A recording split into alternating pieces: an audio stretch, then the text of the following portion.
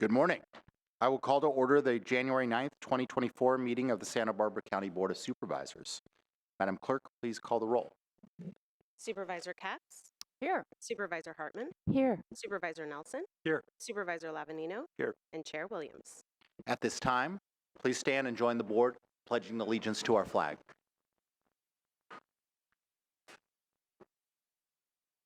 Ready? Begin. I pledge allegiance to the flag of the United States of America and to the republic for which it stands, one nation, under God, indivisible, with liberty and justice for all.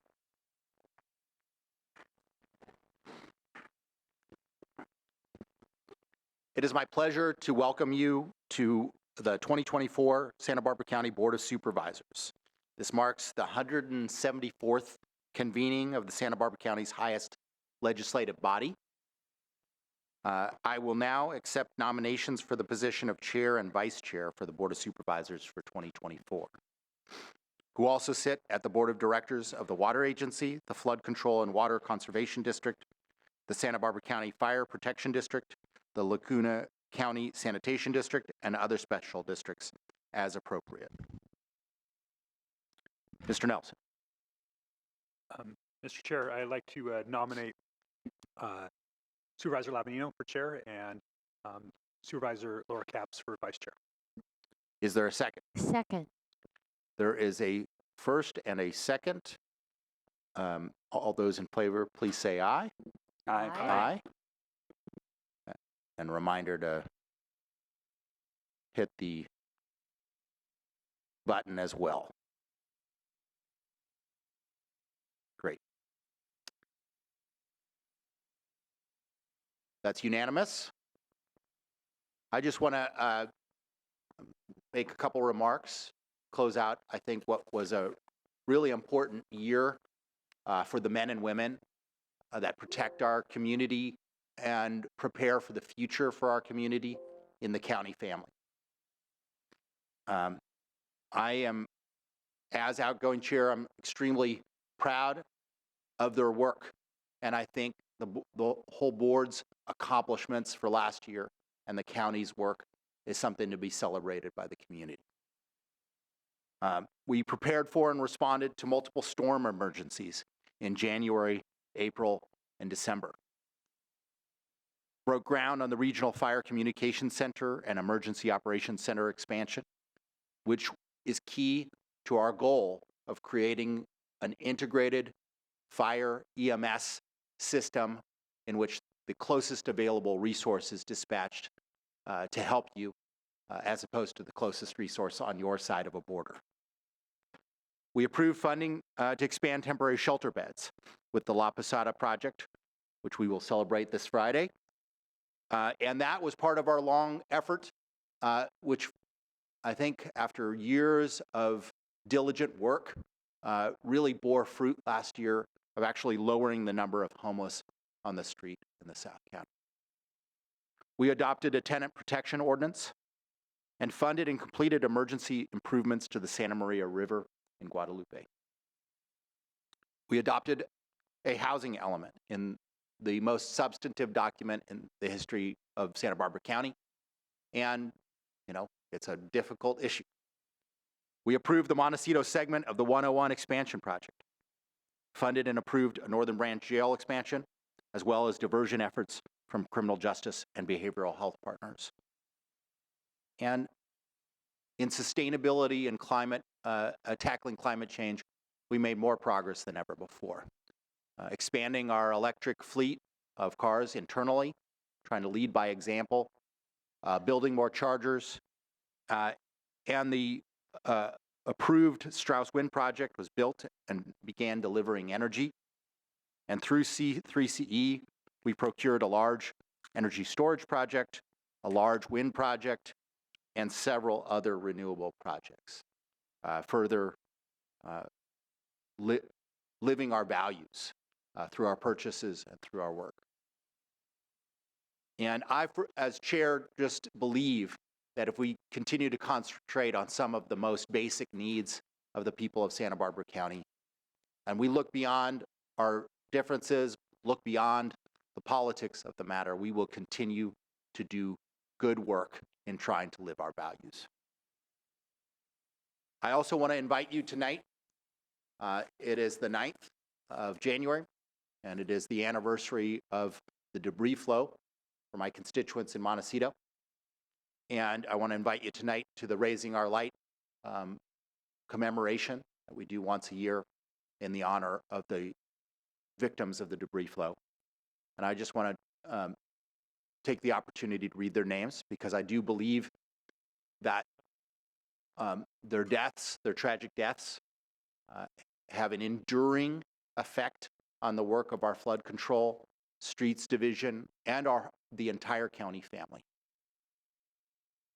Jim Mitchell, Alice Mitchell, Marilyn Ramos, Jonathan Benitez, Fabiola Benitez, Kaylee Benitez, Mark Montgomery, Carolyn Montgomery, David Canton, Jack Canton, Josephine Gower, John McManigal, Rebecca Riskin, Roy Roeder, Peter Florat, Sawyer Corey, Morgan Corey, Panit Sutapaya, Perwat Sutapaya, Lydia Sutapaya, Richard Taylor, Martin Cabrera Munoz, and Joseph Leckel.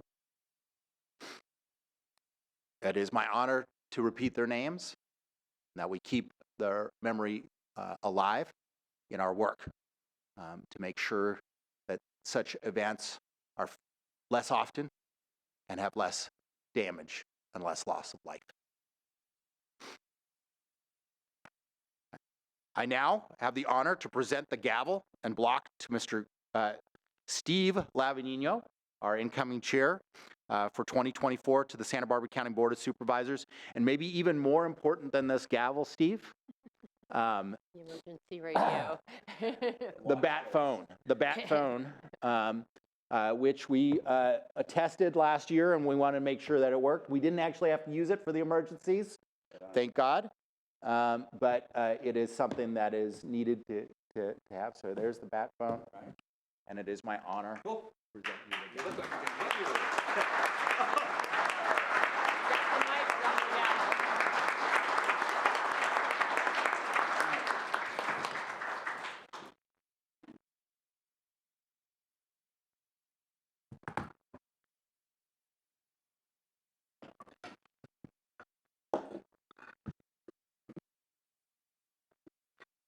So it's called a smooth transition of power. So federal government, you might want to take a look at that. Congress, check this out. Yeah, check this out. So I have just a couple minutes. You know, the changing of the guard on this dais is really ceremonial. Our chair has no extra authority. I don't get an extra half a vote or anything, no special powers. But I am going to try a few changes to our meetings so that might be able to encourage a little bit more public participation, maybe have it run a little bit differently. This is my third time as chair. So the first is I'll be rearranging the agenda so that our resolutions will be preceding the administrative agenda now. There are days when the A agenda extends for almost an hour, and folks who may be here just to be simply recognized for their work in the community, or they're retiring from the county, they're waiting for the board to deliberate and listen to all the public comment. So resolutions will lead off, followed by the administrative agenda and general public comment.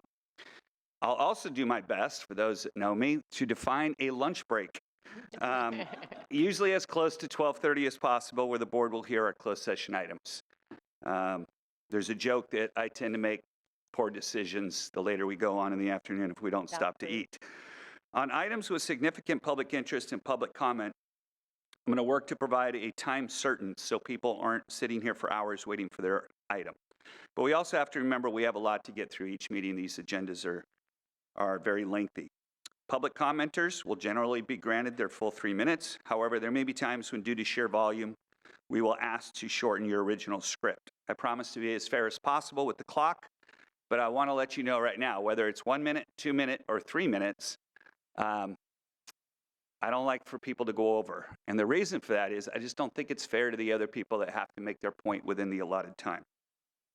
To my colleagues, we have a lot to do this year, from rezones associated with the housing element to reimagining how and where our employees will work, to hopefully discovering a new cannabis tax formula, all while identifying long-term solutions for our library funding and arts programs, not to mention finding innovative new ways to address homelessness, continue our criminal justice reform initiatives, and then, of course, deal with the next natural disaster. And we will make mistakes along the way. But as the legendary UCLA basketball coach John Wooden once said, "Show me someone not making mistakes, and I'll show you someone not doing anything." So let's get to work and find those solutions that will make this county more responsive, more efficient, and better prepared to meet the challenges of 2024. So with that, the next item of business, we'll get right into it, is the approval of minutes from the December 12th, 2023 meeting. Can I get a motion? So moved. Second? We have a motion and a second. All those in favor? Aye. Aye. Any opposed? Passes unanimously. That takes us to our CEO report. Good morning, Chair Lavanino and board members. I have a few announcements this morning. First of all, I'm pleased to announce the appointment of our two new directors who started in 2024. The first is Christine Schmidt, who's been appointed as the new Human Resources Director. She has served as the Assistant City Manager for the City of Goleta since 2019. And before that, dedicated 22 years of her career to the City of Santa Barbara, where she held various positions in human resources, employee relations, and administrative services. Christy, why don't you come up? Her experience in local government and familiarity with our community's unique needs makes her a wonderful fit to lead our Human Resources Department, so please join me in welcoming Christine to the County of Santa Barbara.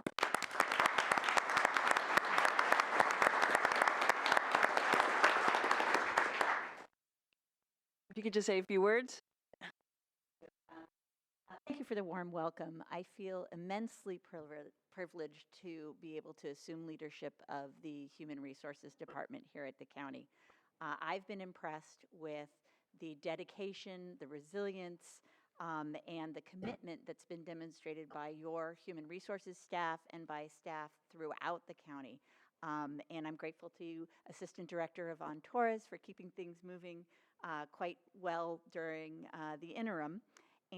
I look forward to navigating challenges, celebrating victories, and innovating the way that we support our employees in our department with my new colleagues and with you.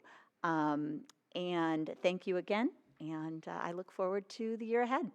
Thank you, Christy. Thank you.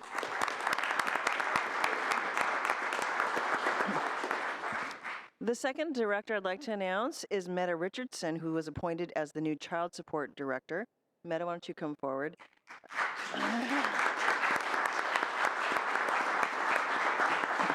Ms. Richardson has been with the department since 2016 and most recently served as the Assistant Director. Before starting her career in Child Support Services, she worked in various departments within the county government and in cities.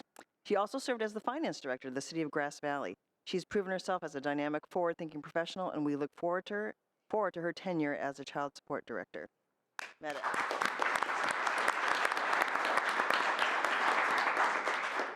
I want to thank you all so much for appointing me to this role, and I do feel strongly that we will be a success in the years going forward in the child support program.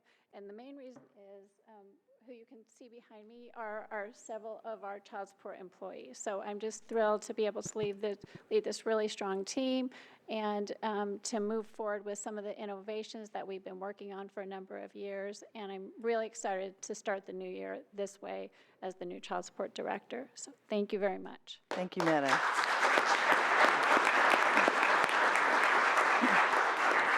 A few other quick announcements. Planning and Development's new solar app has had great success. We have a slide up to show that. The software app launched in November and allows installers to submit county residents' new rooftop solar applications through a simple-to-use app for plan check review.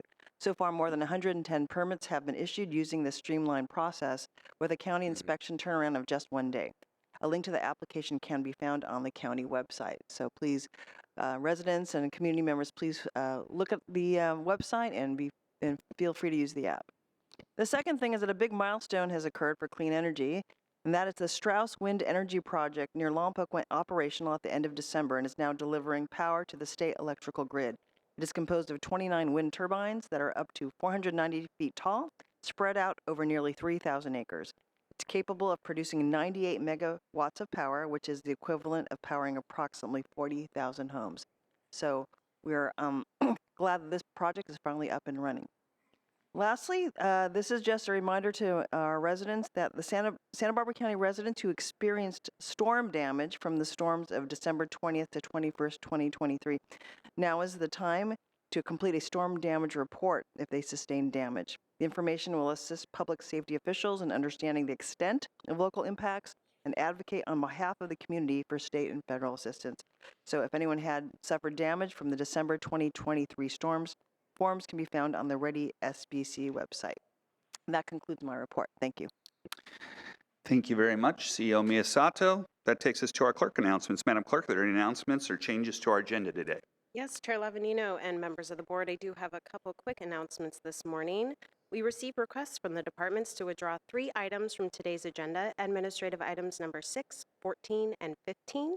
Administrative item number 6 is from the Behavioral Wellness Department. It is to consider recommendations regarding the Santa Barbara and San Luis Obispo Regional Health Authority, DBA, SunCal Health, CalAIM Incentive Payment Program Funding Agreement for fiscal years 2023 through 2027. Administrative item number 14 is from the Fire Department. It is to consider recommendations regarding the Santa Barbara County Employee Sheltering During Emergencies policy. And administrative item number 15 is also from the Fire Department. It is to consider recommendations regarding the Santa Barbara County Disaster Service Worker Employee policy. And again, the departments are requesting to withdraw administrative items number 6, 14, and 15. And these withdrawal requests can be added to the balance of the administrative agenda, as we have no request to speak on these items.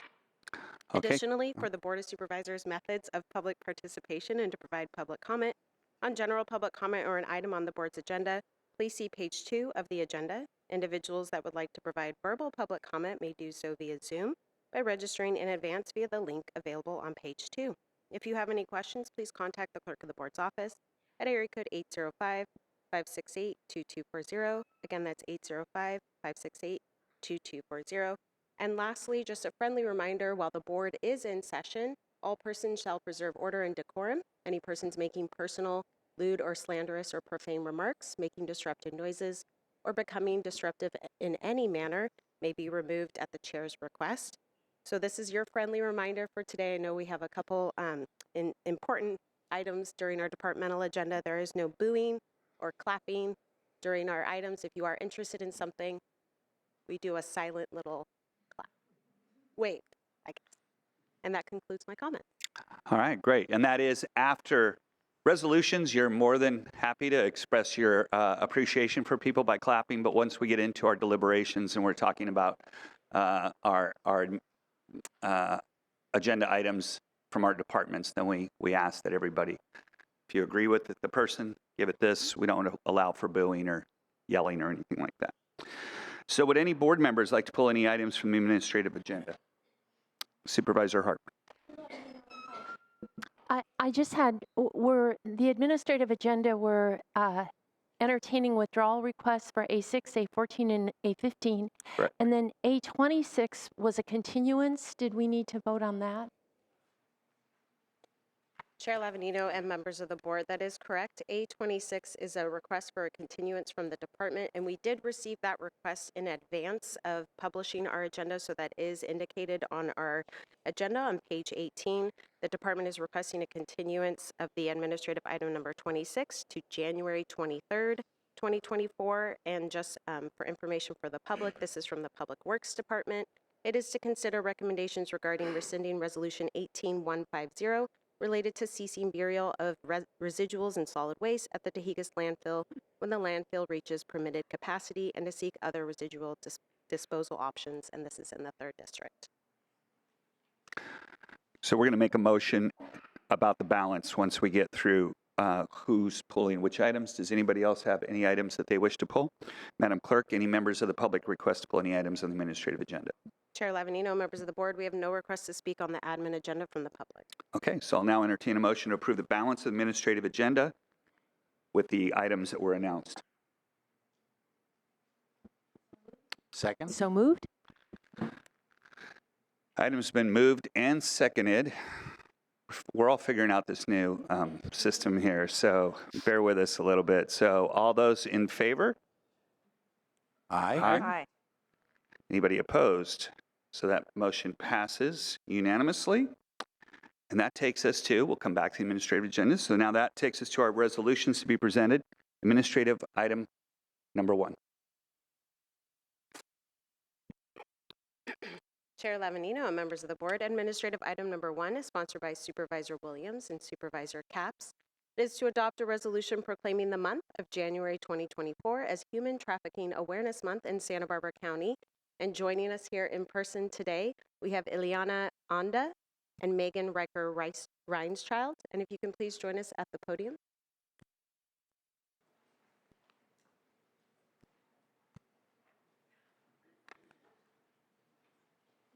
And I'll go ahead and read the resolution. Whereas human trafficking is a form of modern slavery that occurs in every state, including California, wherein victims are forced to work in various forms of labor exploitation, including but not limited to commercial sex acts and other services that are induced through force, fraud, or coercion. And whereas due to its isolated and discrete nature, many individuals across the globe are unaware that trafficking exists in their communities. And whereas it is estimated that more than 28 million people around the world are victims of human trafficking. And whereas human trafficking victims face a cruelty that has no place in a civilized world. It is a crime that can take many forms and one that tears at our social fabric, debases our community, common humanity, and violates what we stand for as a country. And whereas increased education about how to identify human trafficking, along with increased knowledge of in-state resources and services for those affected by criminal exploitation, can help decrease the number of future victims. And whereas the Santa Barbara County Human Trafficking Task Force is committed to using all applicable laws and resources for investigating human trafficking and prosecuting those engaged in it. And whereas the Santa Barbara County Human Trafficking Task Force has worked diligently to bring awareness to the fact that human trafficking occurs closer to home than one might think, that California ranks #1 in the country for reported human trafficking cases, and that Santa Barbara County is home to hundreds of survivals of trafficking and exploitation. And whereas Human Trafficking Awareness Month is an opportunity to recognize the critical role all Santa Barbara County residents play in preventing, reporting, and adjudicating these heinous crimes. Now, therefore, be it hereby ordered and resolved that this Board of Supervisors declares January 2024 as Human Trafficking Awareness Month in Santa Barbara County, passed and adopted today.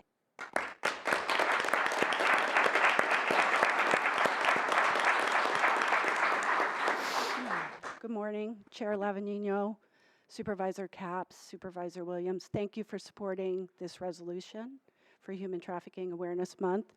I appreciate the ongoing support. Each and every one of you to the person over the past now 10 years has been a staunch supporter of this issue, and I feel like we have made a lot of progress together. Our partnerships have been pivotal in terms of moving the needle on this issue. And joining me today is our Assistant District Attorney, Kelly Duncan, one of our newer chiefs, Jennifer Karapetian. Also joining us recently from Kern County is our supervising DA, Tyson McCoy, who has a great deal of experience prosecuting human trafficking in other parts of the state. And Tiffany Carty, who joined us from Washington, D.C., having worked at the National Center for Missing and Exploited Children, and is now a supervisor in our South County Victim Witness Unit and overseeing the work of the human trafficking advocates. Also joining me, and I cannot say enough about the work of Kingdom Causes as a partner on our Human Trafficking Task Force, helping us with the enormous task of educating the community and drafting this strategic plan to continue to move this issue forward. I want to mention a couple of things, and that is that we have an event that the Rotary of Santa Maria South is hosting next Friday at the Santa Maria Country Club. Speaking at that event will be Tyson McCoy talking about strategies to investigate and prosecute human trafficking, but also just generally talking about the issue on the Central Coast. We also have a vigil next week on Wednesday at De La Guerra Plaza, which is a community event to show support around this issue. Once again, I want to thank the board and the community for continuing to support us in our efforts. And I want to thank our partners in the county, child welfare, probation, the courts. We could not do this alone. And it really is a demonstration of it takes a village to move the needle on assisting and supporting our vulnerable population. So thank you so much. Thank you.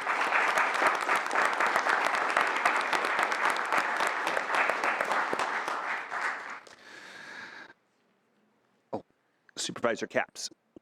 Thank you. I just wanted to acknowledge the many organizations and individuals who've worked on this important issue. I was made aware of it as a commissioner for women about a decade ago, thanks to Megan Riker-Reinchild. And it's an issue that you often might think of bigger cities or different countries, but yet it does impact us here in Santa Barbara County to the tune of dozens of young girls, women who are victims, and hundreds more who are potential victims and vulnerable to this kind of horrific abuse. So you really have moved the needle in the last decade since you came and spoke to the Women's Commission, who has been engaged on this issue, and the awareness and the vigils and the work that goes on the ground. I just want to lend my support and admiration for the day in and day out work. Thank you. Great. Supervisor Williams. And I also wanted to give my personal thank you, not only to all of you and your work, but the whole team. It's a really extensive team that works on human trafficking issues in this county. And I think for the benefit of the public, it really defies some of our stereotypes, the data that they have accumulated. Number one, according to that data, the majority of the survivors of trafficking or those that have been victimized by trafficking in our county are citizens.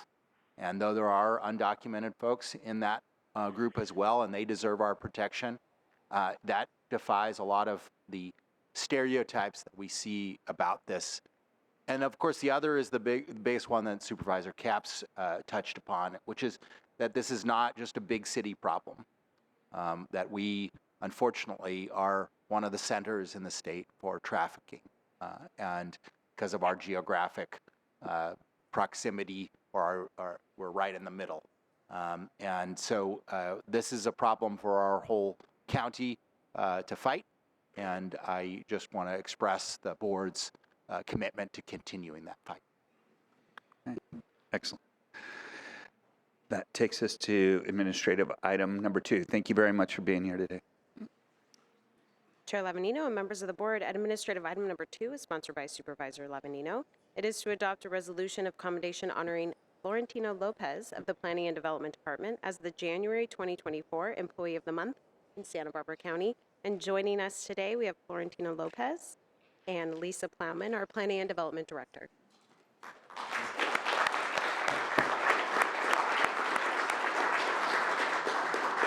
And I'll go ahead and read the resolution. Whereas Florentino Lopez exemplifies the county's organizational values of accountability, customer focus, equity and inclusion, innovation, trust, and ethics. And whereas Florentino Lopez models the transformative behaviors of collaborative problem solving, alignment with the county's vision, risk-taking, data-driven decision-making, and strategic thinking. And whereas Florentino Lopez began his career with the County of Santa Barbara Planning and Development Department in 2006, where he currently serves as a petroleum specialist. And whereas Florentino has provided excellent customer service to the public and the petroleum lease operators during his tenure with the county, exemplifying consistency, objectivity, and fairness, with a knowledge-based and reasonable approach to enforcement of the Petroleum Code. And whereas Florentino is a team player and interacts effectively and collaboratively with his coworkers and with representatives from County Fire, Environmental Health Services, and the Air Pollution Control District, and with state agencies assisting them in achieving their respective objectives. And whereas Florentino's commitment to a consistently high quality of work and dedication to getting the job done right has earned him high praise amongst those he serves and is the foundation to his success as a county petroleum specialist. And whereas Florentino's ability to communicate effectively, objectively, and calmly in both his written and spoken word reassures those that he serves that he is not only there to gain compliance with his regulatory duties, but is also there to help them succeed. And whereas Florentino leads by example, performs his duties professionally, and accepts the responsibility to provide prompt accurate, and courteous service with a high level of integrity at all times qualifies him as a model public servant. And whereas Florentino's demeanor is always friendly and cheerful, and he openly shares a dry sense of humor that provides joy and laughter which lifts up those around him. Now, therefore, be it hereby ordered and resolved that this Board of Supervisors recognizes Florentino Lopez as the Employee of the Month for January 2024, passed and adopted today.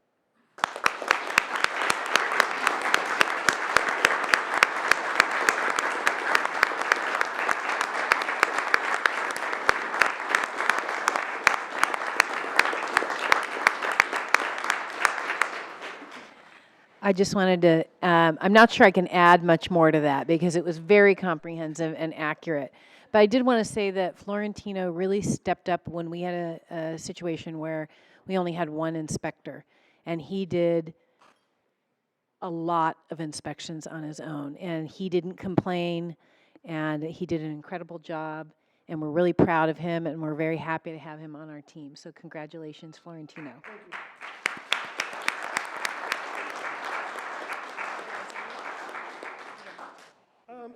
It's nice working in this area. It's a privilege and an honor to receive it. Wasn't expected, but I'll take it. Congratulations. Thank you.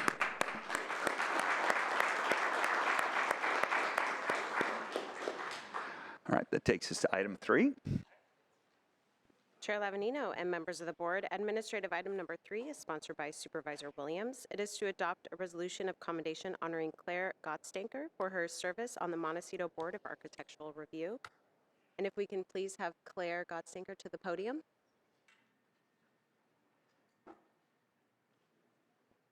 And I'll go ahead and read the resolution. Whereas Claire Gottstanker has been a pillar and tireless leader in the land use community in Montecito for over 3 decades. And whereas from 1985 until 1992, Claire Gottstanker worked as part of the team that wrote the Montecito Community Plan and subsequently took on the additional assignment of drafting and design the guidelines for the physical and structural development of Montecito. And whereas Claire Gottstanker served as commissioner and vice chair of the Montecito Planning Commission from 2006 to 2012, and as both a member of the chair of the Montecito Board of Architectural Review from 2003 to 2006, and from 2013 to the present. And whereas Claire Gottstanker received the 2004 Montecito Citizen of the Year honor, having served on the Montecito Association Board of Directors for over 6 years, and as chair of the Architectural Review Committee. And whereas Claire Gottstanker has been a resident of Montecito since 1961, and although she tragically lost her home in the Tea Fire, she was one of the first to rebuild and helped others as a member of the Tea Fire recovery team, and has served her community as the president of the Mountain Drive Community Association. And whereas Claire Gottstanker is a proud mother to Josh and Adam, a grandmother, and is extremely passionate about gardening, plants, and living sustainably. Now, therefore, be it hereby ordered and resolved that this Board of Supervisors honors Claire for her service on the Montecito Board of Architectural Review and further commends her for her lifetime of outstanding achievement in the service to this community. Passed and adopted today.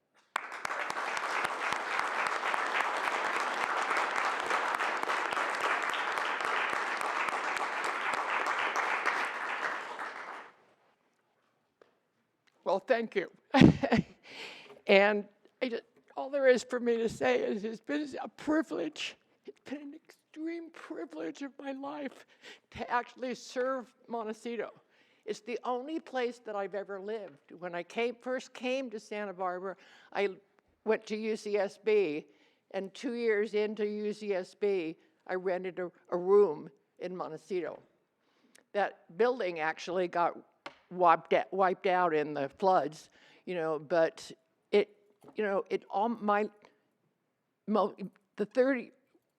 60 years in Montecito. I've never lived anywhere else in Santa Barbara than in Montecito. And I love Montecito. I love it, and all of it's all been about for me, is preserving and protecting Montecito, because it is such a special place. And it's been such a privilege to serve the county, you, and the people of Montecito.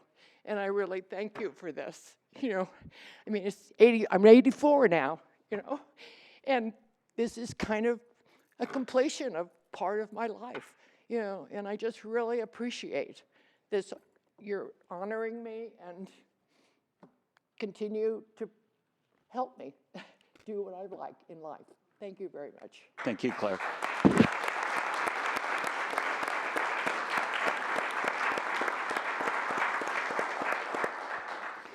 And I just want to say it is so inspirational and beautiful for me to see the heart, soul, and just years that Claire has put into public service. The MBAR is not our most glorious or glamorous assignment, and she has done so much. And for those of you that don't know her, she's not just someone who has fought hard to preserve the beauty of Montecito. She's a representative of everything that's funky about the Mountain Drive community. And in Mountain Drive community's finest hour, which I would say is the recovery from the Tea Fire, she was one of the folks who led the effort and led that community in its most difficult, but also its most finest hour. And it is hard for me, sad for me to see you retiring, but I think your work and your example will live on for all MBAR members from here on out of how to do it. So thank you so much, Claire.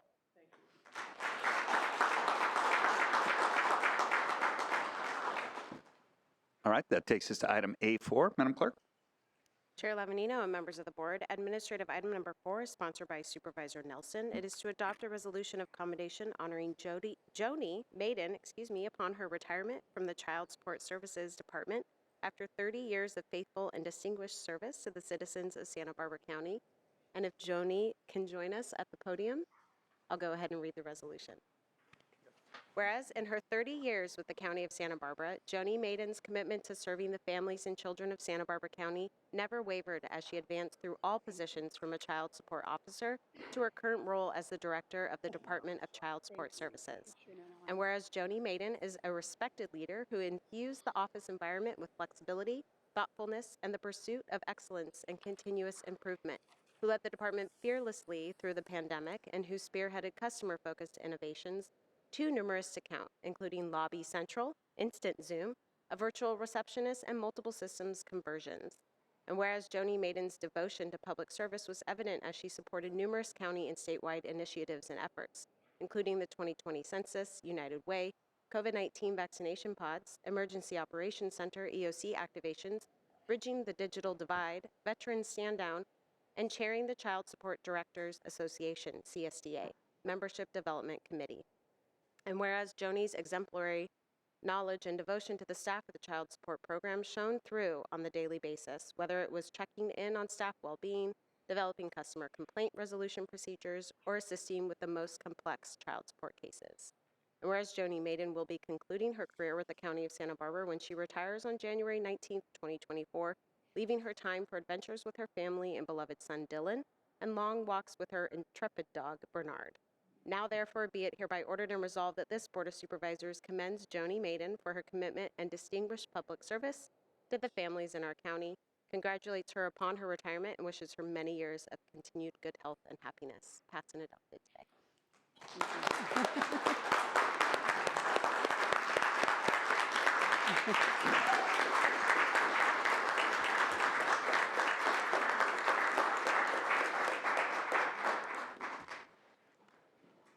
Everyone should get a standing ovation in their lifetime. Thank you, Supervisor Lavignino, Chair Lavignino, and the board members. I just wanted to take a minute to say thank you to the many coworkers and colleagues that contributed to my career with the county. Since I'm on my 30th year, there's no way to acknowledge everyone, but that doesn't lessen the sentiment. And suffice it to say that everyone I've crossed paths with have helped in getting me to this point. 5 years ago, I became the director and was fortunate to lead a department that is staffed by dedicated, passionate, and hardworking people. They made me a better leader and a better person, and some of them are here today. I was fortunate to be able to work with other department directors, and while it can be intimidating to be in a room with them, They're very smart, very caring, very accomplished people, and they're also very supportive and giving. They made me a better leader and a better person. I was honored to have had excellent role models, including our previous director, Carrie Topliff, who's also here today, Assistant CEOs Terry Mosnisic and Tanya Heitman, and CEO Miyasato. And early on in my tenure as director during a department head meeting, CEO Miyasato told us some good input she received regarding leadership and management. And it was simply participation equals commitment. And that stayed with me and stuck with me forever. Whether overseeing the census count, helping to bridge the digital divide, collaborating with fellow HHS department directors or other departments, and working at various efforts during the pandemic and emergency operations, it's evident that this county is full of employees and community members that are committed people working together to make things better. They made me a better leader and a better person. And as I mentioned, I became the department head 5 years ago, and that's when your board approved me to be the director. I told you at the time that the county had already invested a lot in me. I had a good job that enabled me as a single parent to raise a son in a great environment, and I was able to get my master's degree through a program that was implemented by the county. I told you at the time of my interview that I would be a good return on your investment, and I leave knowing I did a good job, I gave my best, and I'm honored to have been in public service for the department, the county, and the community. Thank you. You made me a better leader and a better person.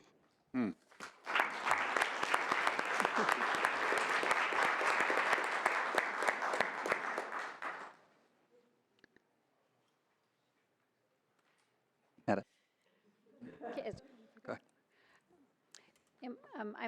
I'm currently the child support director, but when I was working for Joni for the last 5 years, I was the assistant director to Joni.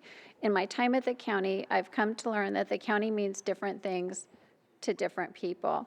For some, their time at the county is a step on their career journey. For others who are increasingly rare, so I'm going to tear up a little bit, the county represents not just a part of their journey, but rather their destination. This describes Joni Maiden. Joni began her career at the county as a child support officer, and she completes it as our child support director. During this time, she cared deeply about the county and the child support program, and she showed that caring on a daily basis. There was nothing too small, nothing too big, nothing too early in the morning, nothing too late at night. She cared about all of it, every minute, every hour, every day of her nearly 30 years at the county. I would like to thank Joni for caring so much about us, about the child support program, about the community that she has been a part of for so long. Thank you, Joni. You truly gave it your all.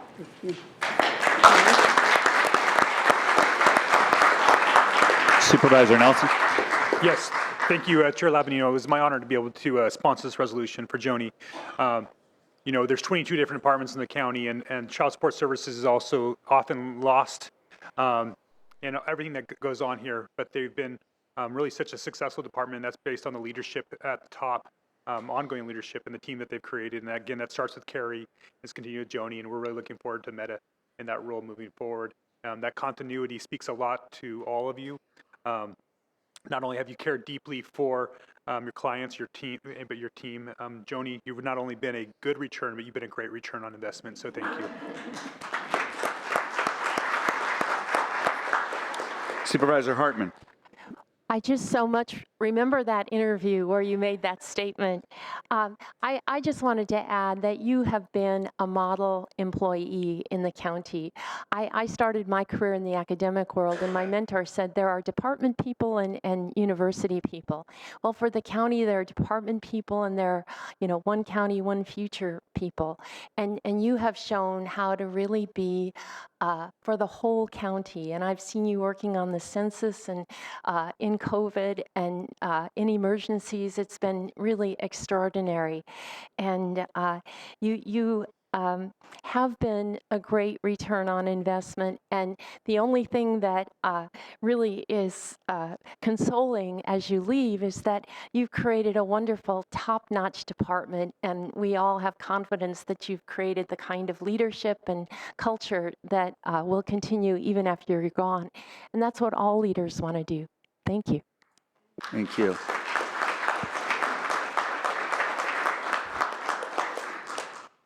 Yeah, Joni, thank you also for being willing to step outside your silo and being a great example to all of our department heads that it's, you know, it's the entire county. It's not just child support services. You were always one to raise your hand and get the job done. So, and I have told my kids to use your quote in job interviews because that was a memorable. And if anybody else is trying to use that when you come to the board now, we're gonna be like, oh, that's Joni. We knew that one. So. But yes, congratulations, and it's time for you to enjoy your retirement now. So I hope you do that. So congratulations. Thank you. All right, so that closes out our administrative agenda. It takes us to general public comment. Now is the time for members of the public to speak on items that are not on the agenda. Madam Clerk, are there any requests to speak on general public comment? Chair Lavanino, members of the board, we did have 2 requests to speak on general public comment, but our Zoom participant has not logged in, so we just have 1 request to speak here in Santa Barbara. Okay. And we will go to Karen Howenstein.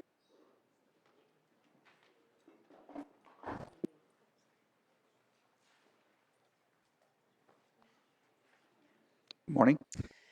Good morning, Karen with an I. I was born in Lompoc, and I live near Lompoc. And I am going to talk this morning when we think about the impending implementation of SB 43 in our community, it causes me to think about who's getting rhythm in our county. And this morning, when I was reminded in all of the conversations that happened about the Strauss Wind Project, I was reminded of that 3 times this morning. I think about George and Cheryl Bedford, the couple who spent a lot of money and a lot of time building their home in Miguelito Canyon, and they had their personal property rights and their right of enjoyment of their property completely destroyed by this county.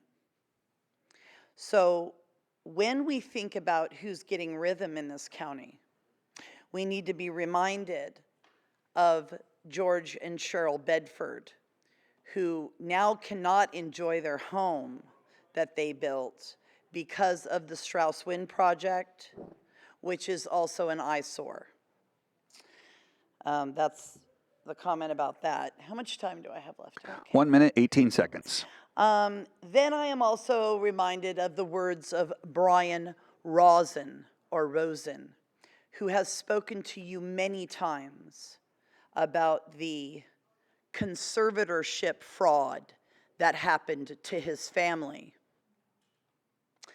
I'm reminded of the words of Brian Rosen, and I also am reminded of the fact that in our county, when we look at the way the conservatorship law is used in our county already, we have to look at the actions of people like Judge Stern, Courtney DeSoto, and Christy Michelon Vasquez, who are operatives in our county, who work within conservatorships in our county.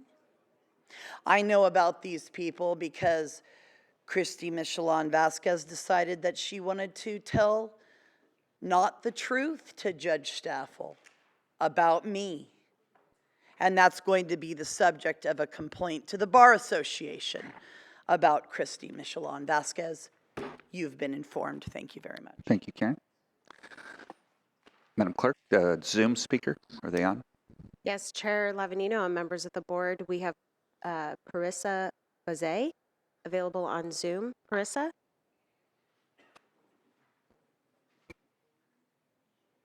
Hi, can you hear me? Yes, we can.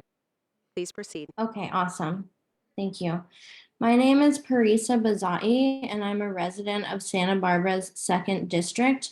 Over the past 3 months, I've been advocating for local leaders to call for an immediate and permanent ceasefire in Gaza. Unfortunately, it has come to my attention that Laura Capps has taken action to censor my voice along with those of other Santa Barbara residents. After leaving a comment on her public Instagram account urging her to call for a ceasefire, I was blocked and my comment removed. Given that this Instagram account is linked on the Board of Supervisors' official website and is used for purposes related to her role as an elected official, this is deeply concerning and a violation of my First Amendment right. I will not be silenced, and I urge the board to pass a resolution in support of a ceasefire. Thank you for your time. Thank you. Madam Clerk, any more requests to speak?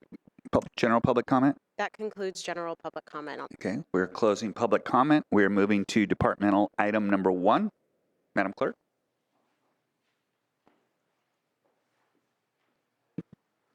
Chair Lavanino and members of the board, departmental item number 1 is from the County Executive Office. It is a hearing to consider recommendations regarding the Board of Supervisors 2024 appointments to boards, commissions, and committees. As the board will recall, each January, the Board of Supervisors consider appointments to the boards, commissions, and committees on which a member or members of the Board of Supervisors serve. We have 2 attachments to the board letter associated with this item. Attachment 1 reflects the 2023 Board of Supervisors appointments to boards, commissions, and committees organized by board, commission, or committee alphabetically, and Attachment 2 reflects the 2023 Board of Supervisors appointments to boards, commissions, and committees organized by supervisor. As the board will see on the screen momentarily, we will be displaying the 2023 appointments and will be tracking any and all changes as we go through the list of boards, commissions, and committees. I recommend that we utilize Attachment 1 of today's staff report as our guide, which is distributed to the board in an easy-to-read table. And if the board members would like to take a closer look at the Excel spreadsheet as we go through it, please switch your display panel to the video screen. And with that, I'm going to turn it over to Chair Lavanino and the board for further discussion. Okay. Well, I accept that recommendation to go to item 1, but however, I am getting a message that says navigation to the web was canceled. So I will, let's see, how else can I get there? Is it there now?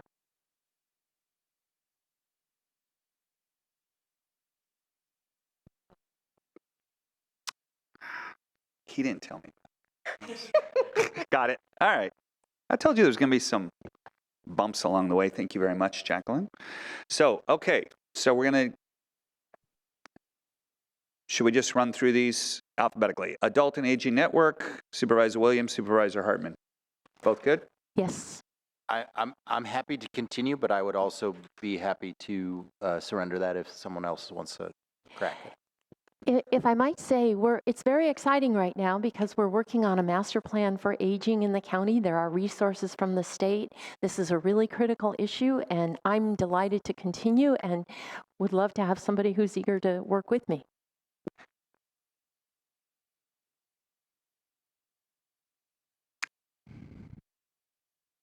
Okay, we'll could keep the Hartman-Williams team going then. Keep that team rolling. Okay. Area Agency on Aging, that's myself. I'll keep that one, unless anybody else is going to knock me over for it. Let's go to Beacon.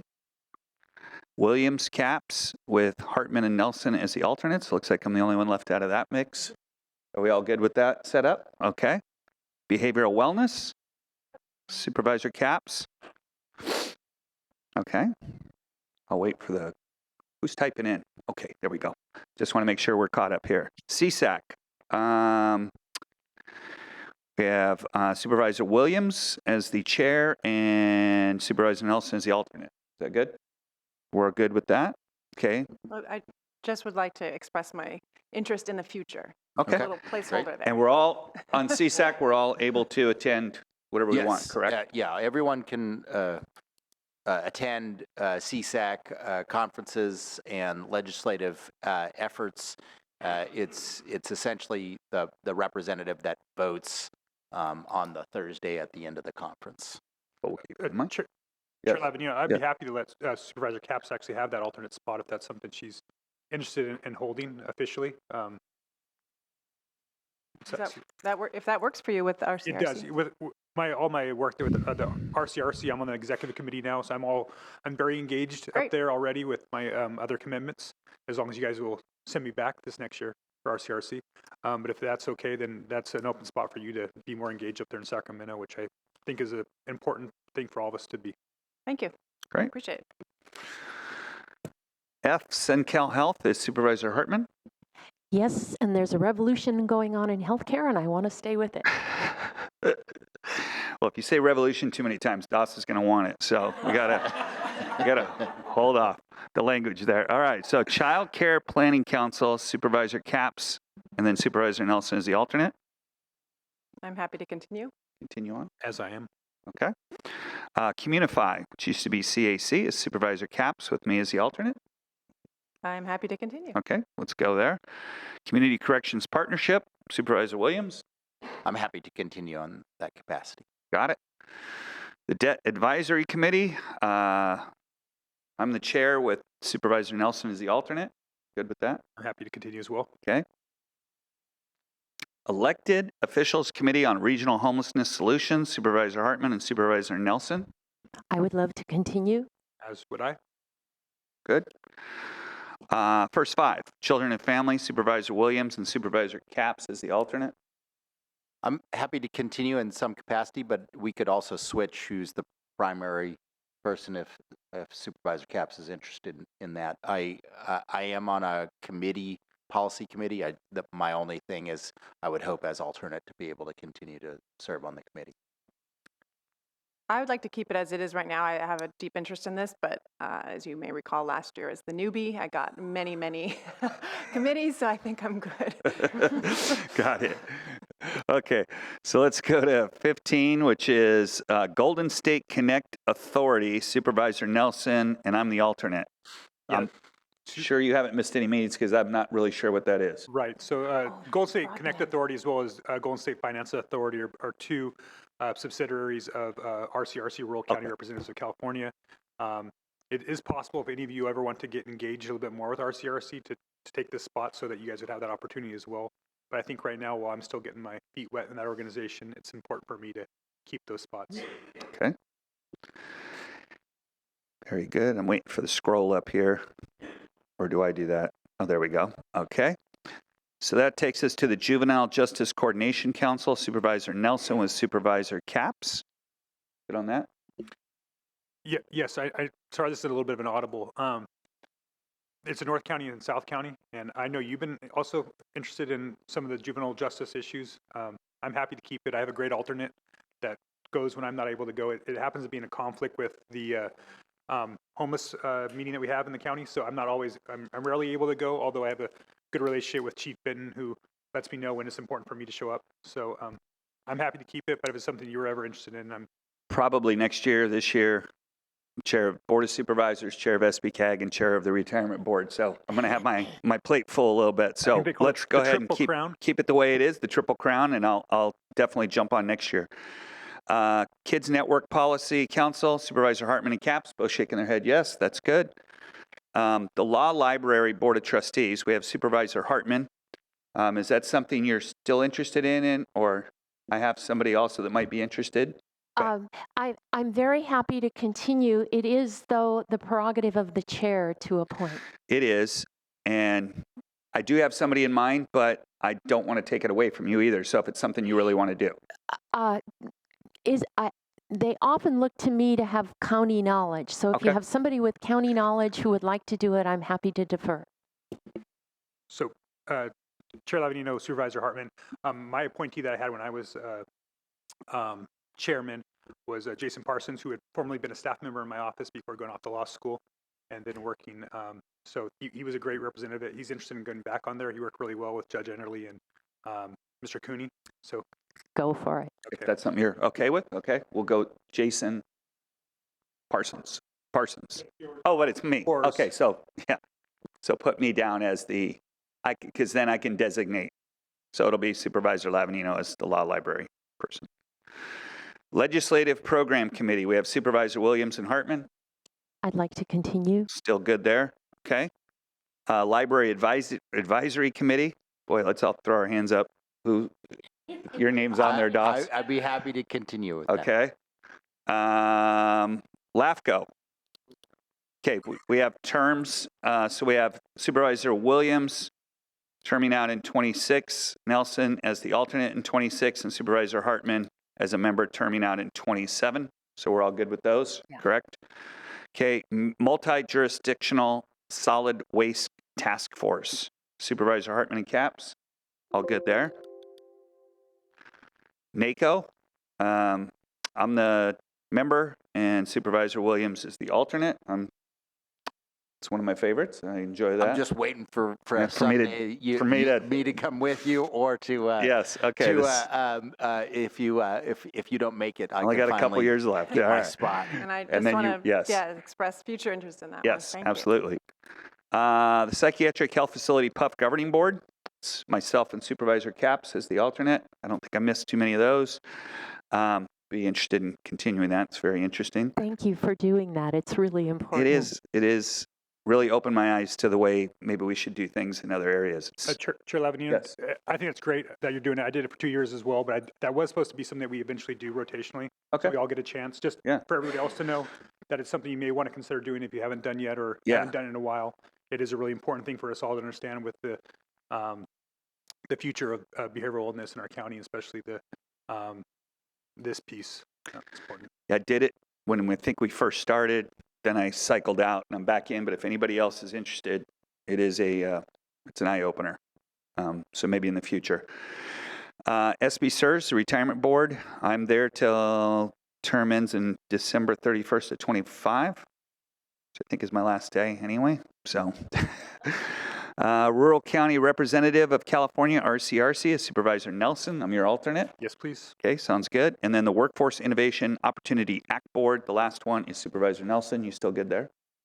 And in the future, I'd like that to be considered, but Okay. I'm happy to wait. Outstanding. All right, so I think we have identified those. Is there any public comment on this item, Madam Clerk? Chair Lavanino and members of the board, we have no requests to speak from the public on this item. And just as a recap, we are moving forward all appointments except for the change to E, California State Association of Counties, CSAC. The alternate is now going to be Supervisor Caps. And to Q, the Law Library Board of Trustees is now going to be Supervisor Lavanino. Okay, I think that sums that up. Can I get a motion to approve? So move. Second. Supervisor Williams, seconded by Nelson. All those in favor? Aye. Aye. Passes unanimously. All right, that takes us to departmental item number 2. We're good with our interpreter, everything fine? We're on schedule, so I'm not sure if you want to take a break now or not. You want a quick one? Let's do a 5-minute break, and we'll be right back. You bet.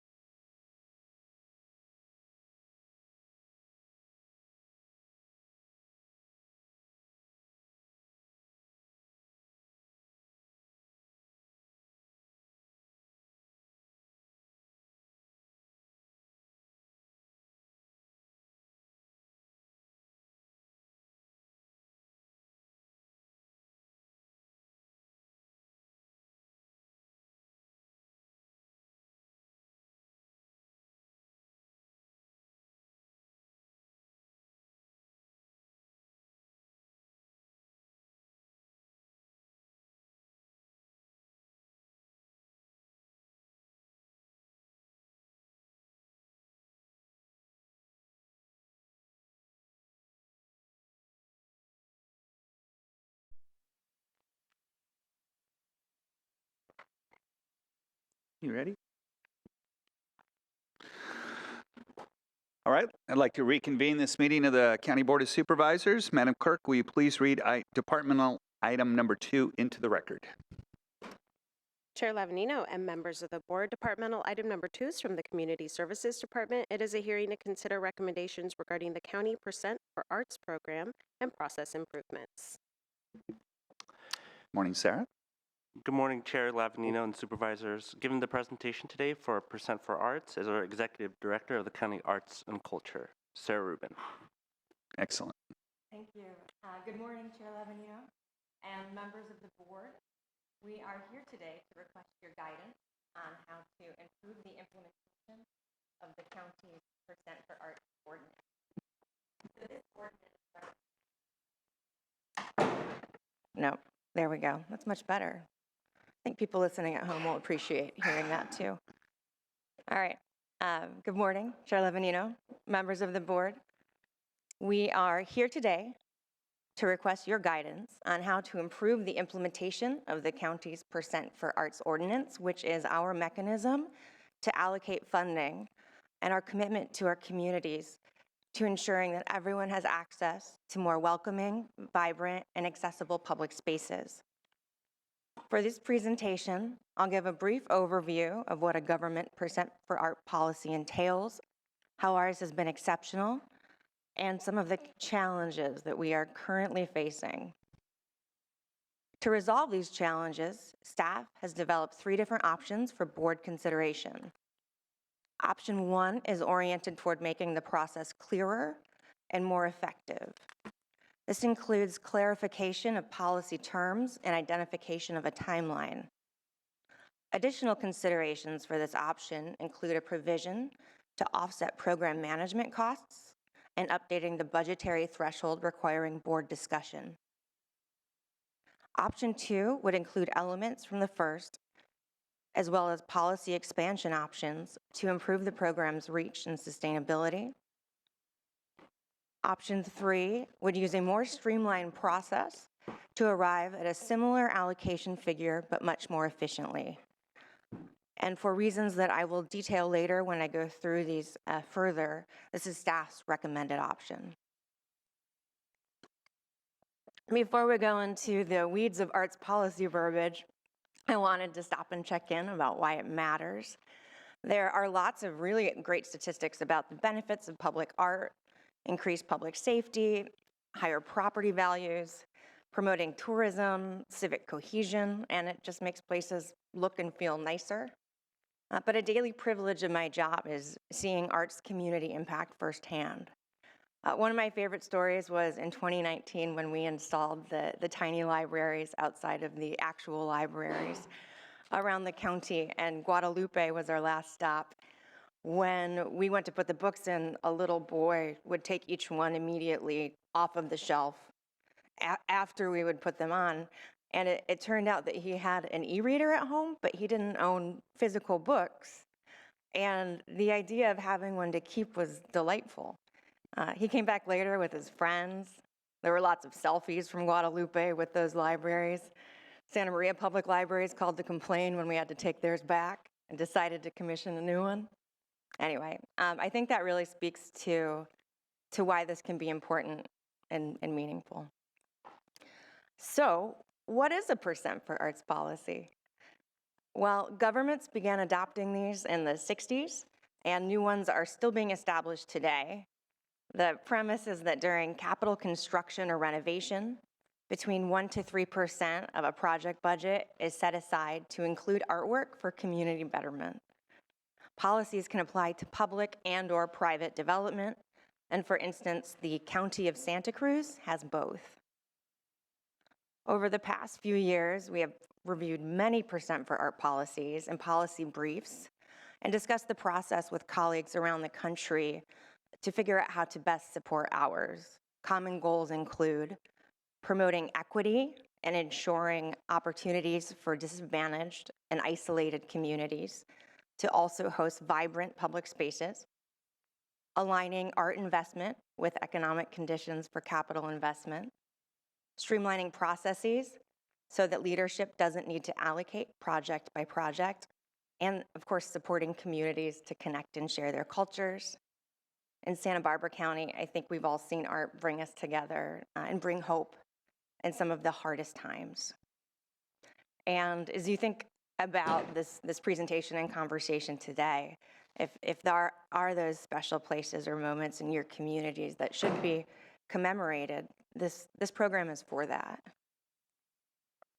So our county's specific Percent for Arts ordinance was adopted in 1978, about a year after the establishment of the Arts Commission, codified in Chapter 7A of the County Code.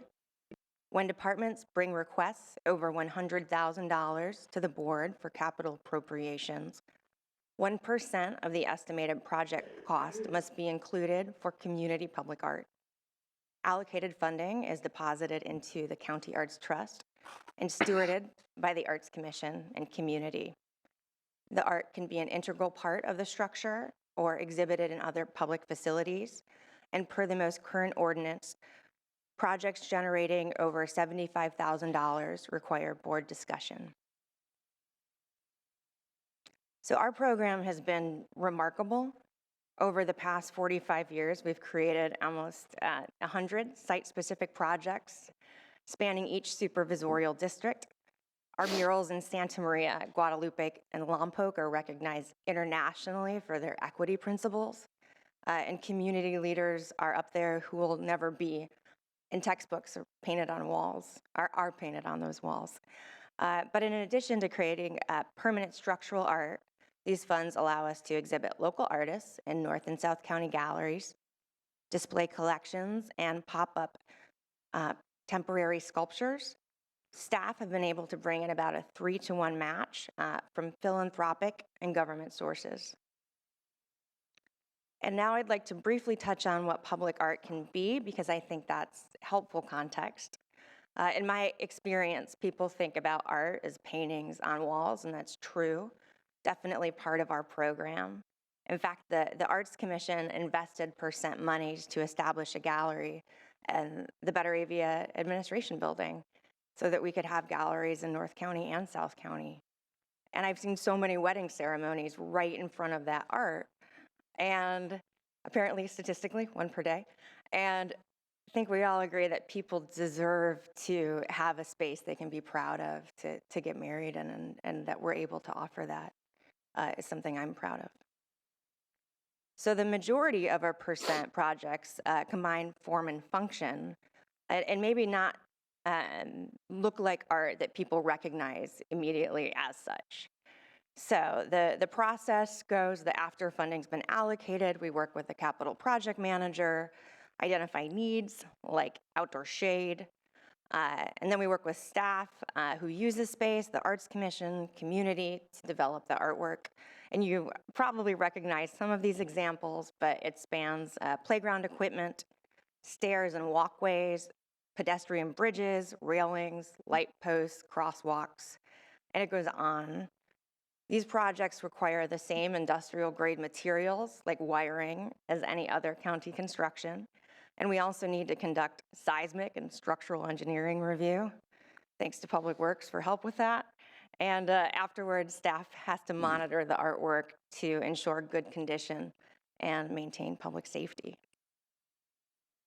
So the reason that we're here today is that we need the board's help to recalibrate the percent process because it's stuck. So under current policy language, departments employ varying and sometimes contradictory processes for identifying eligible capital projects and calculating the 1% to include in appropriations requests. Primary questions have included definitions for ordinance language, such as estimated project cost, facility, building, structure, park or parking facility, or any portion thereof. There's been a lot of conversation about those 8 words. And additionally, there has been confusion about the timeline for transferring allocated funds, which can be routed for years sometimes. And this has caused us to miss out on some significant matching grants from the state and the Fed. And also has delayed projects or stopped them completely and impacted workflow. So these delays have also contributed to a significant backlog of capital art deferred maintenance. So people are generally surprised to learn that art has deferred maintenance, and our percent for art funding, a significant component of it goes to supporting the maintenance. And even though the projects are built to industrial specifications, like you can see the chromatic gate is powder coated steel like a car, physical art weathers just like any other structure. And so these structures and elements aren't included in the regular deferred maintenance budgeting process, and we need the percent allocation to cover things like rebuilding the wooden structures, retiling a floor mosaic, replacing light fixtures and wiring, and that's the option. So the good news is that this should be like a pretty straightforward fix, or there are different ways to approach it. And to address most of these issues. And following many conversations with Parks, General Services, Capital Projects, Public Works, the CEO's office, and County Council, we've developed 3 potential pathways to improving the process. And right now, I'll go through each in a bit more detail. So for option 1, we would clarify vocabulary based on definitions in the California Public Contract Code to standardize a common baseline for interdepartmental communication. This option also identifies that art allocations should be deposited into the Arts Trust concurrently with the transfer of county funds to the department that requested the capital project allocation or appropriation. This would keep the program moving without policing the POPA. And additionally, it carves out 25% of the allocation to offset project management costs. Another benefit is that it updates the current requirement for the board to discuss every art allocation over $75,000. Option 2 would incorporate all of the same elements as option 1, but also consider broadening the program to help reach more local communities and build a path to address deferred art maintenance that will continue to come down the pike. During this year's budgeting process, we received a BIF asking staff to look into different ways that counties fund the increasing costs of public art. Primary methods include increasing the percentage of funds to be allocated, such as 1.5%. I always look at San Francisco's 3% longingly and recognize that's not us. And developing a policy for commercial or industrial development. And if you choose to go this direction, staff can research and return. So option 3 is the Arts Commission and staff recommendation. It was developed in partnership with the CEO's office as a less complicated method to get to the same place. Instead of calculating percent allocations and running through that process on a project-by-project basis, this would simplify it to one annual allocation of $200,000 plus CPI. And the algorithm here is 1% of the structures and structural improvements capital projects line item. It's in the same spirit of the current program. The cumulative figure would be about the same. In this fiscal year, for instance, the percent allocation would already exceed that, but over time it should be pretty close to a wash. And major pros of this option are the increased capacity for planning, efficiency of monitoring and positioning the county for grants. Other benefits include being able to budget time and resources for those smaller and larger process or projects, streamlining workflow across departments, building out our deferred maintenance schedule in a reasonable and manageable way, looking forward. And at the end of the day, what puts this first for me is that it mitigates human error, because currently everything is determined, in process, person to person, project to project, which I think has opened up some of these gaps over the years. So one last note before we conclude. I wanted to make a note about the allocation for project management in these options. Currently, we rely on a diminishing fund balance to produce and manage public art, including things like the purchase of tools and equipment.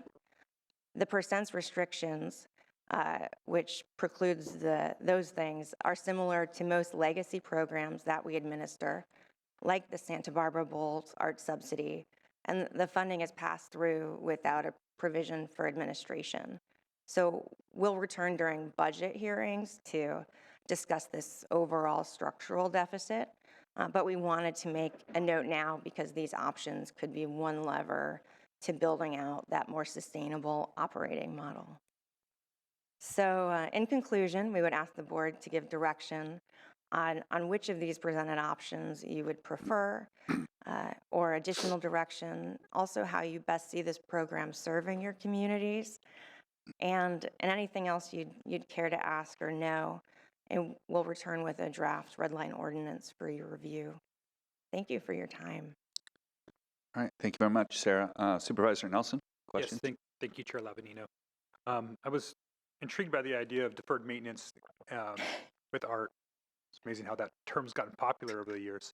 But who owns the art? I mean, that's the question, because I'm kind of confused that this does not fit either under parks or general services. So that, can you help me clarify that, or maybe CO as well? I'm just Yeah, wanting to make sure. Absolutely. It's county-owned art. We build it, we own it, we maintain it. And sometimes it's in a park, and then we can work with parks to pull some of those deferred maintenance funds. But when it's on the facade of the social services building, there's not a good argument we can make to the... Well, in that case, it's general services, right? So it's location-based. It's all county-owned. It's location-based as to whose jurisdiction it is for fixing it. But even then, that's... Well, I guess that my question would be for the CEO's office. So how does the CEO's office see? Is it location-based on who owns that art, or is it, because obviously it's all owned by the county. I think clarifying that needs to be done today.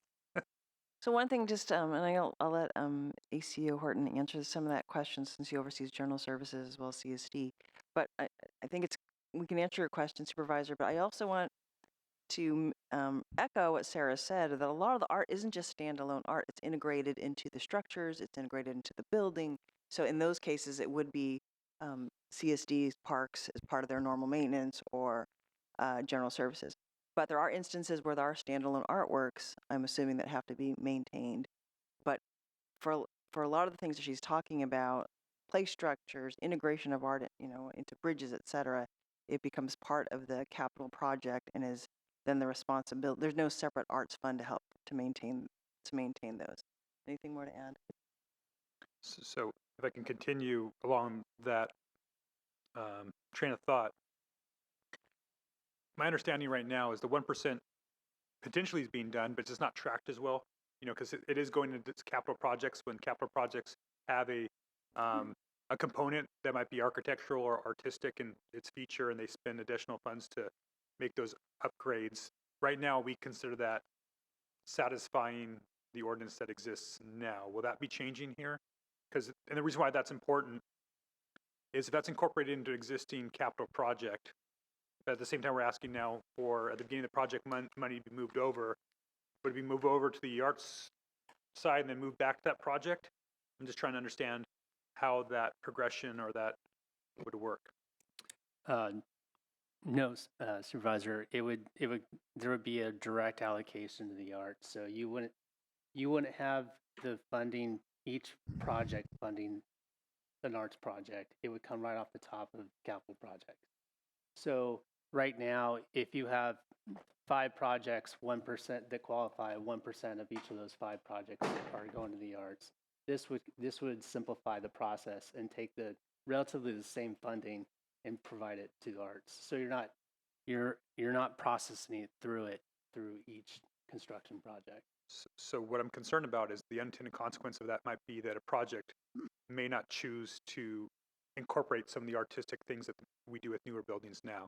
Because right now, they have a choice. Do you do that into your existing building? Do you add that flair for your future employees? Or do you write a check to the arts department? So, there is a decision here. Maybe you end up having both still, but if we're doing it right off the top, then that incentive for a department that's building a project, they may no longer have that incentive in place to incorporate art into that project. So Am I understanding that correctly? And Supervisor Nelson, if I might address that, the way that the ordinance is currently structured, in any of these options or the way that it's currently designed, the funding, there's a 1% line item that gets transferred over. It's under Arts Commission jurisdiction. The capital project managers, not all of the projects would be appropriate for in arts integration. So the first thing they do is know, hey, this is a need and this would be appropriate.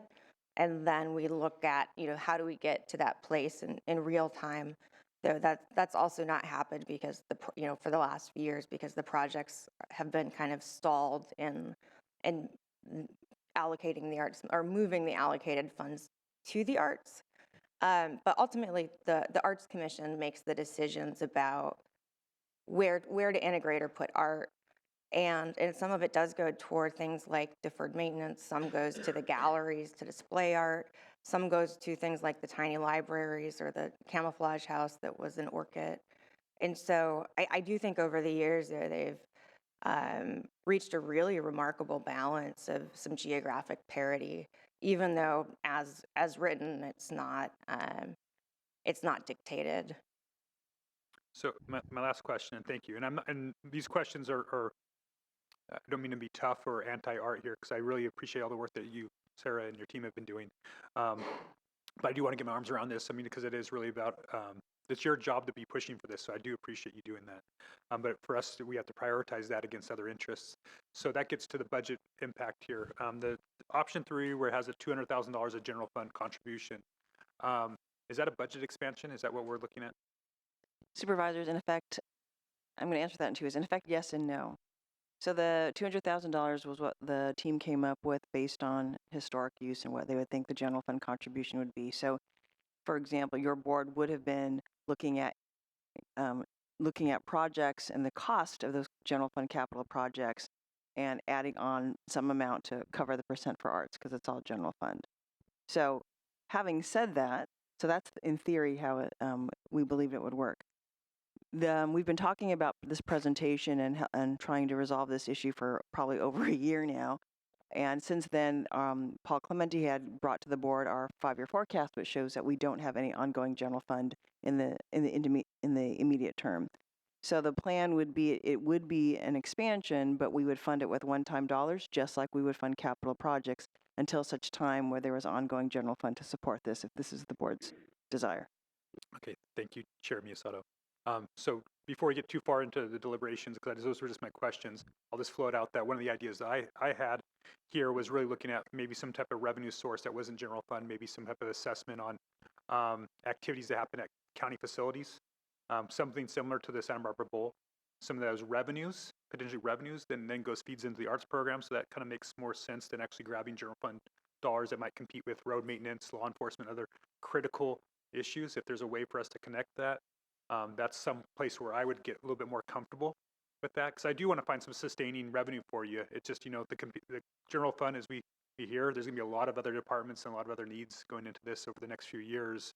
And so I have heartburn there, but I would like to try to find that resource and maybe work with the entire board on what those options could be. Just 50 cents on per ticket at the Santa Barbara Bowl produces $50,000. How could we look at that, in an expanded way is something I was trying to think about as, we try to find alternatives to get that $200,000. And maybe that could even be more money if we started to look at that creatively. You think about the fees that you pay on a StubHub ticket, right? You end up paying almost 50% more on the fees elsewhere. Maybe this is something we could tack on to other per ticket items that happen at county facilities. But that's a bigger discussion, I'm sure. Supervisor Hart. Yes, I had a few questions, and the first, I think, is following a bit on what Supervisor Nelson was trying to get, because I still don't understand it. When a project comes through, money comes off the top for arts, 1%, and how we define how much is kind of the definitional question that we're wrestling with right now. But then you've got a pot of money. How does that get allocated by the Arts Commission to different projects, such as playgrounds and bridges, and what's the process to make the link between the money and the public works or the general services projects? So, thank you, Supervisor Hartman. And for the larger site-specific builds, those go in tandem with a project that generated a percent for art provision that's substantive enough to really create something. So those projects receive what's first right of refusal. And that's what would kind of prioritize the decision to create something there. And then the remainder funds or that balance then goes into supporting the other things. And also in terms of the allocation, it's already in process. So yes, I perceive it as the same funding in that it's already in place and mostly coming through to art. So part of the reason that I feel comfortable asking to consider it in this other way is that knowing budgetary constraints, it's largely similar funds that would be allocated, just a one-time process. So another question, do public works projects also contribute? This has been a source of questions over the years. Some of them, structural, so a bridge is structural. So there are elements, subterranean things wouldn't. These haven't been applied to utilities. They could if you wanted to expand it, but we've primarily looked at parks and general services because so much of that is structural and not a special revenue fund. And then you mentioned about commercial and industrial, and I'm just curious how many, I would like at some point to explore what that would mean. We've looked at different kind of comp or benchmark models. As I mentioned, Santa Cruz has one. Watsonville just adopted one. And we pulled the numbers for Santa Barbara County, and that would be around 1.1%. So for just commercial, and the most recent fiscal year, we're looking at $150 million or 1.5, and that's countywide. So then if you subtract the jurisdiction under the municipalities, it's a smaller amount, but I think Watsonville's is 1.5%. I've seen as low as 0.25%, but we could bring back those figures. Well, I think your department is grossly underfunded. I think that the arts are just critical to our quality of life, the vibrancy, the creativity, how we feel in the spaces that we occupy. And it really affects our mentality and as you mentioned, sort of how we relate to each other in space. And so it's subtle, it's nuanced, but it's really, really important. I share Supervisor Nelson's interest in the Santa Barbara Bowl. That is a county asset, and I think it's in Supervisor Williams' district, and I know he's been exploring this, but there's no cost of living adjustment, and it seems to me that this asset isn't being the governance is a little strange to me, what role that the county has given its interest in this asset. But if ever there were a place where creativity and culture and arts is occurring and that should be tapped for this purpose, it seems to me that is it. So I would like to signal loud and clear that we want to look carefully at that as an option going forward. I understand you have different alternatives for us to consider.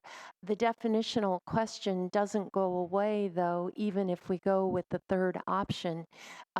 If we want, so I'm not sure how to address that, but so I'll wait till deliberations to say more. But that's what I have to say for now. Before we go to Supervisor Capps, I think Supervisor Nelson wanted to weigh in on something really quick. Clarify for something for Supervisor Hartman. I understand that Public Works does have a requirement to incorporate art into some of their bridges and some of the material. If you actually look at some of the bridges, some of that artistic work that you might see on the guardrails or some of the coloring, that comes from, I believe, a requirement for some artistic upgrades to those Public Works facilities. So I've looked into it in the past. Supervisor Capps. Thank you. Thanks for the presentation. I really appreciated your examples. I think you are, this is a clear example of a small and mighty team that has big impact. And just to, see what we're talking about, the 200,000 is literally a drop in the bucket of what we're dealing with in our county budget. And yet the projects I've witnessed spark so much joy and magic. And so I'm all supportive of doing more. And I wanted to just ask one question about this option 3 that's being proposed. A new approach, because I've heard this from my art commissioners, that there's so much ambiguity about the 1% program and how much funding there'll actually be, that this would eliminate that ambiguity and give more certainty to the community to get engaged. So if you can talk, please, about how changing to this approach would allow for even more input than you've been able to achieve thus far, and involve the community more so. Absolutely. Thank you, Supervisor Capps. So as I mentioned a little bit earlier, we largely, consider this, the funding's already been allocated, but it takes sometimes years to come over to the Arts Trust because it's routed through different departments and there's no timeline specified. Or additionally, back to the confusion about definitions, I think it's different points in a process when a department might realize or not that actually what they are doing falls under the ordinance. And so it's very difficult to anticipate when projects will come online. And so knowing, kind of in advance, there's, roughly this allocation, roughly these projects, I think give us staff more time to turn, face outward and, talk, bring in or create more opportunities intentionally to talk to community members with the Arts Commission instead of, chasing things internally.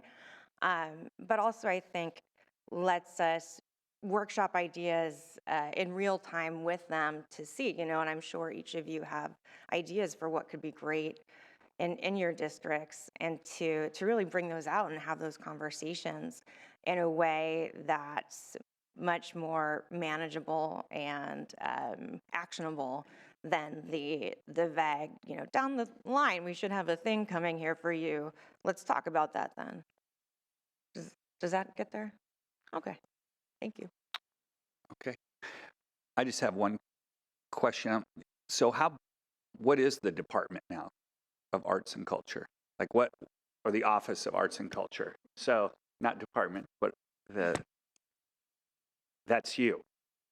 And So just a background, we used to be a subdivision of Parks for many years. And then in 2015, when CSD became a super group with our fantastic associates in HCD, sustainability, we have Parks, and then our friends in libraries. Arts was kind of established as its own division.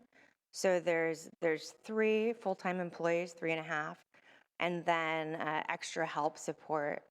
And there's currently, I think, 4 people who are hourly.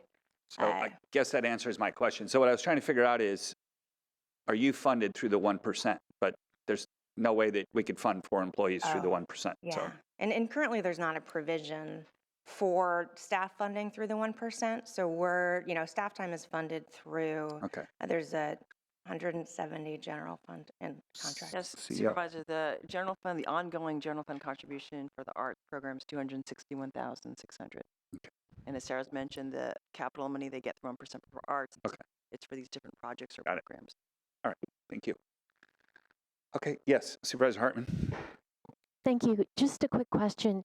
If we move to option 3, with options 1 and 2, there are often grants or state money or federal money that go into those, and so the 1% is paid partly from those sources, right? So if it goes to general fund option 3, it comes entirely out of our hide, so to speak. Is that correct? That's correct. But if I may make a note, Supervisor Hartman, I think it's a small enough percentage that it's almost, again, back to the term wash, because the trigger for applying the percent is the addition of county dollars to that money. So at the end of the year, when you look at those thresholds, yeah. Okay, we done with questions? Or, yep, I just Supervisor have a Williams. question about that. So what you're saying is that the uh, the frequency of a federally funded or state funded project that we actually can have qualified for this is pretty rare, so we don't usually get it covered in that manner anyway? Is that what essentially you're saying? Thank you, Supervisor Williams. It's more as those, it's variable the if and when those come online. And we need to be able to demonstrate immediately that we've got a match and can move forward. And or, with something like option C, we can even have projects planned, which obviously makes us more competitive. But because back to the indefinite timeline, we're not sure when funding will come through, we can't put in for their component or portion because we don't have dollars yet to put on the table. And does that usually make the art at the end of the day more expensive by not knowing the timeline and having to do it post facto or something like that? It can make it more expensive. For instance, for a contract on an underpass, we're doing wiring as they build out the underpass for art so that we don't have to retroactively tear things up, put it, so there's ways that saves cost too. But also when we get a match, like sometimes from the state, it's 2 to 1 or something. And so we're able to create a more robust project, which is wonderful. Thank you. Okay, Madam Clerk, are there any requests to speak from the public? Chair Lavanino and members of the board, yes, we have 4 requests to speak from the public. And before we go to the public, I see CSD Department Director George Chapchian on Zoom with his hand raised. Oh. Morning. Good morning, Chairs Lavanino. I just want to clarify the issue of the Santa Barbara Bowl contract. We did look at that. It is that contract is locked tight. There's no way to open that up unless the bowl comes back to the county asking for additional dates. We can't even terminate this contract. So it's a long-term contract. It's to the benefit of the bowl, but not to the county. So Supervisor Williams? Yeah, aware of that. And knowing that this question was going to come up, I have been in dialogue with the chair of Bowl Foundation and with the executive director, and just ask them, look, can you dialogue with Golden Voice, your promoter, and see if this is some increase in the surcharge is implementable within, not in a way that to detract from the great work that the foundation does, already funding arts, but in a way that helps make arts funding in the county sustainable. Great. Chair Lavanino? Yes, sir. Part of my thought process in that, because I looked into it as well about the Santa Barbara Bowl, was not to pick on the bowl, but if there are other, festivals that we might hold on county properties where we sell per ticket, that might be able to be looked at beyond just the Santa Barbara Bowl as that solution. So as we look at that, maybe look more throughout the entire county and not just pick on the bowl itself was kind of where I was going with this as we continue this discussion, because I think that actually opens it up even more. As Kachuma comes more online and there might have more events there, that might be something where concerts or something along those lines, that might be additional motivation for us to move those things along. So, I thought it could be more, instead of just with the contract with Santa Barbara Bowl, that it's really maybe a county assessment for, uses on county facilities or something along those lines. Okay. So we have 4 requests to speak. I'm going to allow 3 minutes per speaker, and we'll close public comment. Madam Clerk, please proceed. Chair Lavanino and members of the board, yes, we have 4 requests to speak, and we're going to begin in Santa Barbara with Rod Rolls, to be followed by George Yatchian. Rod?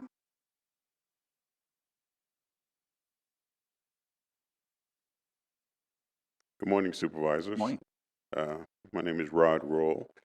I'm a Brooks grad and documentary photographer, and I had back in 1988, I had the pleasure of working with muralist Judy Baca, um, who was working on the Guadalupe Mural Project, and they, the Santa Barbara County Arts Commission, commissioned me to work with her as a documentary photographer. Um, the project really helped the community um, gain legacy. It was like a point in time that was, I think, very much needed in Guadalupe. The community got together and brought us pictures from all the families in Guadalupe, and we did a lot of talking to people in the community, and it really gave them a sense of unity. During that time, Judy asked me to come up with a photograph, that's one photograph that would say Guadalupe. I gave it some thought, and I said, why don't we invite everybody down to Guadalupe Street and take a picture? And I didn't think she was going to accept it. But she said, yeah, let's go ahead with it. It's a great idea. So we talked to the city council there and several community groups, and everybody was all in. And then we got together on a Saturday afternoon and created the big picture. And I just want to show that to you. Very cool.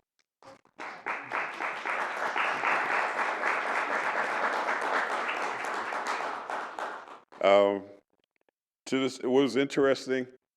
I wasn't expecting this. I was expecting everybody to show up, but the community instantly, automatically put the elders and the children in the first row. Right? Document, this is our history, our past, and our future. And it really it shows the community was all in, and they wanted everybody to see this new image of Guadalupe. How, not the image that necessarily is on TV, but this is the real sense of our spirit of our community.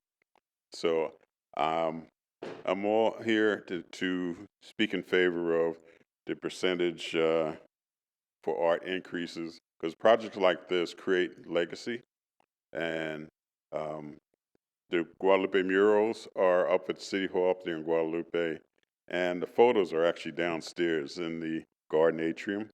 So feel free to visit, and I thank you for your time. Thank you, Rob. We will. So I know it's going to come up later, so remember, there we go, we're doing this. We will Rod, now. if you ever want to leave your job as a photographer, I think voiceover work would be great, man. Yeah. We will now go to George Yachian to be followed by Chris Yost. George?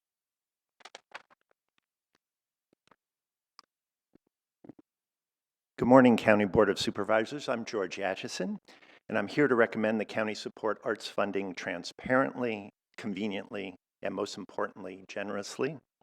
I'm a 29-year resident of Santa Barbara, recently retired from a career at UCSB. To me, Santa Barbara County would not be vital at all without its great wealth of creative people, from those who whimsically paint pianos, to those who happily play them, to those clever enough to come up with the ideas to put them on State Street in the first place. And that's just one brilliant example of what the county needs more of. The arts are a critical issue, not an add-on. Art is what makes us human, after all. It allows us to sustain and grow. It soothes and challenges. It memorializes and permits us to plot a better future. Your actions today can help ensure art isn't just locked up behind gates in Montecito, but can be part of everyone's more vibrant life, from Santa Maria to Carpinteria. Accessible public art enriches a county's soul, and often, if you play your cards right, enriches its coffers too, as it draws tourists and tax dollars. Just saying. Thank you. Please choose option 3. Thank you. We will now go to Chris Yost, and then we will go to Zoom with Patrick Melroy. Chris? Good morning. My name is Chris Yost. I was appointed Santa Barbara Poet Laureate in 2013, a time when that position served not just the city, but the county of Santa Barbara. I am also an incoming member of the city's Arts Advisory Committee. As a poet, I'll be brief. I spend a lot of time with words, and considering the percent for the arts program, I value what this program states about the arts. That a percent is a piece of the whole. We would not be whole without the arts. They are an essential part of what we need as individuals and as a community. Public art, like this under consideration, is the most democratic form of the visual arts. For those without time or access to visit our museums, public art provides an essential opportunity to see things in a new way and to literally open new pathways in the mind. It is my hope that the county will find a way to implement this program with clarity and efficiency to bring more art, more equitably, and more prominently to all members of our community. Thank you very much. We will now go to our final speaker, Patrick Melroy on Zoom.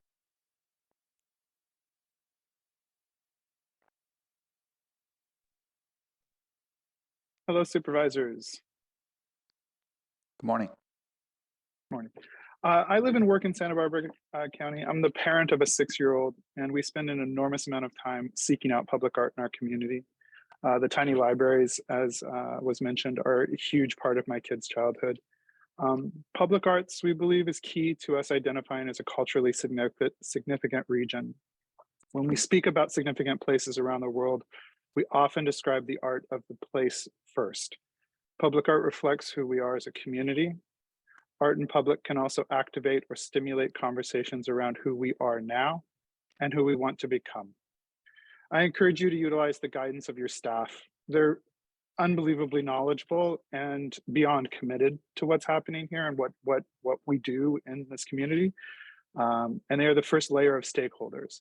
Their recommendations and their advocacy for public art is reasonable and it's necessary. And I thank you for your continued support of the arts. Thank you. And that concludes public comment on this item. All right, I'm going to bring it back to the board for deliberation. Oh, good. I have a question about kind of a hybrid, and I don't know, maybe this is what you were thinking of originally, but what about melding the two ideas of having a general fund allocation, but then trying to backfill that with this ticket? You know, I mean, we make an initial $200,000 investment, but then, you know, we try to implement these new policies. We work with the Bowl, we work with whatever other organizations where we're collecting tickets, use that revenue that then goes in and tries to backfill that 200. But just kind of an idea I was thinking about. But CEO Miyasato. Supervisors, I think you heard from the staff, and I'm in my offices, we think simplicity is better, so we like option 3. But I appreciate 2 given our fiscal condition. And so whatever happens, though, you do need to clarify what you want to do with the existing percent for arts ordinance. So that would be one thing that staff's looking for direction for today. And then if you would like us to pursue option 3, we can come back at budget in April at the workshops and have a discussion about how we handle that. We could put a $200,000 allocation that's meant for arts with some nexus to public art. Their public facilities, and then you can tell us when the department can come back with ideas in April as far as other revenue generation, and you could tell us at that point whether we continue that or not, or it could be, at least for this first year, it could be 1 year, and then we look at it in 6 months after that. Okay, Supervisor Nelson. Thank you. So what are you saying that we need to repeal the existing percent for the arts to go ahead and move to option 3? Is that what's part of that, where we no longer have that requirement because there's just a direct funding source? CEO Miyasato, may I answer that? Or would you like to? It appears to me that if the existing ordinance is in effect, and so right now your departments are trying to find out, that's the complication of calculating it, and then the timing for the department, because as Sarah said, the timing is also difficult, so they can't plan when they get the funding. So it would be a question about whether they have to rescind the ordinance, way to saying yes, you would.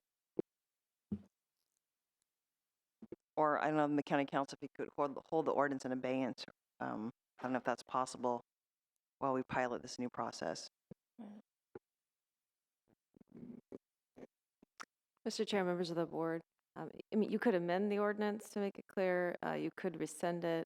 I don't really know of a mechanism to place it on hold, but we could rescind and we could always re-adopt at a later point with different provisions. So in theory, we rescind it effective July 1st, the new fiscal year, so that the new funding budget cycle with this new revenue source. The big question will be whether that's general fund or whether we can find other revenues to potentially pay for it.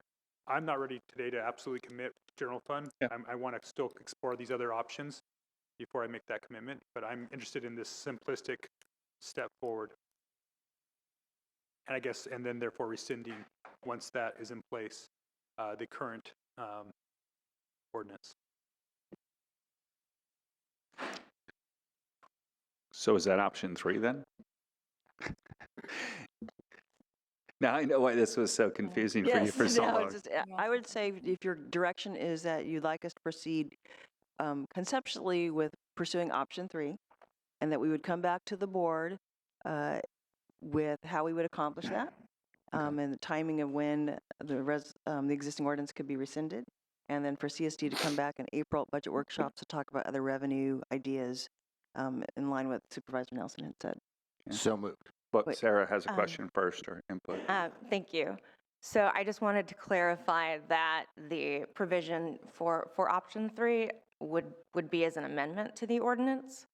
And so even looking as a red line version to bring back what we had worked through with county council was slightly modifying the current ordinance's language.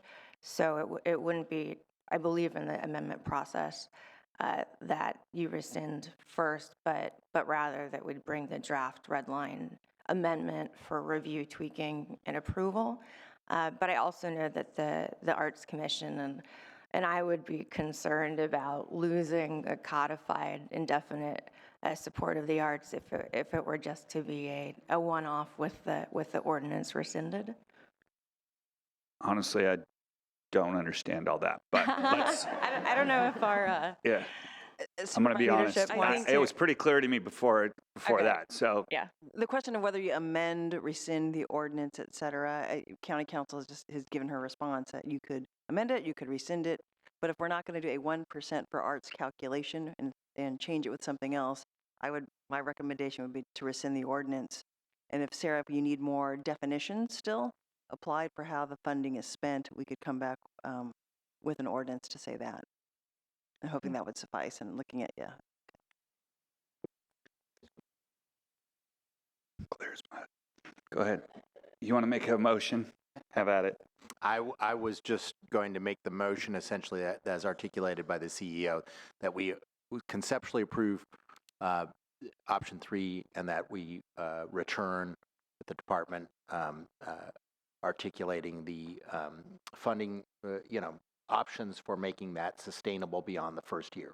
Essentially, the first year we would have to use general fund, and we'd have to figure out how to make that work in the long run, and I guess figure out this question of whether we need to rescind part of the ordinance. Okay. I would second, but I'd also like to say I'm not interested just in backfilling. I think we need to bring more funding to this department. It's critical. So I understand we probably have to use one-time funding in the budget process for several years, but I'm committed to at least maintaining the status quo going forward.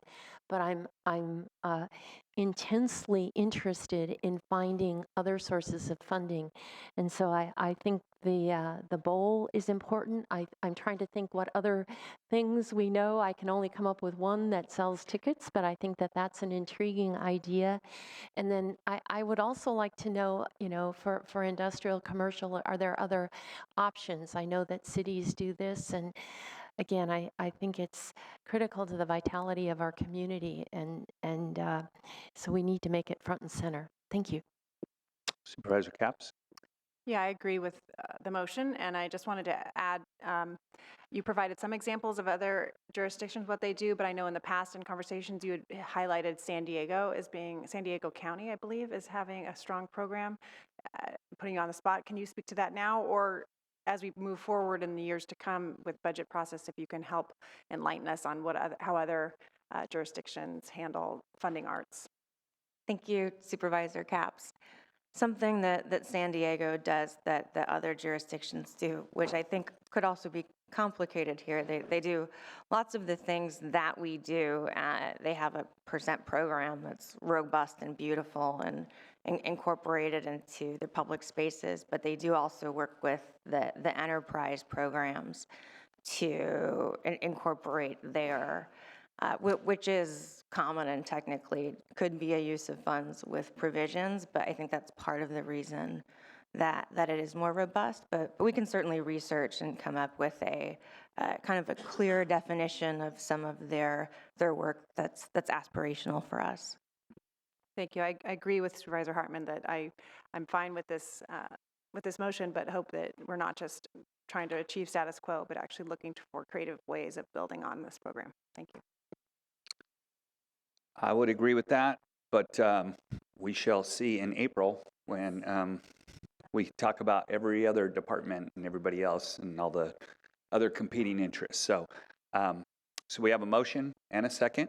Madam Clerk? Chair Lavanino, members of the board, just to confirm the maker of the motion, that was to approve a conceptual motion to approve option 3, which is part of recommendation B, and then if we can also include recommendation A to receive and file and C, CEQA. That is correct. I've got one Supervisor question. Nelson. Yeah, thank you, Chairman Lavanino.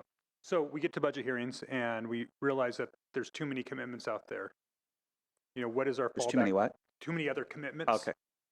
What is our fallback here? Would it be to keep the status quo and revisit this? I just want to make sure that we have options, that we're not totally committing ourselves at this moment, that we still can keep that door open. I think there's some, obviously, voices up here that would support where we're headed, but where are we headed in that direction?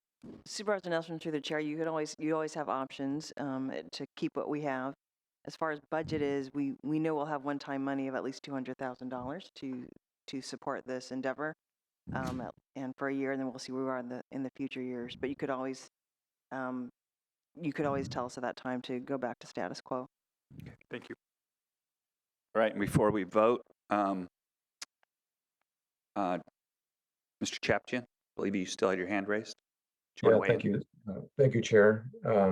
Lavanino. Yeah, my thought was that the intent of going with general fund was that this would be an ongoing, continued funding source. But if that's not the case, I would recommend that we leave the 1% for art in place at this point. As the CEO said, come back, look for other revenue sources. I can't think of many. You know, I know we've had some events at Live Oak.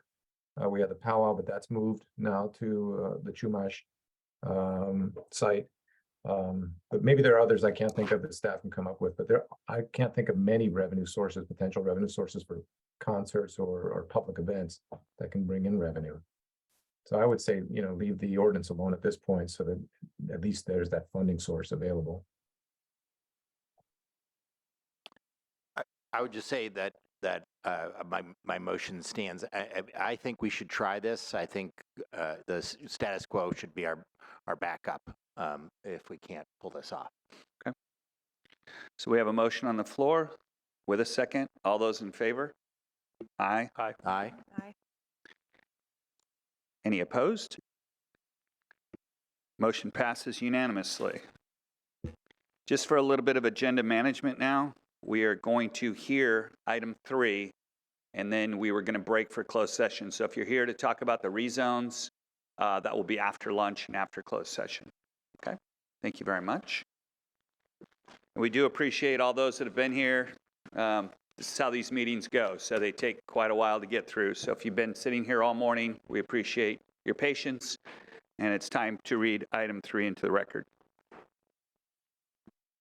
Chair Lavanino and members of the board, departmental item number 3 is from the Public Health Department. It is a hearing to consider recommendations regarding an ordinance amending Chapter 7, Animals and Fowl, Article 1, and adding Article 9, roosters, to regulate and to limit the number of roosters by parcel size that may be kept on a single premise in Santa Barbara County.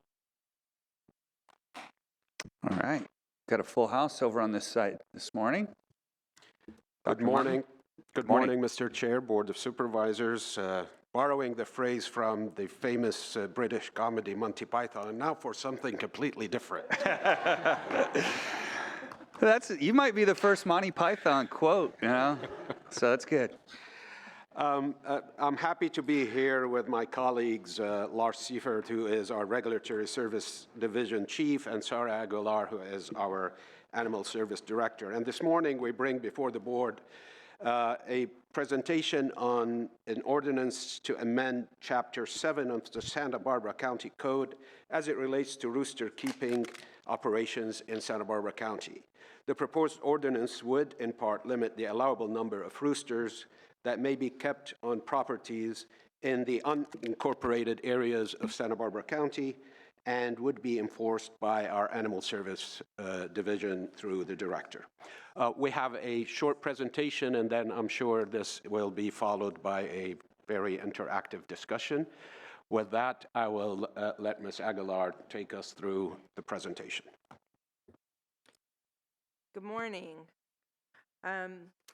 So while existing state law makes it a crime to keep, train, or possess any fighting birds that could be used for illegal cockfighting, the raising of roosters in large numbers can lead to health and safety concerns and greatly affects the quiet enjoyment of property. As you may hear in public comment today, and based on complaints received by county animal control officers, large-scale breeding and warehousing of roosters often impacts neighboring property owners due to noise, traffic, and other rooster-related activities that would not normally be associated with backyard poultry, educational projects, or other accepted agricultural practices. In some instances, animal control officers have found that the minimum standard of care or housing conditions for roosters have also not met our minimum expectations to ensure clean, safe, and sanitary conditions are maintained for enclosed animals in the county. On July 11th, 2023, your board directed Animal Services staff, in consultation with the Agricultural Commissioner, to draft an ordinance amending Chapter 7 of the County Code, Animals and Fowl, and return to the Board of Supervisors with a proposed ordinance which would regulate and limit the number of allowable roosters by parcel size.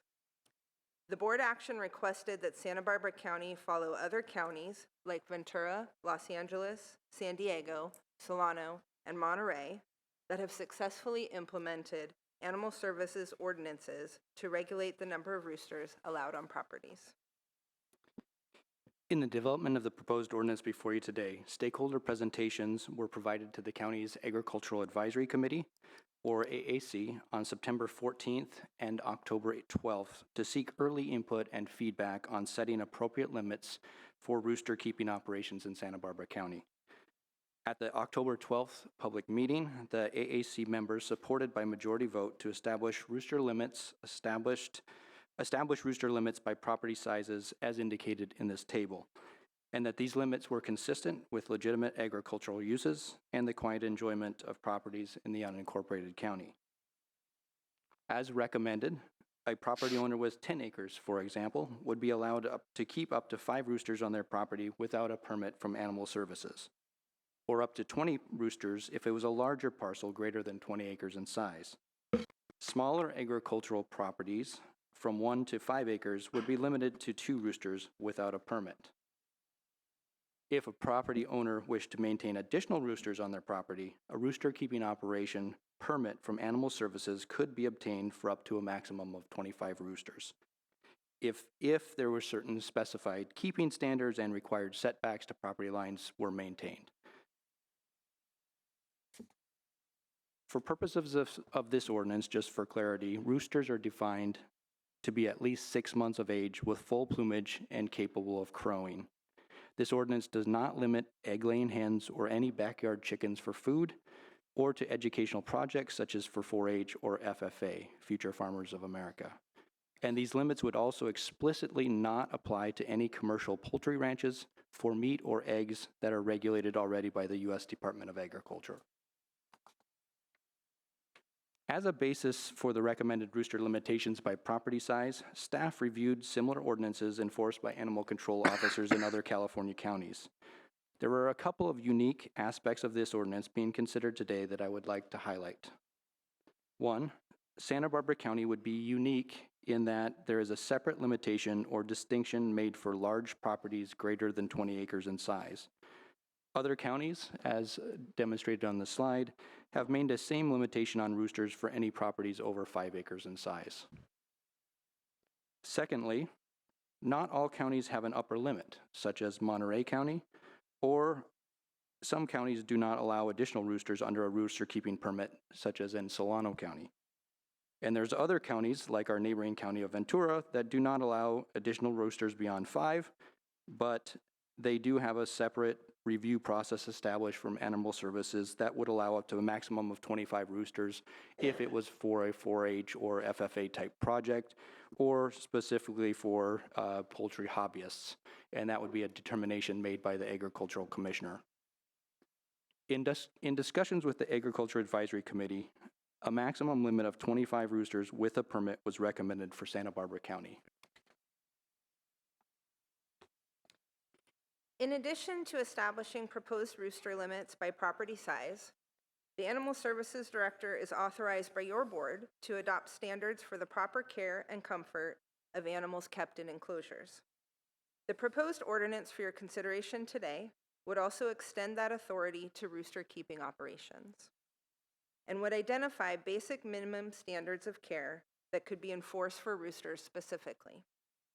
For example, tethering roosters, keeping them in undersized wire cages or near each other, is unhealthful and will also amplify aggression and crowing that could result in adverse conditions for neighbors, in addition to being potentially injurious to the birds. We recognize that the proposed ordinance may not go far enough to set high expectations for the optimal care of roosters in the county, but we are anticipating that minimum standards of care would at least eliminate harsh conditions that can be associated with illegal cockfighting birds. Further input or direction by your board to explore the development of guiding principles for sheltering and comfort for all animals would be welcomed by Animal Services. As local implementation of this rooster keeping ordinance by Animal Services will have additional costs for permitting, inspections, and enforcement, the Public Health Department is proposing 2 fees for cost recovery at rooster keeping operations. A rooster keeping operation would be subject to an annual operating permit of $182. And additionally, rooster keeping operators would be potentially responsible for the cost of complaint investigations by animal control officers if the complaint was deemed justified. For example, if a complaint investigation revealed that a rooster keeping operation was exceeding their permitted number of roosters that they were allowed, the hourly cost of investigating the complaint could be billed to the permit owner or permit holder. The 2 fees included in the ordinance have been reviewed by the Auditor Controller and are established to match existing officer hourly rate and the annual permit fee that exists in the county for catteries or kennels. Animal Service, and this was approved by your board in 2015. We will return to the board to amend established fees if the costs of inspections, investigations, and other fee-associated activity exceed the costs recovered in the administration of this ordinance. The ordinance also includes civil enforcement provisions consistent with existing county code in Chapter 24A. Should further remedies be needed beyond the issuance of an infraction, for instance, by an animal control officer, the ordinance also does authorize the filing of a civil action to seek injunctive relief. So these are kind of additional tools that this rooster ordinance would provide county staff for enforcement. There are no one-time costs or staffing requests included with today's recommendations. So, Mr. Chair, staff is asking or recommending that the board takes these following actions. As for today, to approve the introduction, first reading of the ordinance to amend the specified sections of Chapter 7, Article 1, and to add Article 9, roosters. and to read the title of the ordinance and waive the full reading, and continue the hearing of the administrative agenda of January 23rd to consider adoption of the ordinance amendment. If the ordinance passes today, then on January 23rd, we recommend that the board consider and approve the adoption as a second reading of the ordinance and find that these recommendations are exempt from CEQA review. We are happy to answer any questions. Thank you very much.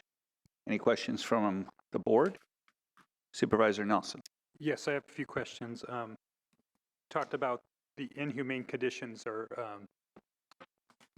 that might exist out there. We obviously know the roosters are all throughout the county. Did we find that that was all locations, or was it some select locations that the conditions were poor for the fowl? Historically, there has been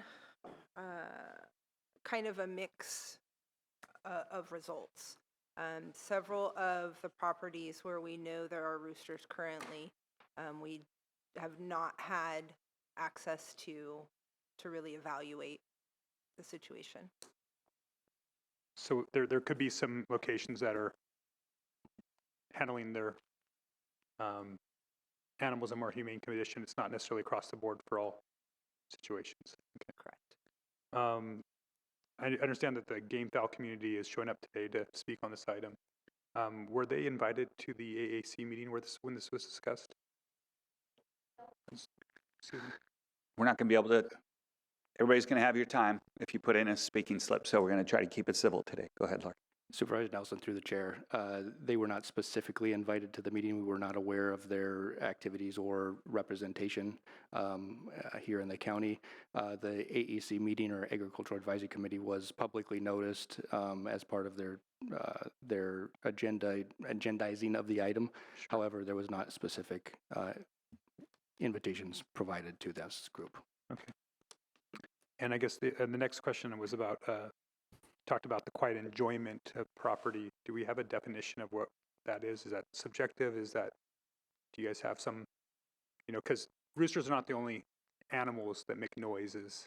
And so I'm just wanting to make sure that's better defined as we have this discussion so that we can know what is okay and what is not as we move forward. We have some common understanding of that.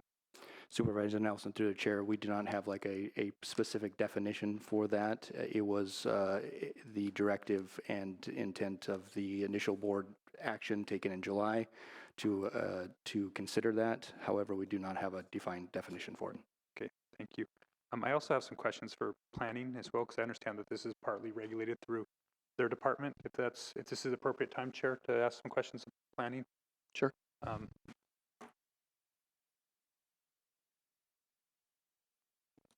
And I've been doing a deep dive into this to try to make sure I understand it as best as possible. I think it's really important for us, if we're going to pass a new ordinance, that we are fully informed on the situation out there. But my understanding right now is it is regulated under the Land Use Development Code. And some of these operations are actually under current violation of the LUDC. Is that correct? Good morning, Mr. Chair, members of the board, Mr. Nelson. Yeah, we have two violations on Egg 1 property. Our ordinance is a little bit subjective in this area about the ordinance requires it's limited to reasonable family use on a non-commercial basis, so it doesn't really give us a number, where under Egg 2 it's unlimited, and residential it has a limitation. So we do have two instances where we are processing complaints with violations. But you've determined that that's beyond reasonable use, correct? Yes, we did. Okay. Do you have a number? What was the criteria that you used for that?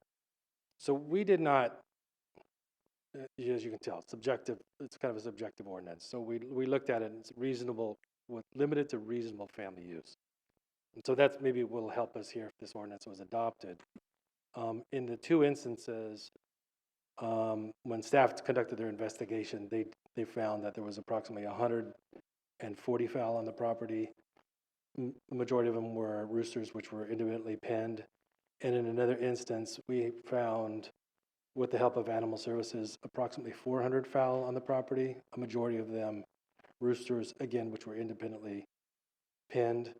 So we determined that we don't have a number, but we determined that larger number of fowl on the property would extend beyond the reasonable family use.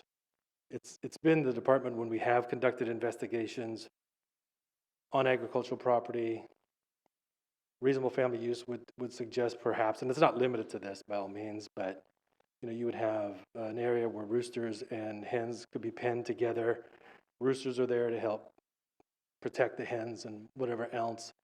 And typically the number of roosters are less than the number of hens on the property for that family use. Okay, thank you. And I know big, impetus for this discussion has been about cockfighting. And do we have any of our inspections or visits have had evidence of that? Mr. Chair, Supervisor Nelson, no, we have not found any clear evidence of cockfighting on the Just property. besides the existence of a large amount of just roosters. independently penned and would suggest that. All right. Thank you. And I guess, thank you, Mr. Zorovich. I actually have one last question for Animal Services. Do we have any evidence of illegal cockfighting on any of these properties that you guys have found at this point? Supervisor Nelson, through the chair. If there is probable cause to access the property, it's still necessary for us to receive consent from the owner to gain access. So, sorry, if there's not probable cause, there's still requirement for us to gain consent, which often creates an opportunity for cleanup or relocation of any evidence of any sort of cockfighting that would be occurring. Okay. Because I know I've had cockfighting in my district, and I have seen evidence. Actually, I've actually gotten pictures and direct communication from people living on the property that there was cockfighting taking place. So when I ask these questions, I'm not pretending that this is not a problem that doesn't exist. I just want to make sure that we're using the right tool to solve the right problem. So just to add that to the context of my questions, I'm not conceding that doesn't happen. I just want to make sure that whatever we do up here this afternoon, that we're doing the right thing, that we're solving the right problem and not creating another one. So those are my questions. Thank you. All right, Supervisor Hartman. Oh, I'll save mine. I'm sorry. Okay. Supervisor Capps. Yeah, this is a very basic question of biology, and with respect to many people in the room who know a lot more about this, but my office received some calls from Spanish-speaking households in particular, about 4 or 5 calls, just confusion over what kind of birds we're talking about. Many people like to have fresh eggs. And so, again, I know it's a basic question, but if you could please clarify. And with that, I would hope that whatever changes are made today are communicated in Spanish. A lot of families like to rely on fresh eggs, which is something we want to continue. So if you could please clarify that. And Supervisor, that is a very legitimate question. It took me a crash course in roosters and hens to understand that as well.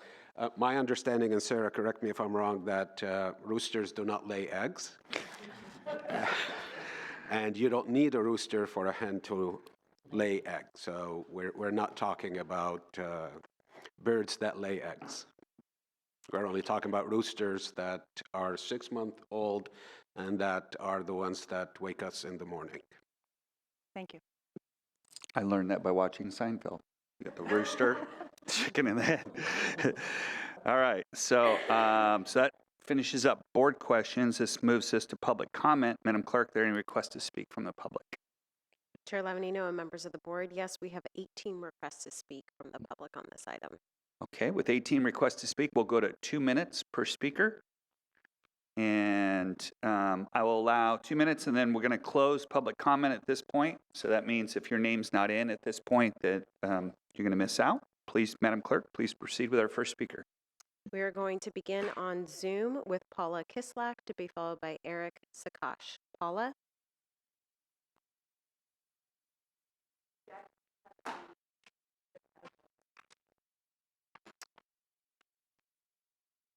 Paula, I'm being told that you are not on Zoom any longer and you are not unmuting yourself, so I'm going to assume you are not.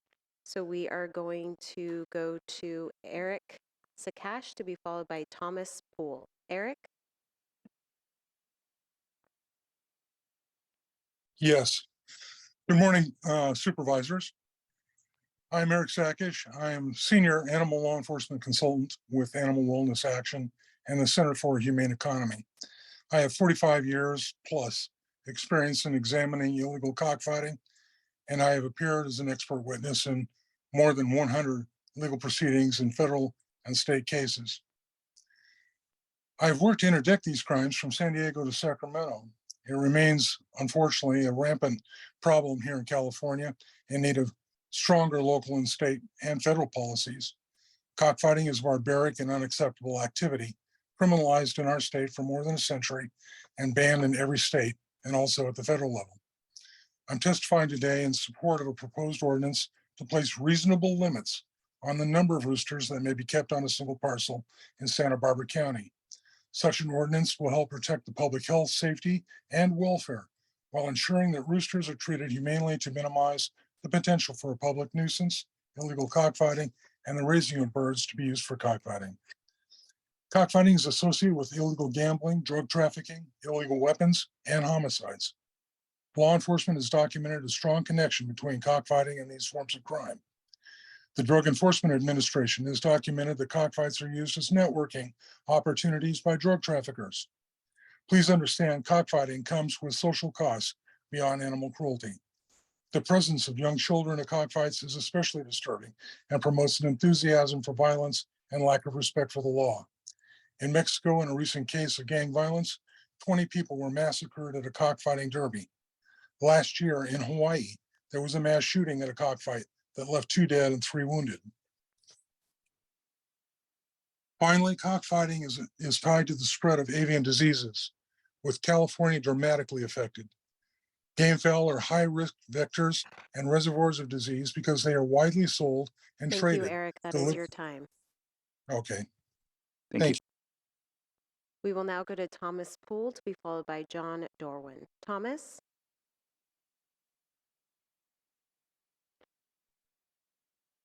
Yes, thank you very much. I'm very grateful for this opportunity. I am the senior veterinarian for Animal Wellness Action, and I want to beseech you to do everything possible to end cockfighting in Santa Barbara County. It's thoroughly evil and extremely dangerous. There's just no upside to cockfighting. It is utterly cruel and sadistic, and it only celebrates and promotes the very worst aspects of human nature. I can tell you that there's absolutely no reason to have roosters, other than for cockfighting these large numbers of roosters. You certainly don't need them for an egg operation. I've been a licensed veterinarian in California for 40 years, and California is important to me. I grew up on a cattle ranch in Oklahoma, and we still run about 500 cows. I've devoted my life to the responsible and humane use of animals, and there's simply no trace of that in cockfighting. I also spent 26 years in the Army, and I commanded the U.S. Army Veterinary Command, which is a worldwide tri-service command. And there's just very few countries that our Department of Defense doesn't go to that I haven't been to. And I saw cockfighting all over the world. And after I retired from the Army, then I was the territorial veterinarian in Guam, where I saw 12,000 birds coming from America to Guam for cockfighting. And so I'm very familiar with this. And I could just go on and on about all of the evil intent and everything that is associated with cockfighting and how you absolutely don't want any of it in Santa Barbara County. And this Gamefowl Commission is nothing but a front. It is all cockfighting and nothing else. And I hope that you will understand the good that you're doing for Santa Barbara if you can turn it off here. Thank you very much. We will now go to John Dorwin to be followed by Philip Seymour. John?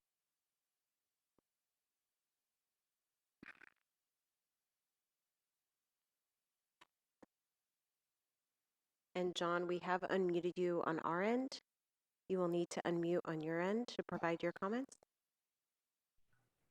To spot the legal issue here, this ordinance is preempted by state law.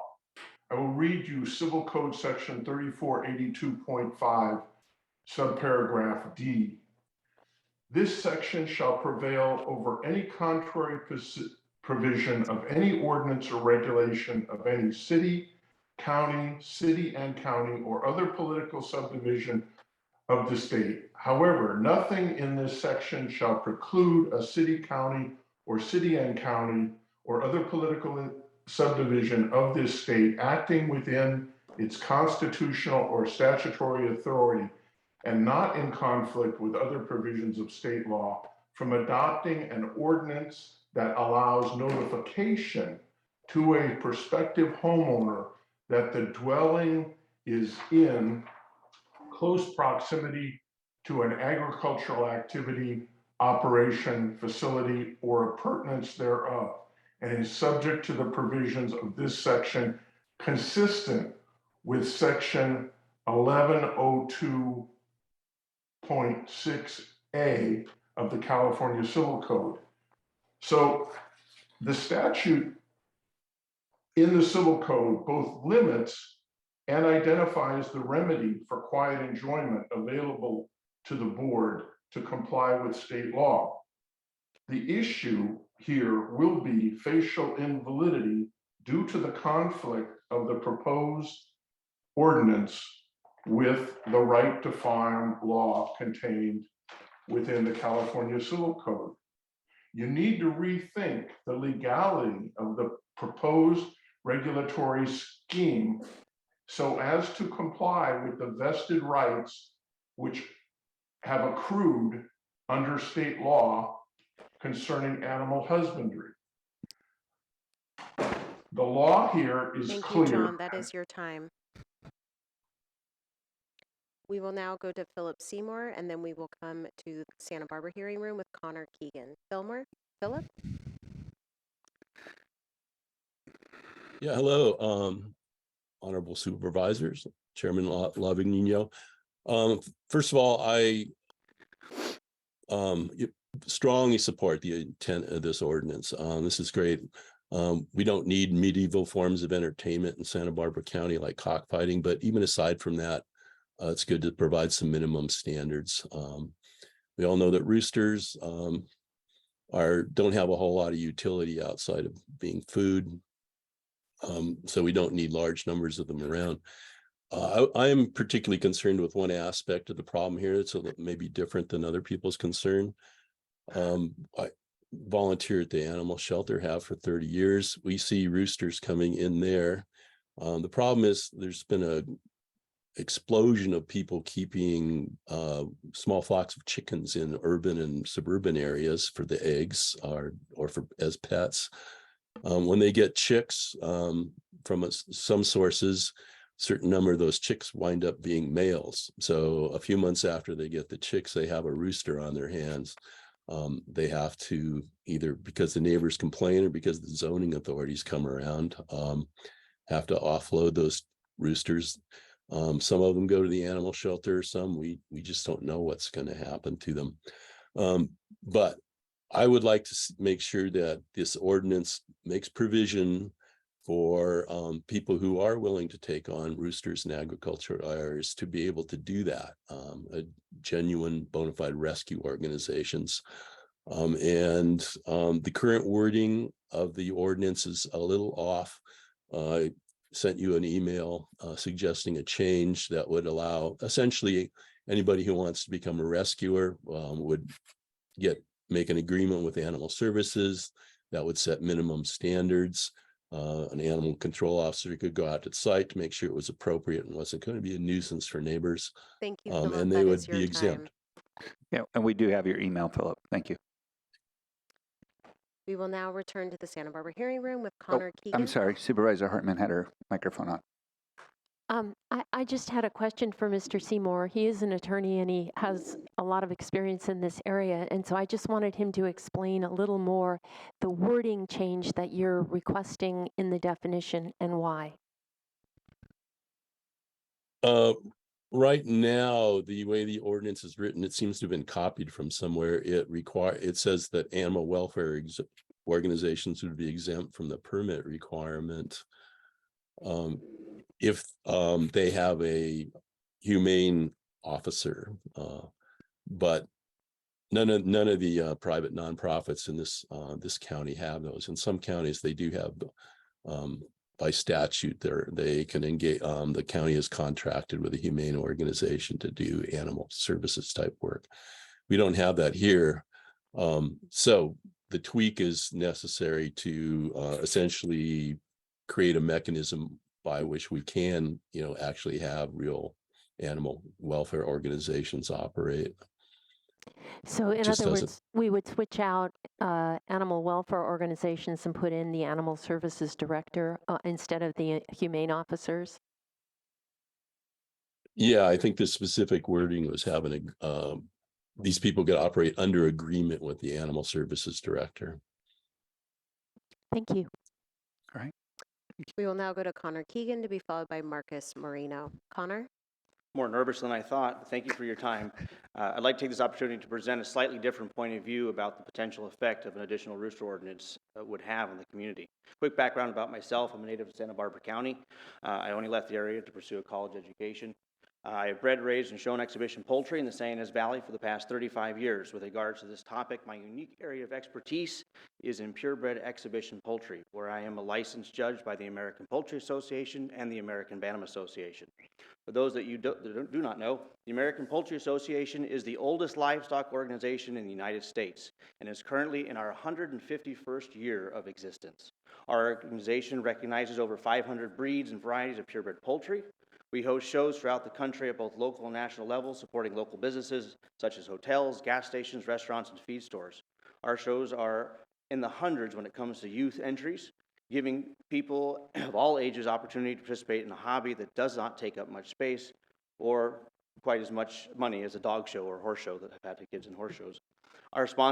We sponsor scholarships and give youth another avenue to spend their free time. I raise several types of poultry, including ducks, geese, turkeys, and chickens. I am heavily involved in both local and national 4-H, FFA, and youth organizations. I have judged exhibition poultry throughout Santa Barbara County, the county fair, state fairs, poultry shows throughout the United States internationally. My daughter is currently 9, involved in youth participations.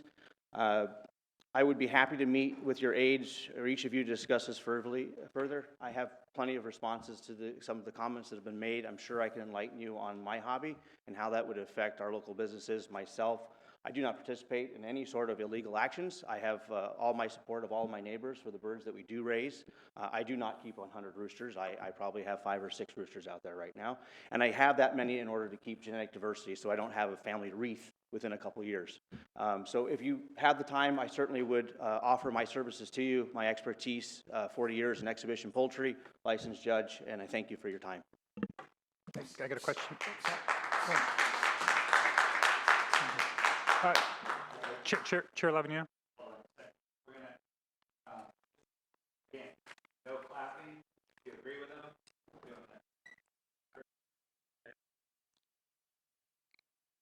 Yes, I actually had a question for Mr. Keegan. Can I come back up? I just had yeah. Mr. Keegan, so you're part of the American Poultry Association? Yes, sir. Okay. So in one of the comment letters, I think from the Animal Wellness Action Center, they said that the Association for the Preservation of Game Fowl is really a front for game cockfighting or cockfighting. Has that been your experience from your? In all honesty, ladies and gentlemen, I don't have experience with that organization. Okay. I grew up with 4-H and FFA, San Ynez Valley. I competed in FFA, and that is my knowledge base in poultry is the exhibition world. What goes on the outside, I really don't know. I just, from what I've read, like yourself, in articles and books. So what I'm reading in some of the comment letters, there is an association, a California association, that does cocks that are part of the exhibition world. Is that something that you're familiar with as far as the American Poultry? They probably have their own shows, although we do have lawn shows at our exhibition shows where breeds that are not recognized, such as some of the game fowl, they're quite beautiful birds if you haven't seen them. Right. For those that do take care of them, which many of the people in this room, if not all of them, do, they're in magnificent condition and taken care of. So when they do show up to our shows, they're not entered in our shows like an AKC dog show. Okay. They would be in a miscellaneous class that would be judged by experts out here, not myself. My knowledge is on our standard. that's written much like the AKC Dogs or Arabian Horse World, and that's where my knowledge base is. Right. Any other questions, I'd be happy to answer. No, I really appreciate it. We're all trying to learn more here as we're. I know, and progressing I forward. appreciate you guys taking the time. And if I may, 1 second to say, Joan, your team, Gina, and also Megan got back to me right away, and thank you for their time. So, cheers. I have one question too. For him. Supervisor How White. large is your parcel, sir? I have a half acre, sir, just under an acre. All my surrounding neighbors, it's zoned for horses as well, which in growing up here in the valley, that was always the give. You were on horse property, you could raise some small livestock, and that's what I've done. And all of my roosters sleep in a barn at night. It's pretty quiet. And like I said, all my neighbors, if anything, my neighbors have become great friends because of it, because they bring their kids and their grandkids over to see the birds. And it's been a great experience for myself. And now my daughter, my wife and I both grew up here and come back to the St. Inez Valley. And I went to college so I could do this. It's the love of my life, besides my family. That's what I get more enjoyment out of. I heard people speak about arts. It's living art to most of us. And that's what it is to me. It's my art outreach. And as the lady said from Montecito, the preservation of the rural areas in this county would be paramount to me, omnipotent. So thank you. Thank you. We will- Supervisor Hartman. Yes, I have a question too, if you don't mind. Curious about the practices to keep them quiet, and then what would be your I mean, we're not trying to stop activities like yours. I know that, We're, yes, we're yeah. asking. My concern is to that have it a permit. leads to the avenue of that it would affect me at some point.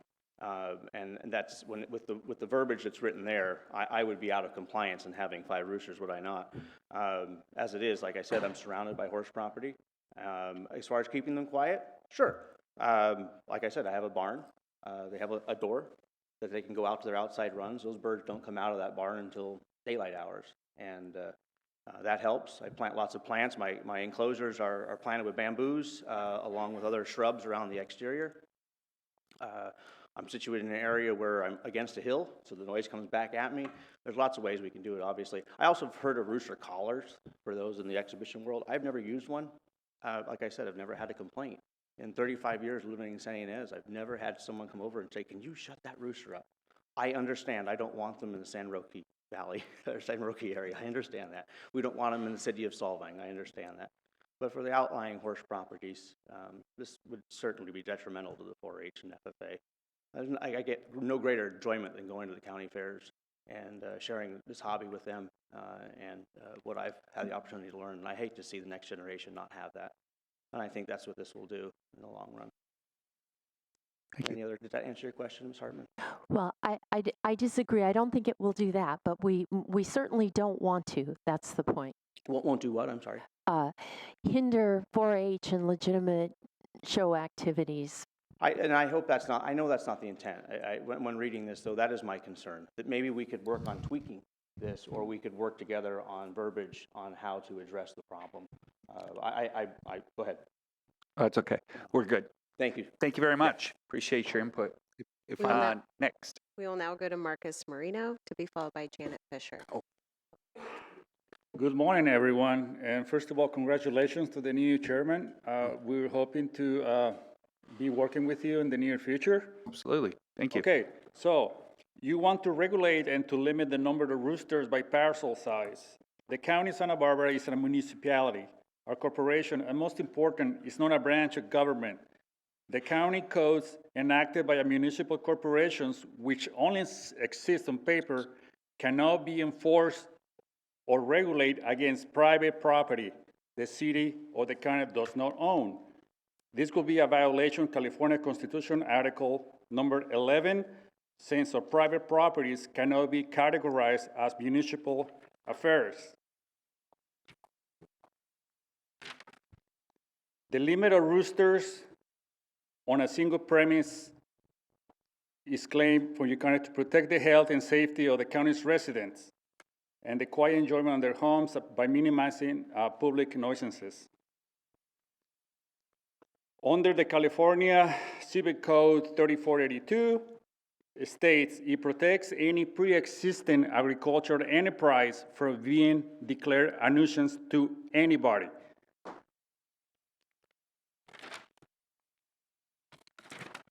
Also, the County of Santa Barbara claims that this ordinance will prevent illegal cockfighting. Under California Penal Code 597J, this was a study that was done and found out that 1% of the crimes was related to the cockfighting. So essentially, there is not really a cockfighting problem in California. There is so many, I only got seconds, gosh. The amendments authorize the animal services to adopt standards for the care and comfort of animals. Under the Declaration of Legislative Purpose 54950, the people of the state do not yield sovereignty to the agencies which serve them. Thank you, Marcus. That is your time. Thank you. If you have any questions, I'm a member of 2 main associations related to the game balls. I'll be willing to answer any questions. Thank you. Guys. We will now go to Janet Fisher to be followed by Joey Hernandez. Janet? Thank you very much. What I'm about to say comes with a vomit warning. I was a member of a task force for the city of Norco to stamp out cockfighting, and I don't like being lied to and things that don't add up. So I did a deep dive into cockfighting and chickens and poultry operations. Then I was on another task force, civil rights task force, to investigate these animal raids and animal seizures coast to coast. And I found out by spending many hundreds of hours in the law library and reading the county general plan that animal services is comprised of Humane Society and SPCA employees who are contracted with the county to do only 2 things: get rid of nuisance wildlife and to get rid of unwanted pets, which means to kill them. When I went undercover, I found out that they were recycling them to be made into pet food. And this was reported on by the San Francisco Chronicle. I also found out that they were money laundering for organized crime, bribing judges.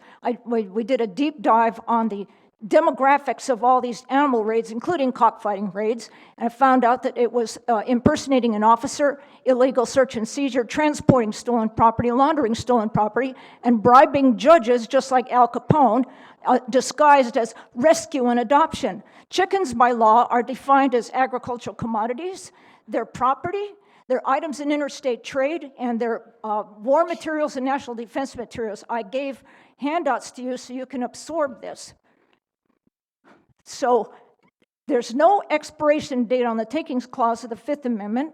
Article 11, Section 5 of the California Constitution says that you can pass all the ordinances you want. You cannot enforce it on private property unless you pay. And you have to pay the owner for their rights, too.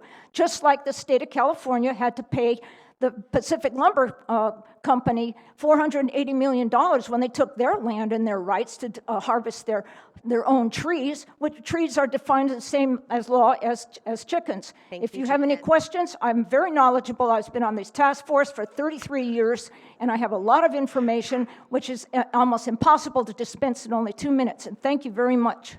Thank you. We will now go to Joey Hernandez to be followed by Susan Ashbrook.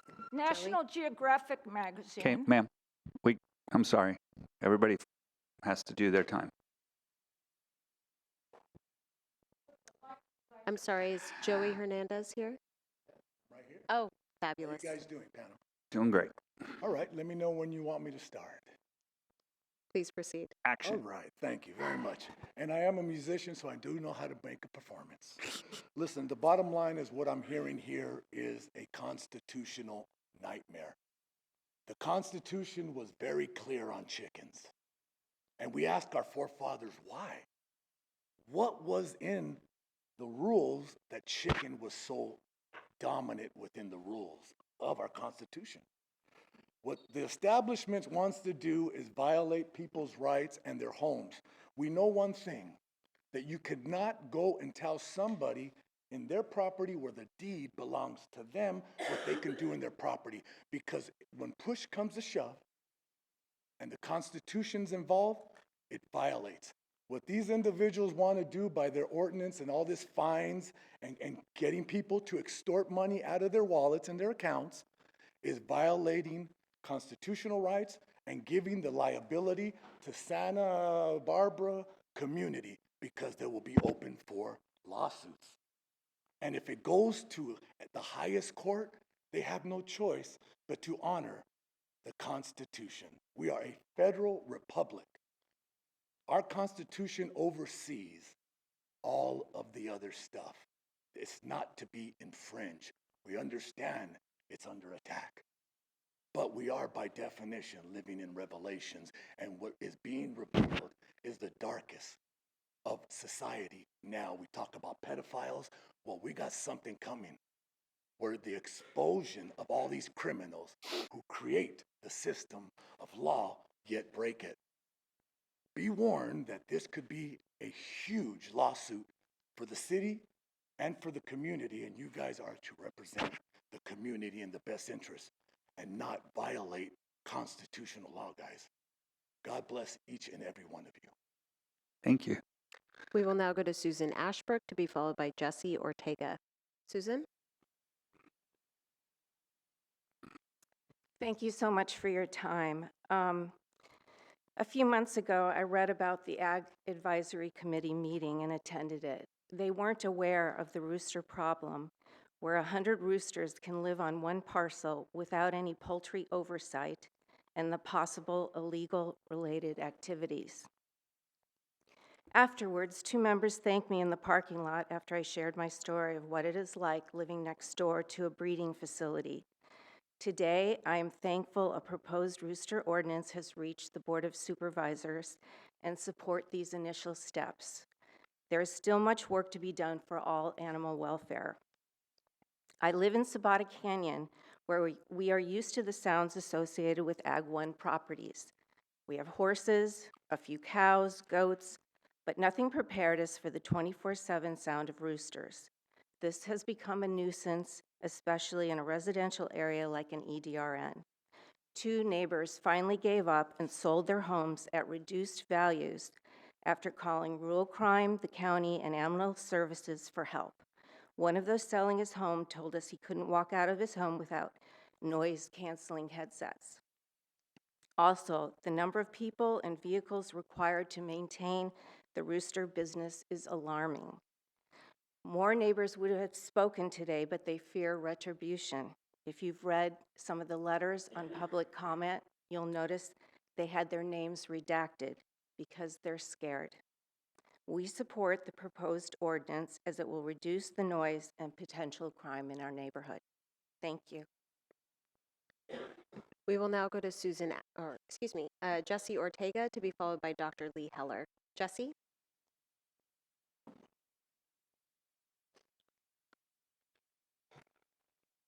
Good morning, I'm Jesse. I'm a 20-year veteran of the U.S. Army. Also served here in National Guard. I'm a poultry health inspector for the CDFA, and I'm also the current California APG president. Okay. So regarding this, it seems more like it's a constitutional violation, which is why I served, is to help keep the Constitution here to protect everyone in the United States. That's what I served for. So it's kind of, and then at the same time, I do have poultry, and I do believe in the preservation of these fowl, which is kind of staying on the same size of these other animal rights activists. I just want to preserve the fowl because it's a history of the United States. And it's not only that, it's a cultural thing, it's a heritage thing that my family kind of grew me up around and my grandparents around. So, it's a constitutional violation of several, constitutional rights, like the 4th, the 5th, and the 14th Amendments. The APG, we do hold shows, and we don't support any illegal activities. We have 15 shows last year. We have 11 shows currently scheduled this year. Also, this is there's other California constitutional laws that are also that's going to be violated if you guys pass all these ordinances. I just hope you guys consider what as and then of myself as a veteran. These birds help me with my personal issues.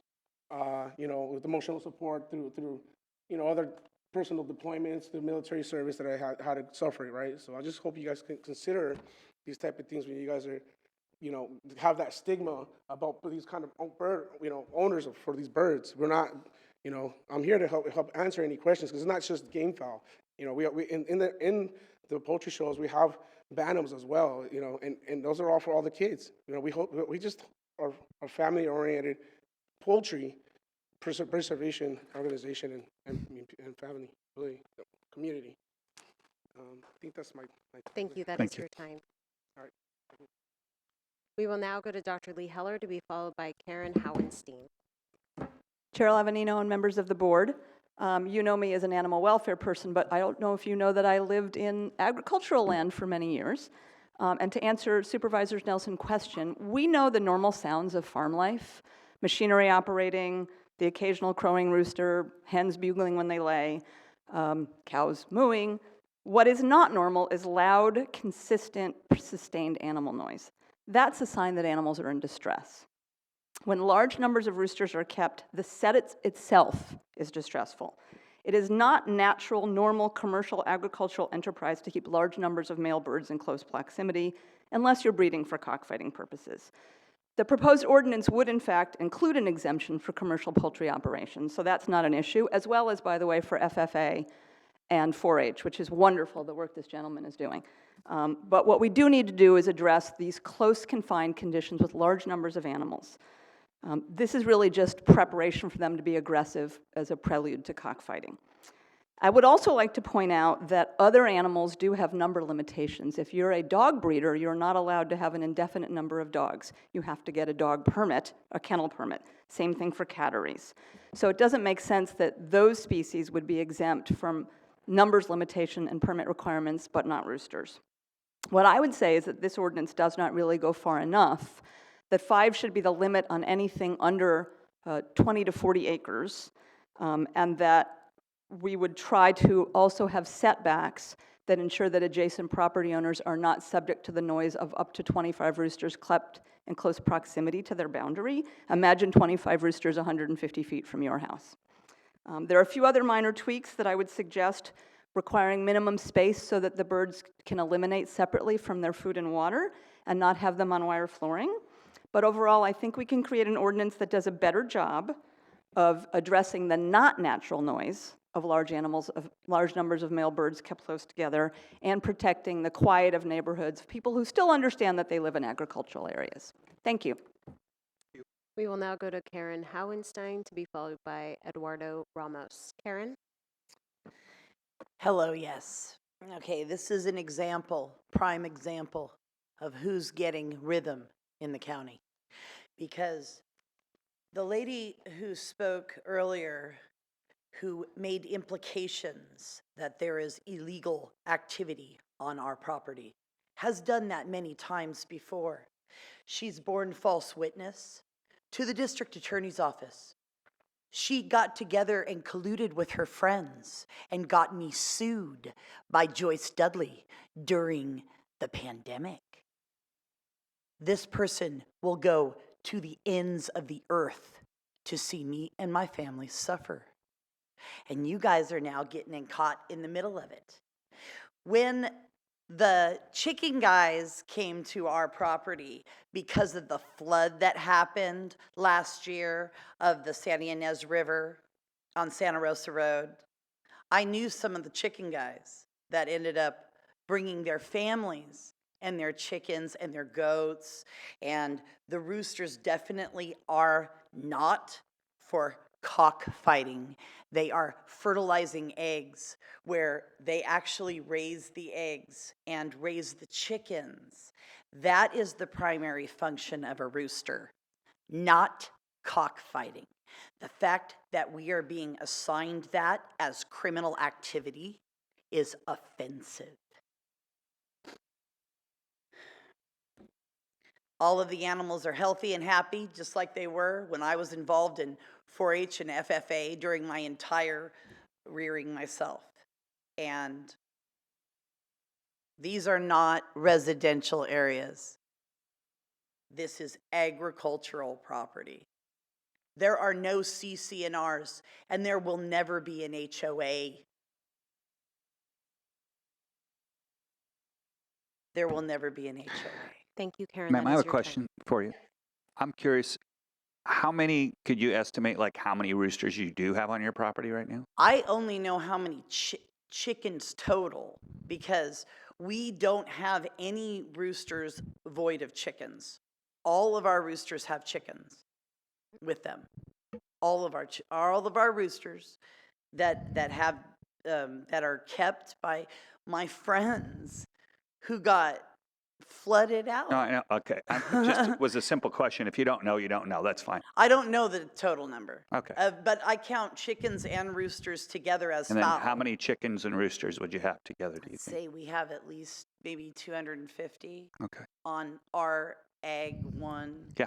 Yeah, but that's nowhere near what Mark Reese used to have on his property. All right, thank you. We will now go to Eduardo Ramos to be followed by Carlos Chavez. Eduardo?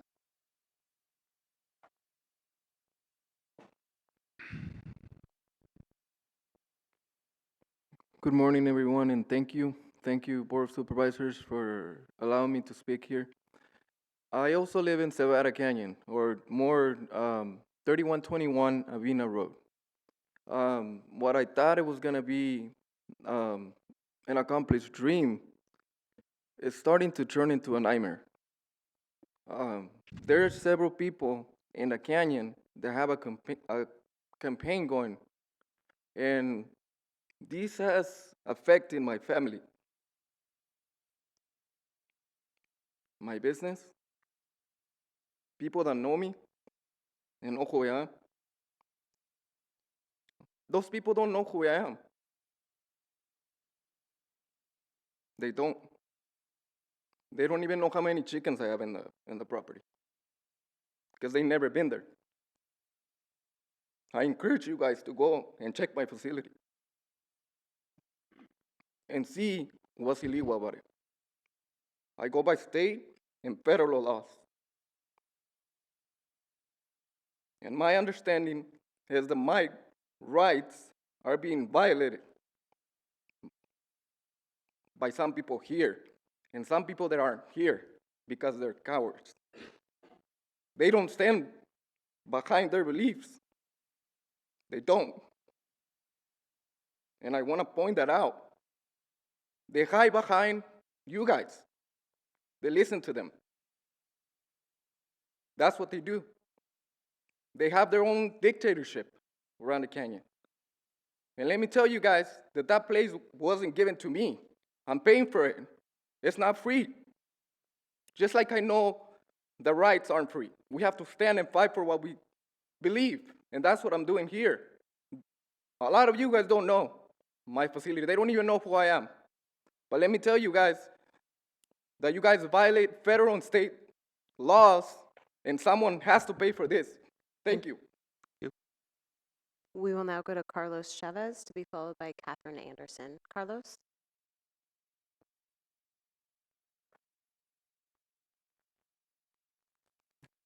Hello. I want to say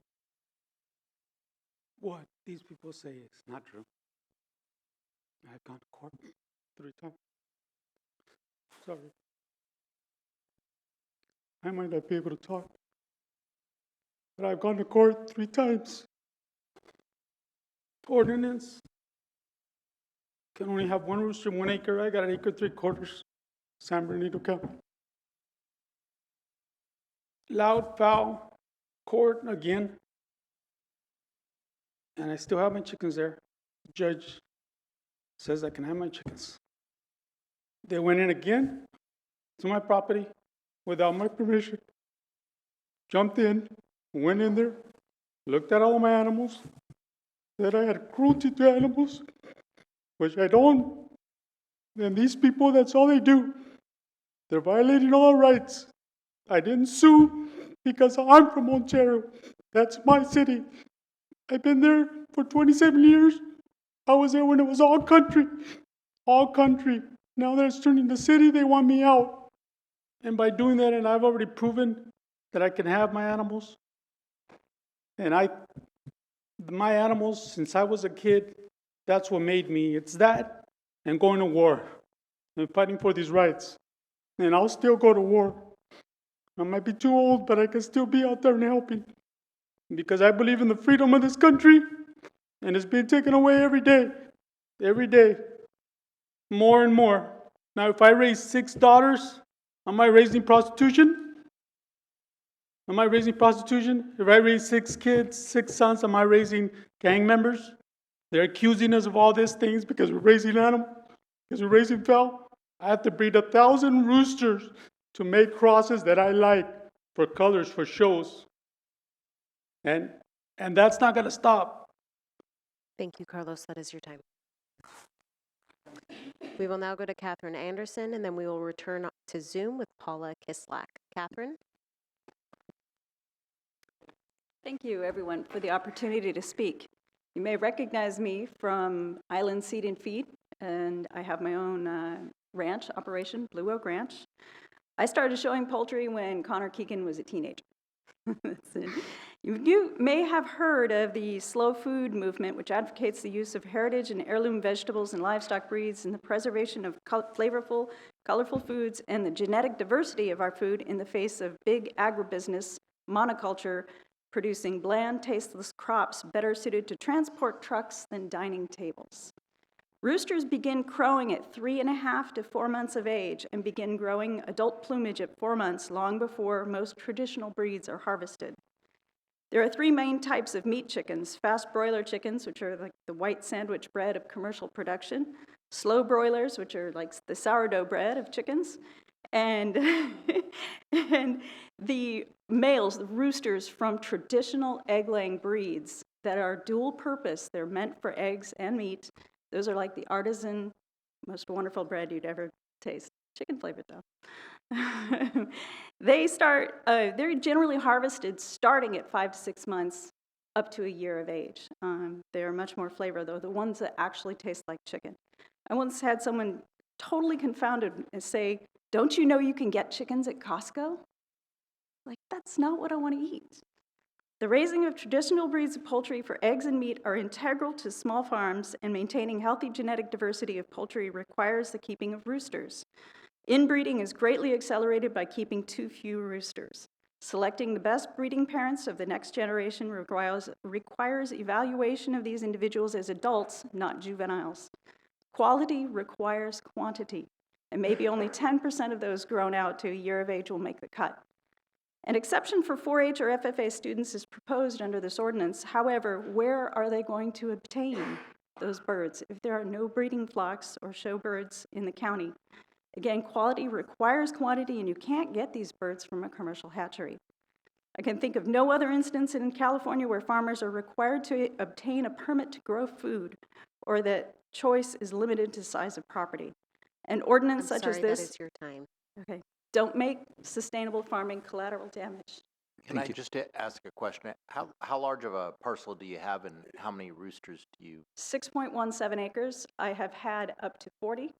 It varies very often. When you raise a batch of chickens, then, you evaluate those, you may keep a few, they go to slaughter. I've never had a complaint, ever. I have taught people to butcher. I've run butchering classes from my farm. I'm zoned Ag 240. And is that 40 male individuals, or just 40 Correct. male individuals over the age that we define as an adult? I would say 40 over the age of that. And they are there for a short period of time, and then they are slaughtered. It's not the season for that, but organic heirloom poultry is what I do. I guess I'll go condos if I can't grow chickens. We will now go to Zoom for our final speaker, Paula Kislak. Hello, thank you, Chairman Lavanino and the members of the board. Can you hear me? Because I've lost connection with you. We're good. Thank you. I am a local veterinarian. My entire career, I've been in California, the last 25 years in Santa Barbara. I've been on the board for 9 years of the Humane Society of the United States, and I'm the founder and current board member of the Humane Society Veterinary Medical Association, a 9,000 plus member association based in Davis, California. I'm a local resident and a local business owner, and I'm here to support this ordinance along with the proposed improvements. These modest changes in reducing the concentration of animal housing improves avian health, which also then improves human health and human quality of life. And I entirely support them. I believe that they are modest and that they will improve our county in ways that are measurable. Thank you. Thank you. And that concludes public comment on this. That does conclude. Well, there's no, you know. Yeah, Wayne Purcell was signed up, but I don't see him on Zoom at this point. Well, okay, let's try to. Unfortunately, Wayne and Jean were both signed up, and neither of them are logged into Zoom at this time. Okay. All right, so that closes public comment. We'll bring it back to the board for deliberation. Who would like to lead off? Supervisor Hartman. Well, first, I had a couple of questions, and I noticed that Director Hamami had at one point wanted to say something. I don't know if you still wanted, it was in response to public comment, and maybe other staff have things that they would like to say as well in response to some of the things you've heard. Thank you, Supervisor. I think it was mentioned the ordinance would have permits and exemptions for age and shows and all that. So it is not limiting, but it will give us an opportunity to also ensure that for those purposes we are also doing the inspections and ensuring that those birds are kept in a more humane way. And I just think that's important to emphasize. I mean, as I read this, it says that it's not going to include a veterinary hospital, animal welfare organizations approved by, I think, Animal Services Director, public or private schools, any county facility, or any commercial poultry ranches whose primary commodity is the production of eggs or meat for sale. So I think it's clear that there are exceptions, most of them covered by, most of the people complaining today, the exceptions are covered by that, or cover them rather. So, so I just wanted to clarify that primarily. How did you arrive at the numbers of birds? As the acreage increases, the number of birds increase, and I imagine there's some art to that, and just wonder if you could talk a little bit more. I think we've relied on other counties, other experiences. We're not inventing the wheel here, but could you talk a little about that? Supervisor Hartman, through the chair. Yeah, the numbers and the maximum number of rooster per parcel size were primarily benchmarked against other counties that have similar limits. In addition, we did have conversations with planning and development to try to make sure that we were not inconsistent where possible with underlying land use. And thirdly, we sought recommendations and feedback from the Agricultural Advisory Committee, who are much more in tune with agricultural operations in the county for those recommendations as well. And those were recommended by them to move forward as allowing legitimate agricultural operations, but then also they felt was reasonable restrictions based on comparisons with other counties. And if I may add, this was also in coordination and partnership with our agriculture commissioner, who is on Zoom in case Jose wants to add anything to that. I'd be happy to hear from him. I just wanted to also ask our county council. We've heard a lot of comments about the legality of this and that it's not constitutional, that it doesn't comply with right to farm. What is quiet enjoyment? Wonder if you could talk a little bit about some of those things. Thank you, Supervisor Hartman, members of the board. So just as a starting point, the county has authority to make and enforce local police, sanitary, and other ordinances and regulations not in conflict with general law. So that's the starting point. And with that, you balance the needs of agricultural operations. The county code does address the right to farm, and that's in County Code Section 3-23. And it says that no agricultural operation conducted or maintained for commercial purposes shall become a nuisance due to a changed condition in or about the locality. So addressing commercial operations, this proposed ordinance actually specifically addresses commercial operations, and there's an exception in section 7-1 of the proposed ordinance that says that rooster keeping operations shall not include any commercial poultry ranches whose primary commodity is the production of egg or meat for sale. So there is an exception that addresses that.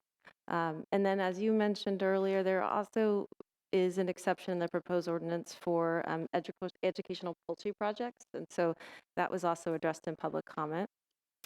And as for constitutional violations, there was a recent case in 2019 in the county of Monterey where they actually had a rooster ordinance that was challenged for being unconstitutional. And that ordinance prohibited more than 4 roosters on a single property without a rooster keeping operation permit, and the Court of Appeal upheld that ordinance as constitutional. I'm happy to address any other questions. No, but I find that very enlightening. And was there anything more staff wanted to say, or I would like to hear from our Ag Commissioner if he would like to chime in? Yeah, thank you, Supervisor Hartman, through the Chair Lavagnino. First of all, I want to commend the work that the Public Works, Lars, and Director of Animal Services did on this ordinance. They really, did a lot of research on this, and also in consultation with my office. They went before the Ag Advisory Committee. They also provided, the feedback that you are seeing before today. It is something that the office, it supports. I think it is a compromise. And if it is something that it needs to, for the board to consider reviewing down the road, it is something that can be done. The numbers, presented before you, it is something in my experience that I've seen that it's a reasonable compromise. And one of the concerns that the Agricultural Commissioner's office was, making sure that we were taking into account was already addressed by County Council and in other public speakers, which was 4-H, FFA, as well as poultry operations, legal poultry operations, as well as people having roosters for show. But I think something else that it was brought up, it was those animals that are rescued. And it is true that when you have a population of small chickens, technically half of them are going to be roosters, and people, breeding for chickens, they might not necessarily want the roosters. And so that was an issue that it was brought up at the Ag Advisory Committee. And I think it was addressed by the Director of Animal Services that, of course, there is going to be an exemption for those entities that want to house those roosters that are not going to have a house. So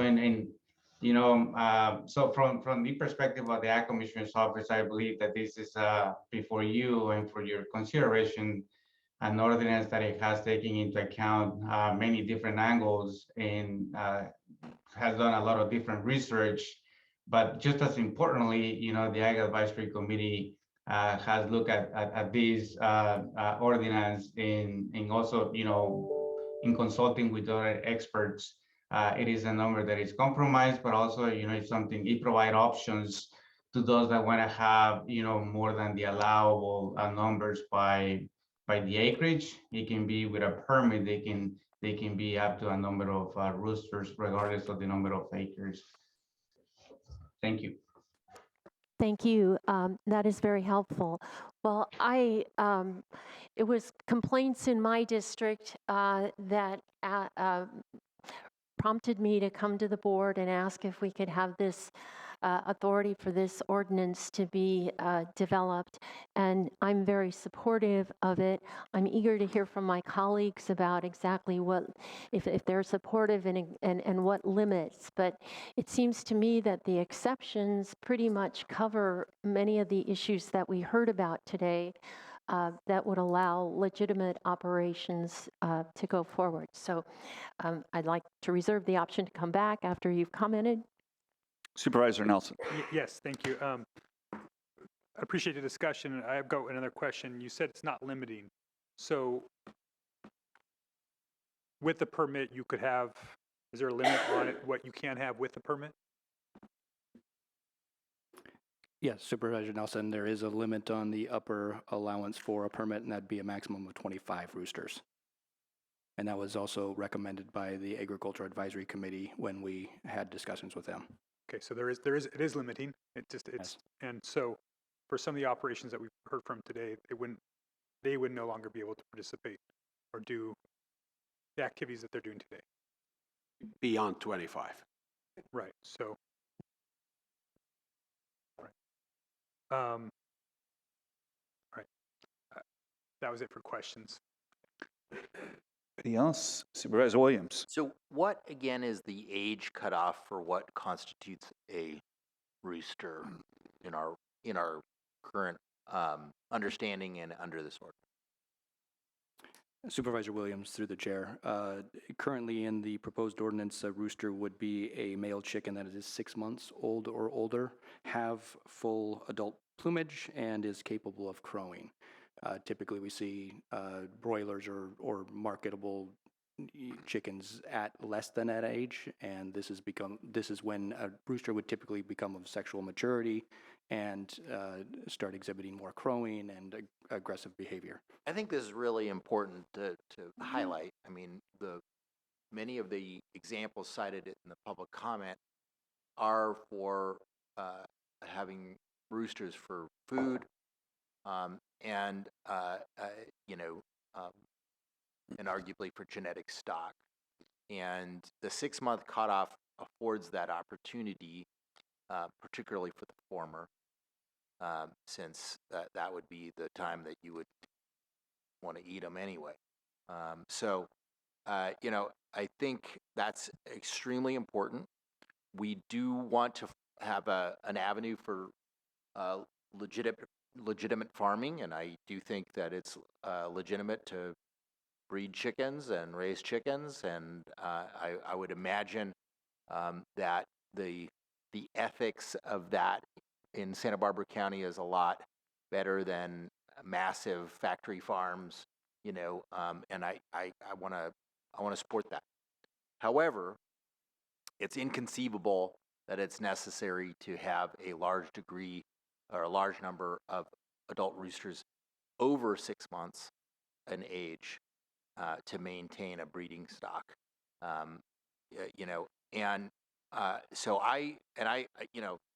I find the numbers in our. First of all, I really appreciate the work staff did, how fast they did it, and the breadth, particularly addressing the enforcement, the lack of enforcement powers that we previously have had. But I want to support this ordinance, but I also believe that the thresholds were probably recommended to be quite high, especially compared with other jurisdictions, and I think we should come up with numbers that are more in step with what other jurisdictions are doing. Anybody else? Supervisor Nelson. Yes, thank you, Chair Lavanino. So, when this item first came back in July, when Supervisor Hartman brought it up, I pulled this item because I wanted to know what was going on. I was really interested in what was happening here. As I mentioned earlier, we've had cockfighting in my district, in the 4th District, although Spotted Canyon used to be in the 4th District previously. And so it's something that, I was very interested in another tool that we could use to address this thing that's this illicit activity. And so, my only request to environmental health when I met with them afterwards was just make sure everybody's at the table. Let's make sure that everybody can be a part of the discussion so that we come out with a good answer we can hear from all those that might be impacted. And, because I knew, even though I'm a pretty involved person in agriculture in our county that I didn't know much about, roosters or chickens, and I was fairly ignorant. And so I don't have a lot to bring to the table here on this issue. So I was needing to have as much input, and I thought staff would go out there and find those people. Up until about a week ago, I was on board with what was proposed, because at that point, I had heard that, yes, we reached out to everybody, everybody that's in the pro-fowl side is in the shadows, and they're not coming out to speak about what their needs are. And over the last week, I've been hearing quite a bit. So I went out and I've been working on educating myself. I heard from some property owners that this would be impacted in the Tepesquay Canyon and other EDRN. I heard from some of those in Sabata Canyon on both sides of this issue on the impacts. So I've really, I probably spent Friday and Saturday combined 5 or 6 hours out there in the canyons, taking a look at facilities. Mr. Ramos gave me about a 2.5 hour tour of his facility. I went through all of his operations and wanted to make sure I was educating myself, because I think Mr. Ramos, who has about 140 chickens, is seen as somebody who is doing cockfighting. I think that's what's assumed here in this ordinance, because we want to restrict what he's asserting to me is his hobby. It's something that his passion is, his animal husbandry. And so, I was trying to ask him a bunch of questions to kind of ferret that out for me to understand, because if we are trying to prevent cockfighting and we see an excess, what might be inconceivable to us as too many roosters, maybe there's more information. And I think the information that was provided to me by Mr. Ramos, at least initially, has convinced me that there is a group of people out there that do breed chickens. We talked about the different, color of feet, the different color of the breasts, the limini, feathers. There's so much that goes into it, and all that means cross genetics and all the different pieces of it. I was very fascinated by it, and I obviously know that there's a lot of passion in this room for that, and they don't want that hobby to go away. So that's where I'm trying to square that. And if you can't do that on ag zone property in Santa Barbara County, where can you do that? I guess we make that activity illegal in our county, and that's what's at risk today. So, moving forward, the other issue that I've heard about is the sound. And so again, I've been taking that seriously, so seriously that I got up at 4:45 this morning and drove out to Spada Canyon and spent about 45 minutes out there at sunrise to hear the chickens at their loudest before I came to the meeting today. And yeah, it's definitely louder than what, it's not an ambient sound. I did check on my decimeter, and it's the equivalent of rustling leaves, but it is constant. It is present. But again, that's ag property, so that's part of what you might expect on animal sounds. I heard an argument that there are people that are selling their houses because of this. I actually reached out to those people who are selling their houses and asked them, are you selling the houses because of chickens? And I was told no, that they weren't, or because of roosters. I was told that they weren't. They were actually more bothered by the amount of complaints in Sabata Canyon on each other than the roosters. So I think that's a part of the discussion that needs to be thought through here. So it wasn't offensive to me to the point that I think it's a nuisance to not allow this activity on ag property. I think that for me isn't a reason to introduce this ordinance. All that to be said, I would defer to the Ag Advisory Committee on this issue, but I also don't think the Ag Advisory Committee had all the information. I don't believe we invited the game fowl groups to those meetings. My preference today, if the board wanted to go in a direction, or what I could support, is sending it back to Ag Advisory Committee, have some of the stakeholders here speak to that group. If that group is not convinced, maybe they can see through this, what the animal wellness people think, that it's really just a front for cockfighting. I can't do that. I haven't been able to be convinced of that. Maybe they can, and take their recommendation once they have more information. I don't think they had all the information when they made a recommendation to us as a board. So in its current form, I'm not there. If we go back to Ag Advisory Committee and they still stick firm to where they're at when they've heard from all the voices in this space, then I would be able to support it. Okay. Well, I was also up at 4:45, but that's because I have a puppy. So that was a little bit different. But I don't have 100 puppies either. I have one. My predecessor, when I was asking him about things that were tough on this board. He said, you're going to find out that animal issues are the most controversial, and that's the good day to stay home, because they are very, very controversial. People take animals very, very seriously. The problem is we're often required to make rules up here that cover a wide swath, because we have to bring some scofflaws and people that just, have ill intentions. A few. Sometimes you have to make rules that unfortunately impact others that might not be covered under that same umbrella. I'm reminded of that every time I go to the airport and you have to take your shoes off and you're like, what the heck is this? Just because one person, tried to bring down an airplane, we all pay for that. When I was thinking about putting cannabis in Sabata Canyon was actually less controversial than the rooster ordinance, which tells you something. But I've also been out there, and I've got a friend that lives out there. I'm out there quite a bit, and it's an issue. And you could say, well, that's agriculture. I just can't see the argument for having, dozens and dozens and dozens of roosters. I just can't get there for what the reasoning is. And I was reading, some of the materials that were given to us. Some of it says because that's the culture. I'm married to a very proud Hispanic woman, and I've been involved, in her culture for the last 25 years.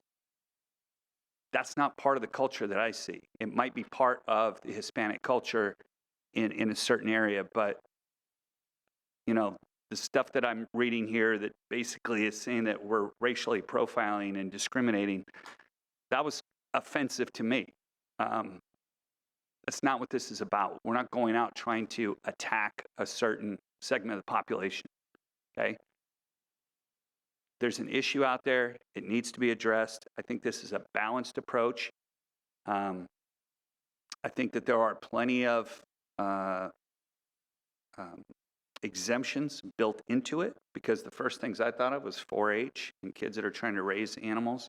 It sounds like, ma'am, I can't remember your name, the one that's trying to stay away from all the Costco chicken. That sounds like you would also be exempted because you're raising it for meat, and have a business doing that. So I'm prepared to move forward with it. I would support Supervisor Hartman on this. I think that one of the areas, and I can't remember who brought up, that needs to be, that part of the definition needs to be changed, was talking about animal welfare organizations that are exempted. To me, anybody, I think we see this during campaigns, anybody can create an organization that claims to be anything. So I think this needs to be approved by the Animal Services Director, I think is a good add. So that if you do have, an area where you're collecting roosters and you're protecting them, you're a drop-off point for somebody else that doesn't want them, have to be approved by the Animal Services Director. The one issue I do have with the ordinance myself is the permit itself. I'd rather see us move to something that says this is the amount of animals that you can have based on size. And, if you're over that, then you're open for enforcement. Going out and getting a permit, I'm not really sure the value of that. You require someone to come in and spend $200 and they get a permit, but I don't want to see a person that's allowed to have a permit for 100 roosters that's within 150 feet of the person next to them. So I just assume, maybe because I know you're really close to this, what did you see as the value of the permit and how does that work? I think the permit operates to ensure that the exceptions work well. And it also allows for the conditions of care to be assessed, and those mitigate the noise. But we So can't have that without the permit? And you can't build it just into the ordinance? well, or? it puts the burden on people to complain and then to come in. Whereas I think if you want to get ahead of it with a legitimate operation, you can get your permit and be clear about what you're doing. It's cleaner, operates more effectively, and it doesn't put the burden on neighbors against neighbors as much. Okay. Puts Well, I it's think the of this, burden on the person yeah. who's actually Unless I'm mistaken, this will probably be handled like every other ordinance, that it would be complaint driven, correct? Yes, I mean, primarily, we would obviously know some properties that would exceed this limit, and we would need to work with them to get into a permit pathway for compliance. But for the most part, we would not be aware of that situation unless it came to our attention through a complaint. Okay. Well, it's not something I want to, I mean, I'm fine with that. Supervisor Nelson? Yes, thank you, Chair Lavinier. I just have a quick clarification. So the 25 limit, so if you're exempt, let's say it's FFA project, educational project, are you still bound by the 25 rooster limit? I'm just trying to understand. Through the chair, Supervisor Nelson, you would not be limited by that maximum number because you would not be defined as a rooster keeping operation. You would be exempt. So as long as your 4-H or FFA documentation or project was consistent with the number of roosters you had, that would be exempt from this ordinance. Thank you. Supervisor Williams? Well, I think that we then should support the ordinance that's been brought to us with some changes in numbers, and I'm hopeful that we could do that. I know that this was at least an area of interest for myself, and probably an area of interest for other supervisors. We at least probably more than one supervisor brought that request to staff, and staff may have drafted and vetted some alternative versions, and I hope that that could be circulated as something that we could act on today. So I guess I would ask council, if we change the numbers of roosters allowed per parcel size, is that something that we would continue and then maybe hear after the rezones? Or would we just be able to do a strike? Mr. Chair and members of the board, I do want it to be very clear what we would be changing. So Yeah. once I hear how many changes Right. there are, I would give a better idea. Okay. Generally, it's better to trail and get the language Yeah. in front of you. Okay. Supervisor Hartman, do you have any recommendations? I know there's two different approaches to how we set the numbers, whether we go by just straight acreage or whether we go by ag zoning property. And so I'm trying to reconcile that in my mind. One proposal is ag 1 to 5 acres, 1 rooster, ag 1 to 10, up to 10, between 5 and 10 acres is 2 roosters. Ag 2, up to 40 acres is 4 roosters, and Ag 2 is, beyond that is 6 roosters. So that's, but exactly how we play with those numbers or whether we just reduce it, another suggestion has been just to 5, that 5 would be the maximum without an exemption. So let me think a minute about the numbers, but I also do think that where there are more than 4 roosters on the premise, they should be housed in an enclosure that is located some distance from property lines, because I have chickens and roosters, and I can tell you that even though they have a coop, you hear them at all hours of the night. I don't know who they're calling to, what they're doing, but it's not just the 5 a.m. wake-up call. And so that can be really an issue for people and their quality of life. And so could I ask Lee Heller to come up here, because I would like her, if the chair Sure, would allow. absolutely, whatever you I want to know do. she's worked very hard on this ordinance, and I'm struggling with how we should assign the numbers and what should we go simply by acreage or ag zoning? That's the first question. And can we also just use that time to maybe pass out the amended ordinance that staff worked on in reaction to the questions that were asked by community Yes. members and maybe some supervisors? Is that possible? Yes, I do have a copy that I can provide council to pass out for reference. It does include a limiting the 20 down to the top being of the 5 acres and more being 5 versus 20. That would be something that basically was brought up with a lot of public comment that the 20 might be too many on a 20-acre parcel in Zapata Canyon. So that was one change that we had entertained and reviewed with council ahead of today's hearing. There were also a couple of minor suggestions that had come in from other stakeholders related to the standards of care, and we did include a couple of minor things to try to make it a little less or a little clearer on what would the expectation of housing those roosters might be. And so I can provide that if Can we, you show okay, but can we get it to the clerk and then have copies made, or maybe, do we have the ability to put it up? I have 15 copies with me, if Okay. that's sufficient. Mr. Chair. Hold on a second. Yes. Mr. Chair, members of the board, so I just wanted to address the idea of doing it by zoning versus parcel size.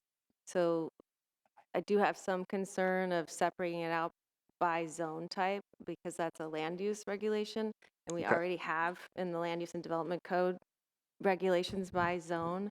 So if we do it by parcel size, it's a lot easier to just Okay. place on top. So I just That wanted to make helps. that clarification. Okay, I got a quick question, maybe for Supervisor Hartman. sure. Yeah. So Fire. I was looking at I'm just trying to dive into the exemptions a little bit more just to kind of see if there's a way to land the plane. I see the FFA, the 4-H, and the educational poultry. What about those that are doing, I didn't see the commercial exemption. Maybe I'm missing it. And Commercial poultry ranches, whose whose primary commodity is the production of eggs or meat. Will you give me that number for me, or the section for me? I was trying to, I just keep missing it. I see it in definitions. Okay. Thank you. Okay, Ms. Heller. Thank you, Chair Lavanino and Board.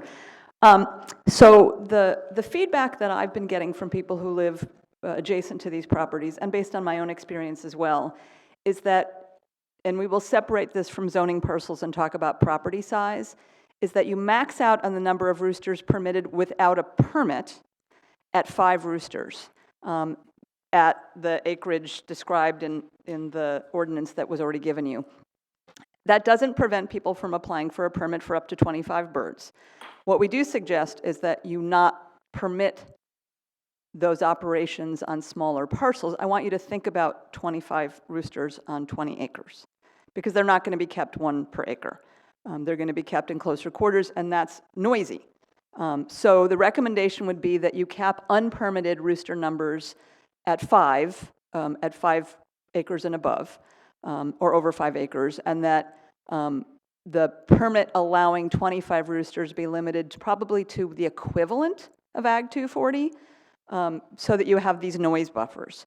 In addition to that, what's suggested is that roosters be kept, where there are these larger numbers, 10 feet apart in enclosures covered so they can't see each other. The understanding in the anti-cockfighting industry, but this applies elsewhere, is that roosters are stimulated by seeing each other and made aggressive by proximity.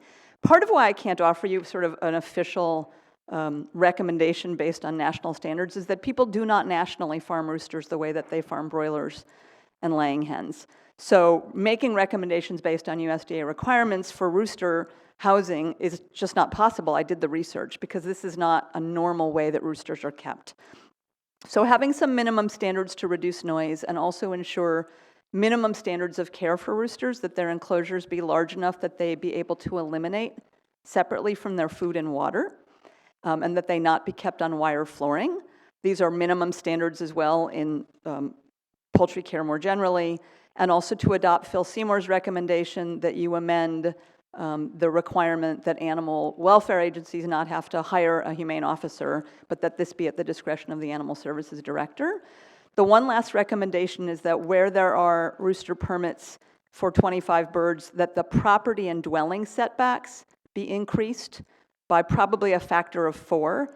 Again, because imagine if your neighbor has 25 birds and they are 25 feet from your property line and 150 feet from your house. So if you're on a larger parcel, it should not be a hardship to have a 100-foot property setback and a 400-foot distance setback from the adjacent property dwelling. So those are the recommendations that we have made. I think some of those are incorporated in what you're looking at now. The larger parcel requirement for rooster keeping operations and the larger setbacks, I do not believe those are included, but I think they would be of value. Okay. Thank you. Anything else? Thank you. That was very helpful. Thank you. It looks like the draft here has most of what Lee was proposing, but it has smaller setback requirements. So just for the record, I'll just read the property size and premise and maximum number of roosters so we all get this in. Less than 1 acre in a non-ag zone, there will be no rooster keeping operation allowed. That's in non-agricultural zones. Less than 1 acre in an ag zone, 1 rooster. Okay, that's confusing right there. Line 2 says less than 1 acre in an ag zone, and then it says 1, but then it says no rooster keeping operation allowed. So you're able to have 1 rooster, but not a rooster operation? I'm trying to figure, okay, that's what that means. Okay. More than 1 to 5 acres in ag, 2 roosters allowed. More than 5 acres, 5 roosters allowed. They are to be kept a minimum of 10 feet apart, uncovered on any side that may give a rooster a view of other roosters. Enclosures shall be large enough to allow food and water containers to be separate from areas of elimination, and wire flooring is prohibited. Those were the changes that I saw marked in red. I'll just ask County Council if that is disseminating it to the public and having a copy in the back, if that's covers our requirements for public participation. Mr. Chair, members of the board, the clerk is still working on posting it to the website, but as the board discusses that may take care of it. But as far as for Brown Act requirements, it's displayed for everyone to see here and televised, as well as copies in the back of the room. Okay. Can I get staff to weigh in? So this was your recommendation in the final iteration? Chair Levin, this was an attempt or a response to many comments from individual board members and also Ms. Heller and others, and reading through the public comments, we wanted to incorporate those minimum standards of care that we felt that were not included, and then also the limitation to 5 on more than 5 acres. We felt that was then consistent with other ordinances in other counties, and also the feedback, and also for a setting a amount that is basically consistent with reasonable family use. So the 20 we were having a hard time justifying that with a reasonable family use type scenario on an Ag 1 parcel. So we wanted to keep the Ag zoning separate, but we also wanted to be consistent, or at least considerate of that, so that we weren't creating a situation where there was conflict in general in how we enforce these things in agricultural properties. Okay. Supervisor Hartman? Well, I'm prepared to support this. I just have one question, and that is about the setbacks. I think that's the only aspect that hasn't been addressed in the ordinance revised language that you've given us. Supervisor Hartman, it was brought to our attention as well. We did review additional setbacks. The setbacks that were provided, the 150 feet, was the most stringent of the ordinances we compared our ordinance to in other counties. And so that was what the origin of that setback when we brought it to the advisory committee. We did look at increasing that setback and what impact that might have on a property that's, say, like 5 acres. If you had a 330 by 600 some foot lot, if you had an increased setback of like 500 feet or something like that, it would basically eliminate the ability to have a rooster keeping operation on that parcel. So we wanted to be cognizant of parcel sizes and still maintain the ability to permit a rooster keeping operation if there was a legitimate, breeding or show purpose for that property. Okay, I'm prepared to support this as presented by staff and appreciate the tremendous amount of work that has gone into this by the community as well as staff. Thank you. CEO Miyasato. I just want to point out one thing because it was mentioned in the comments, and I want to make sure the staff got it, and that was, if you go to section 7.4 in the definitions, I thought Ms. Heller had said on the rooster keeping operation, and the definition, and I may have misheard this, and it was to where you talk about animal welfare organizations that employ humane officers, and I thought there was a comment about removing that section. Is that Yes, correct? thank you, CEO Miyasato, for pointing that out. That was not included in this version, so if the board would like that added, we would entertain that direction in a version with So council. if you just go down the page so they can see what we're talking about, and so right there, rooster keeping operation, the phrase, this definition shall not include a duly licensed veterinarian hospital, animal welfare organization that employs humane officers. And so we would strike that as what the suggestion is. But approved by the Animal welfare organizations approved by the Animal Services Director. We're not in taking agreement with the questions, I'm Animal sorry. Services Director. Yeah, I know. You know what? You're right. I'm going to let you come up and have 2 minutes because we've come on up, sir. Yeah.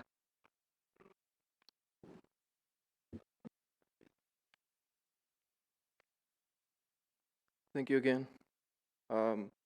As you guys can tell, and everybody here can tell, there's a little bit of imbalance here in the law, okay? I want to say probably about 99.9%, if I'm correct.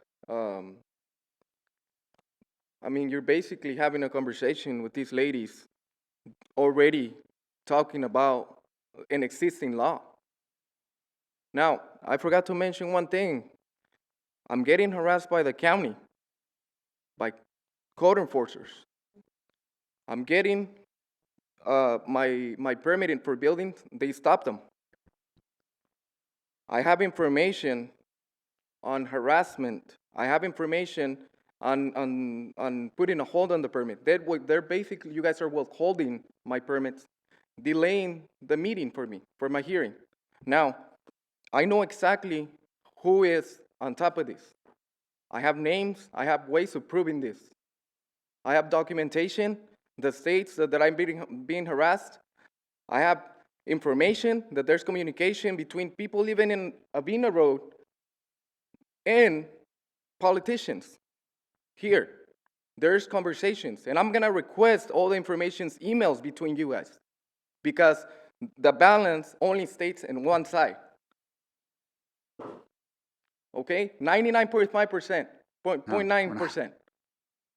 You know, so you guys are basically having a conversation of the changes that are gonna happen with us here. I mean, how constitutional is that? How is it? That's actually the way the law is required to be. By set. allowing, Okay. Absolutely. by allowing them to talk more than us? That a question was asked to an individual. A question going to be asked for you. And my suggestion for you is if you want to advocate for changes to the ordinance, suggest language. I mean, that I have not had any language suggestions from you. All right, didn't want to do this in the first meeting. Your time's up. We're not going to talk anymore up here. Thank you very much for your input. Thank you very much. Thank you. We're done. Okay? Well, then go talk to a lawyer and charge somebody. Okay, let's go. Do we have a motion? Where's Dennis Bazanich?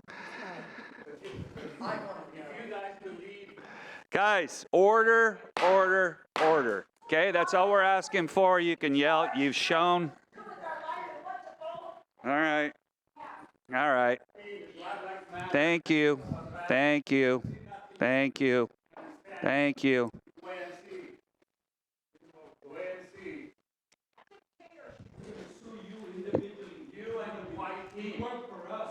Yep. All right. Yep. Just want to remind everybody this is about roosters. Okay. Security, can we kind of expedite them out? Thank you. All right.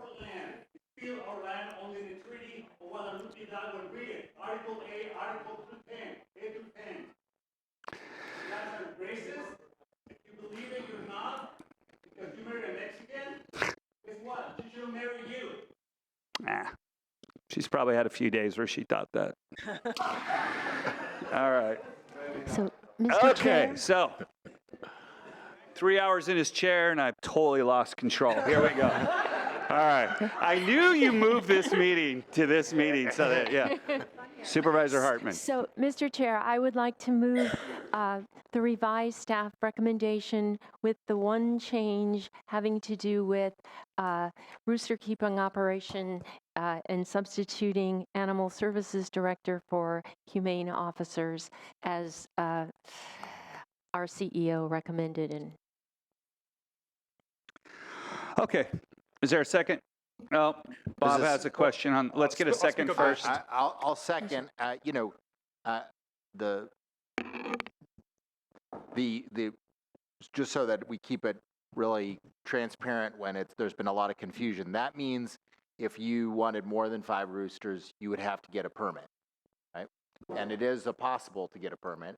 You just need to get a permit. Got it. Okay. So we have a motion and a second discussion. Supervisor Nelson. Yes, thank you, Chair Lavanino. I won't be able to support the motion. I do support curbing the cockfighting out there, and I was really behind that. I am concerned about this ordinance for a couple of reasons. I don't like the way that it was done by the people that came in this room. I don't support that, but I do understand some frustration with the process. Some of the people that are here, their hobby, something that they are really passionate about, they will no longer be allowed to do in our county. So, or in a much limited fashion, almost to a level that it's not sufficient. I'm not saying that everybody needed to go out there and see these things for themselves. I spent a lot of time on it. I understood a little more after being out there on the ground, and that's why my opinion changed from where I was at a week ago. I am concerned, not only is it those that have the game fowl that compete, but even Mr. Keegan, I believe, will no longer be able to have roosters on his property under the current ordinance. And so I just think this is we got to really be careful when we have ordinances that restrict things that are of agricultural use. And that's one of the reasons why I'm really protective. And that's why I really think that we should have sent this back with these changes to Ag Advisory Committee, and also let the Ag Advisory Committee hear from the people that showed up today, because their voice wasn't asked. I mean, I'm actually disappointed in public health staff for not inviting them in the first place. It was my request to you to make sure they were there at that Ag Advisory Committee.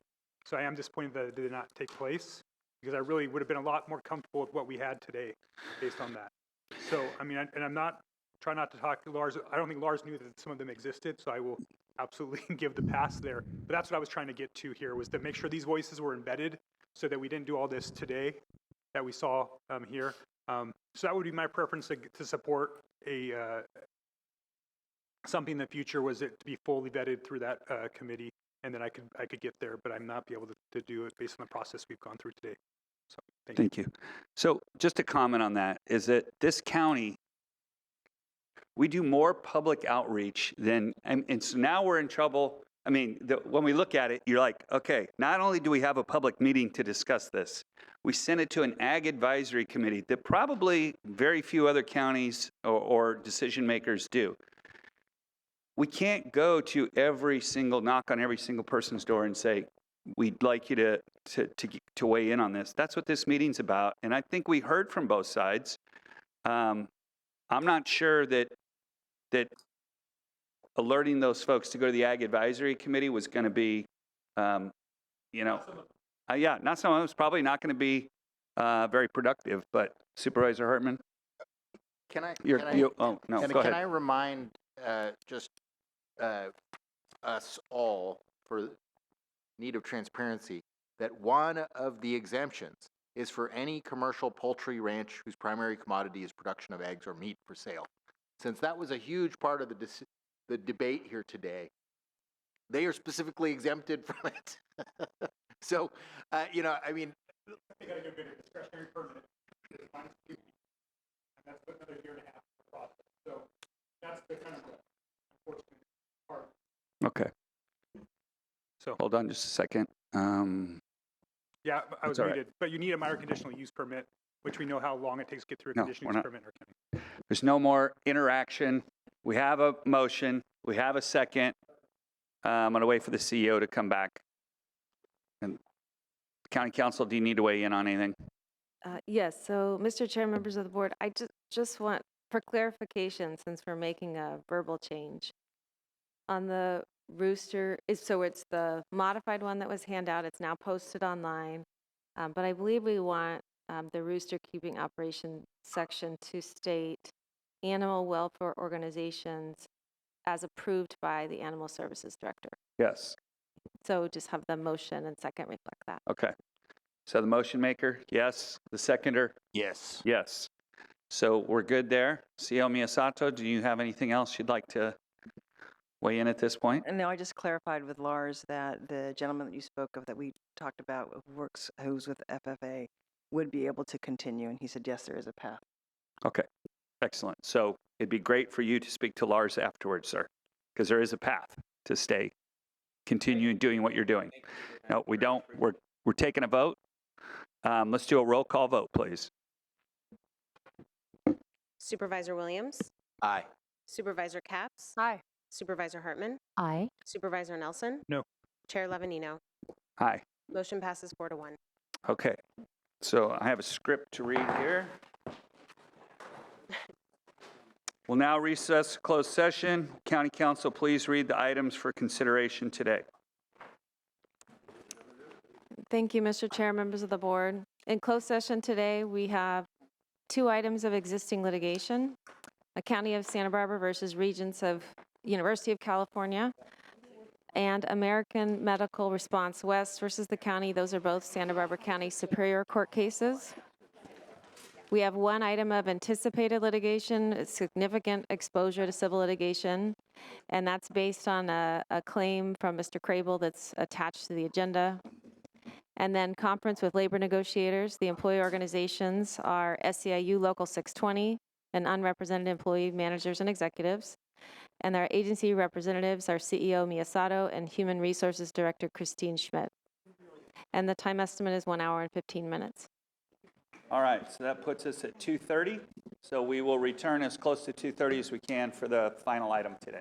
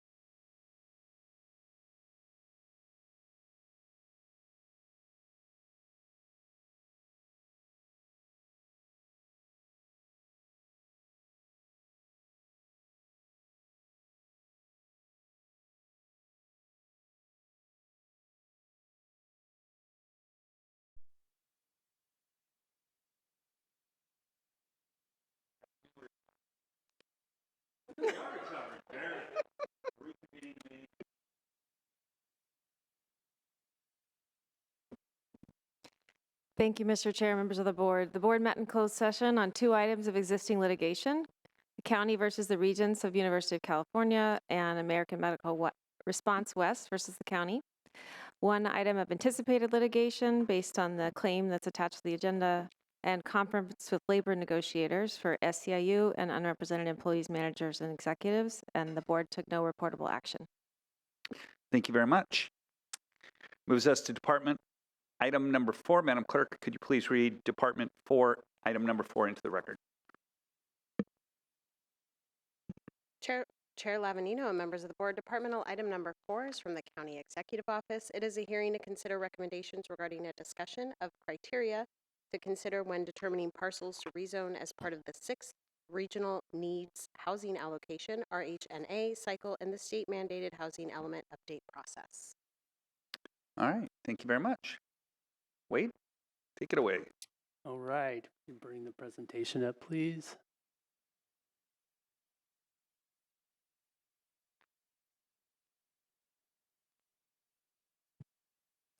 So good afternoon, Mr. Chair, Board, Wade Horton with the CEO's office. With me is Director Lisa Plowman, Deputy Director Long Range Planning Alex Tuttle, and Supervising Planner Alan Bell with the Planning and Development Department. Next slide, please. Today's item provides your board an opportunity to discuss rezone criteria as we prepare for the rezoning process in order to accommodate the Regional Housing Needs Allocation or RHNA requirements for the housing element update. In addition, identifying potential community benefit criteria as you consider these rezone sites could provide clarity to developers regarding county priorities and serve as a guide for project designs in alignment with these criteria. I'll now turn it over to Director Plowman. Good afternoon. Happy New Year, Mr. Chair, members of the board. As Mr. Horton indicated, we are required to rezone property as part of our housing element update because our existing land inventory was not sufficient at the right densities to meet the RHNA allocation. So, next slide, Ellen. So today we're here to talk about what these types of projects where we're going to be rezoning their properties could add to our community, elements that they could include in their projects that could benefit the community. But before we get into that discussion, we have a few slides, just a little bit on the background that's part of our housing element, just to provide some context for the board. So these are the affordable housing levels that we have in our housing element and that the RHNA allocation aligns with. So we have very low, and you can see the annual income for a family of up to 4, the low, the moderate, and the above moderate. So above moderate is over 120% of the area median income. Next slide. So this is some background on housing costs and income levels that we have in our community. And as you can see in our rental housing stock, we have 47% of our households that are being rented. 55% of those renters are cost burdened, and of that 55, 29% are severely cost burdened. And cost burden means you're paying more than 30% of your gross annual income for your rent. In terms of home prices versus income, and we're focused on the South County in particular with this information, but what we've had is a steep incline of housing prices and a less steep incline substantially of income. So in 1983, the median home price was about 4 times the median income. And now in 2021, when this was measured, it was 22 times the median income. So this helps frame and give context to what we mean when we say housing crisis. Incomes and jobs, and this section just gives you an idea of who, what type of worker is in each category. So in very low income, you see retail, hospitality, gardeners, child care providers. When you move to low income, there's elementary school teachers, social workers, transportation workers, our administrative professionals. And then at moderate, It's nurses, pharmacists, engineers, architects, public safety workers. So this just also gives the board some idea of who we're talking about when we're talking about who needs affordable housing in our community. Next slide, please. This table just reiterates what the RENA allocation was. It was 5,664 units for the entire county, 4,142 in the South County, and 1,522 in the North County. And it breaks it down by income level. As we've discussed previously, we have added a 15% buffer on our RENA allocation because of the state's new no net loss law, which basically says, and you can change the slide, Ellen. Next slide. It essentially says that every jurisdiction must maintain enough land to meet its RENA allocation throughout the 8-year planning cycle in each income category. And that's new. That's not something we had been required to do in the past. So we are rezoning land to meet our lower and moderate income in the South and our lower income in the North.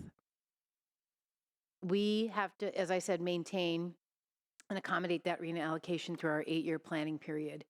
If we fall short of the land needed at any point during that 8-year planning cycle, it's actually 180 days that we have to identify adequate sites and rezone them.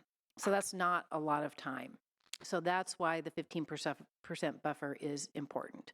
We also included in the housing element a trigger that when we got within 5%, so we burned through the 10% of that 15% buffer, that we would start our process in looking at rezones so that we would have sufficient time to be able to do that. Next slide, please. So when the board rezones property, there's a series of findings that need to be made. And these 3 findings give you some, I would say, leverage in a sense. When you're looking at the potential rezones and looking at the different projects that might be before the board. So the request is in the interest of the community welfare. It's consistent with our comprehensive plan and state laws and the development code, and it is consistent with good planning and zoning practices. So it just helps you when you're thinking about which sites that you're going to be rezoning. It helps you to identify which sites you think achieve these findings in the process. Next slide, please. So I have spent some time, and I know the CEO's office has spent some time talking with different board members about the types of community benefits that are needed in our areas on the South Coast and in North County as well. And that has to do with providing a greater than 20% of the units as very low and low income housing for an extended period of time. So doing more than the bare minimum. Creating moderate and upper moderate income units, what we call the missing middle. Upper moderate goes usually from 120 to 200% of the area median income, and have them remain affordable for an extended period of time. Marketing new units to local employees first. That's putting our toe into local preference, right?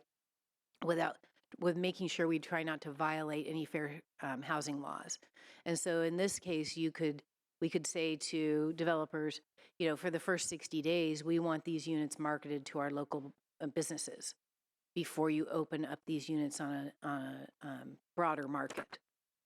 And then other public benefits include things like including childcare in your project, or a public park potentially, or trails, or some kind of open space. So these are some of the things that we've heard in talking with the board members and some of the members of the community. Next slide, please. So the conversation today is really to telegraph a message to the development community who are bringing forward concepts for projects on the sites that are going to be considered for rezones. And the board will have options for the rezones. They have been narrowed by builder's remedy projects, but there are still options available, and there are more in North County than in South County, but they do exist. So the criteria can guide that board when they're looking at the projects, as I'd mentioned earlier.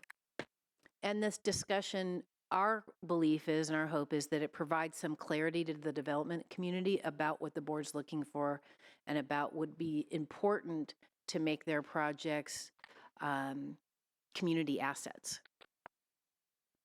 And the developers can propose measures to address those criteria through some type of letter of intent if they want to. And I think it provides a stronger basis for making the significant rezone decisions that the board will have to do later in the spring of this year. So these slides just give you some example of what you might see included in a project. This one represents the public parks, trails, and open space that could be included. And I know some developers are looking at trying to do this in a variety of their projects. Next slide. Here's another example, and that's childcare. So there is a significant gap in childcare in our community. We have an estimated deficit of over 9,000 spaces for children of ages between 0 and 5. So many of you have had children, and many of you have well, not many of you. One of you has young children. And I know you're probably painfully aware of what it costs to put your children in childcare. We have 1,000 parents on waiting lists for infants and toddlers, and another 1,100 on waiting lists for children between 3 and 4. So any kind of inclusion of some kind of child care facility in these projects, I think, would help us fill that gap. Next slide. So the recommended actions for today are really to discuss criteria for rezones related to the housing element update regarding community benefits, and as a way of communicating to the board's intent to the development community. Provide direction to staff as appropriate if there is direction, and then determine that the action today is exempt from CEQA. And I'm happy to answer any questions. Excellent. Supervisor Hartman. Well, first of all, thank you so much for bringing this forward, and thank you to the League of Women Voters and the South Coast Chamber and the Santa Barbara Foundation, because they've added a lot to the discussion and have really shaped my thinking. Could you go just back on the slide to where you had the different occupations? Because what struck me is when I first came to the county, people were talking about affordable housing as if, it were people who weren't working people. But you look at this, and I mean, affordable housing is really now workforce housing, and it's our teachers. And so I think, retail, hospitality, I mean, gardeners, I mean, that's really, really important, I think, for everybody to understand, because so often the community resists low-income housing. Usually it looks best. It's really well designed and well kept. But these are people who are working every day for a living. And so I just think that's really important to mention. The second thing is good zoning principles. Would that include a mix of housing in a development? So you've got rental and purchase and various levels of bedrooms and income. Is that considered good zoning? So often in the past, we've kind of segregated different types. And I'm not sure how the thinking and planning has evolved, but it seems to me that having a mix is a very good thing. Mr. Chair, Supervisor Hartman, I think it's, we are looking at higher densities than we have in the past in our county in order to meet our numbers. So I think that actually stimulates a mix of housing types. Whether or not they're for sale or rental is really a decision that has to be made by a developer. But it does kind of go project by project, but I think it is a good idea when you have a larger site to try and do some kind of mix. And we do often see that. And I have seen some of the preliminary plans that have been coming through for sites that are be considered for rezones. And they do include a mix of different types. Some apartments, some townhouses, that kind of thing. Thank you. And the league letter has suggested that we might want, in addition to a letter of intent, we might want to ask developers to come in and make a presentation of what their project would be. And I think that's a really interesting idea, and wondered what your take on that was. Supervisor Hartman through the chair. I think it is an interesting idea, and I have no objection to it. I think if the development community wants to come and share what their intentions are, I would encourage it. Thank you. And I noticed, I just wanted to add, your image for one of the parks was actually a community garden, which I think is a wonderful idea. So just wanted to say that. Well, thank you again for the hard work. Supervisor Williams and Supervisor Capps. Yeah, I wanted to echo my support for the league's, I want to echo Supervisor Hartman's support for the league's suggestion with my support because I do think that the best way, and this is part of this process, is the best way to ensure that this has the maximal public benefit is for every project to have to show us the public benefit.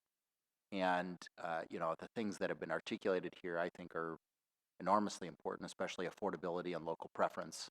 But all the others are also important.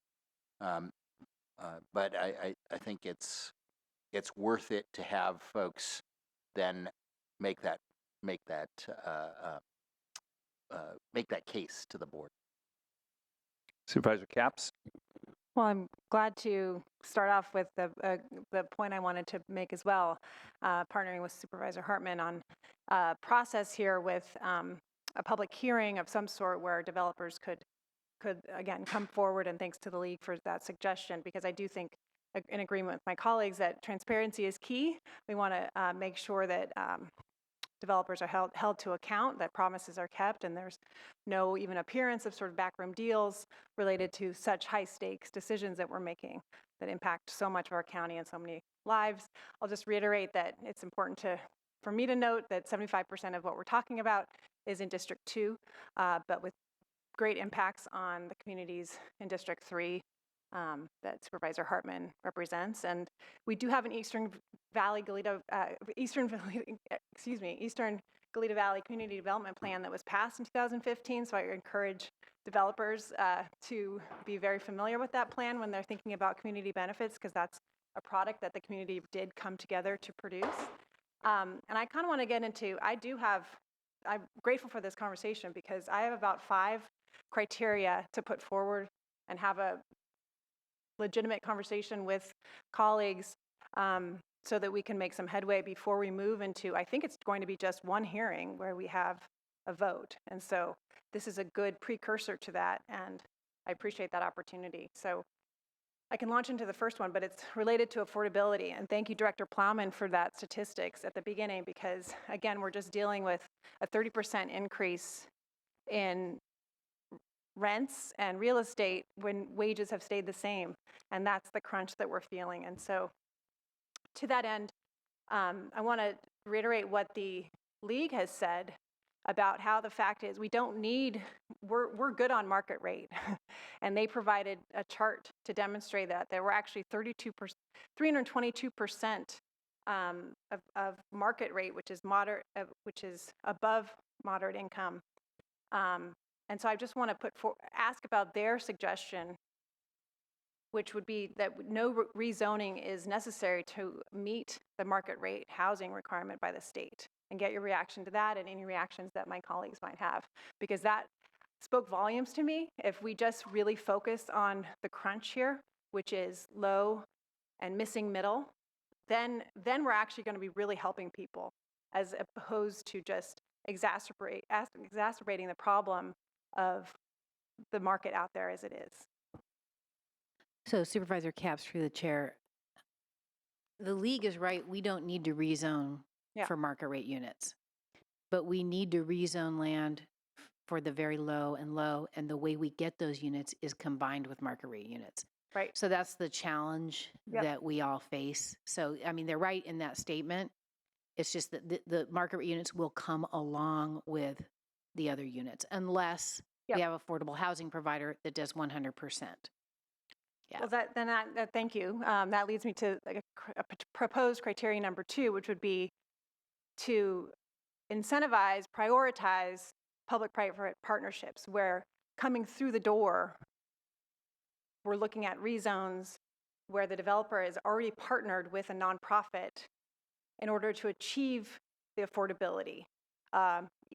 Whatever that might look like, that partnership. Perhaps it's a donation. I understand from our state bonus density plan,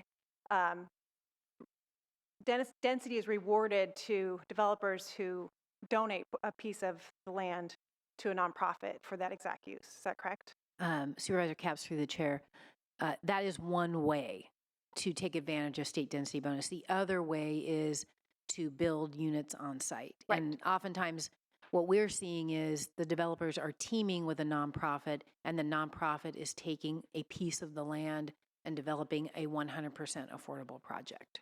So what I'm looking for is, rather than just sort of say affordability is going to be really hard, it's very hard to do, it's hard to pencil out, could we actually state today criteria that we're looking for those kind of partnerships so that we don't need to rezone full market rate,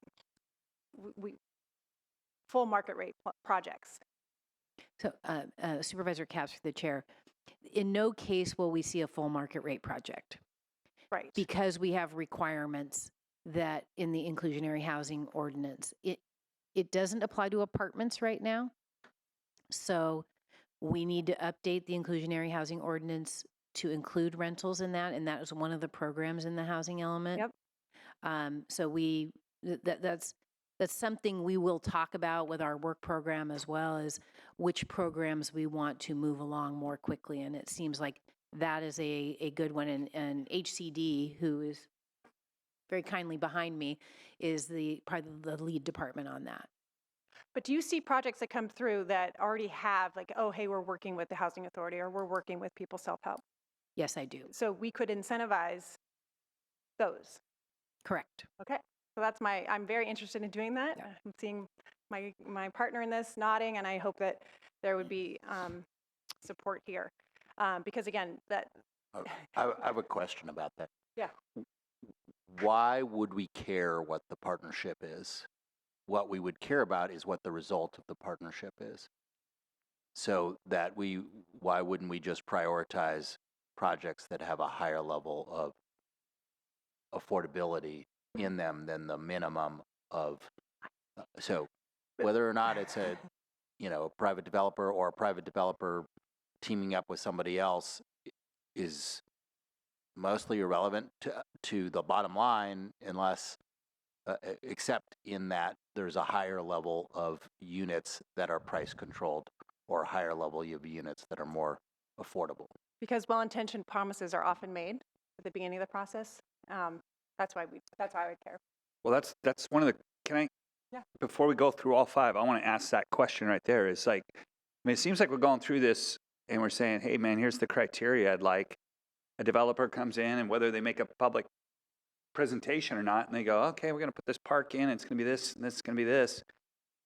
Yeah. Where's the hook? Right. I mean, do we have that currently, or is it, I mean, I'm trying to figure out, like, how binding are these going to be? Well, that's the third, the league. Oh, okay, this is number 3. The league's third, or my third criteria would be to make, it's a question, can you make rezones conditional?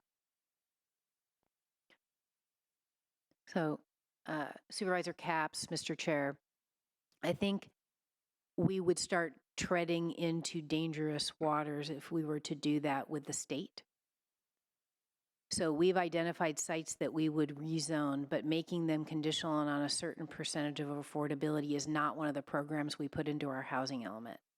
So I think we have to be careful with that. I think we have to create incentives, but if we were to create a standard that resulted in no housing being built because it made it financially infeasible, let's say we said 75% of the units need to be affordable. that's probably not viable for a market rate developer. I mean, I know it's not viable.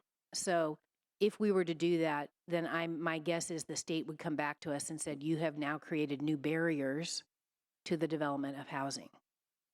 And so we just have to be careful that whatever we're doing is balanced enough and doesn't create a barrier, because they look to us to reduce barriers every cycle. So it's just, I just put that as a word of caution to the board as we're looking at what we think we want to communicate to the development community. There is a question about how binding this is, and I understand that, and it's limited, right?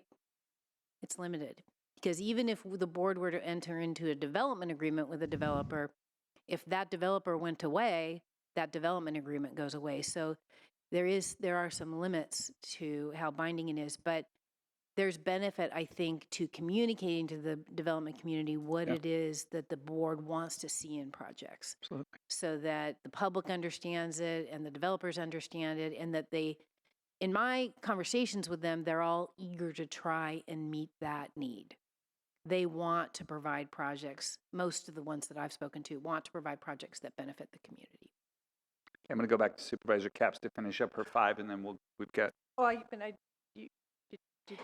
Okay. think the Supervisor Hartman wanted to weigh in on that point. I wanted, excuse me, too. to underscore your point about the need for low-income housing.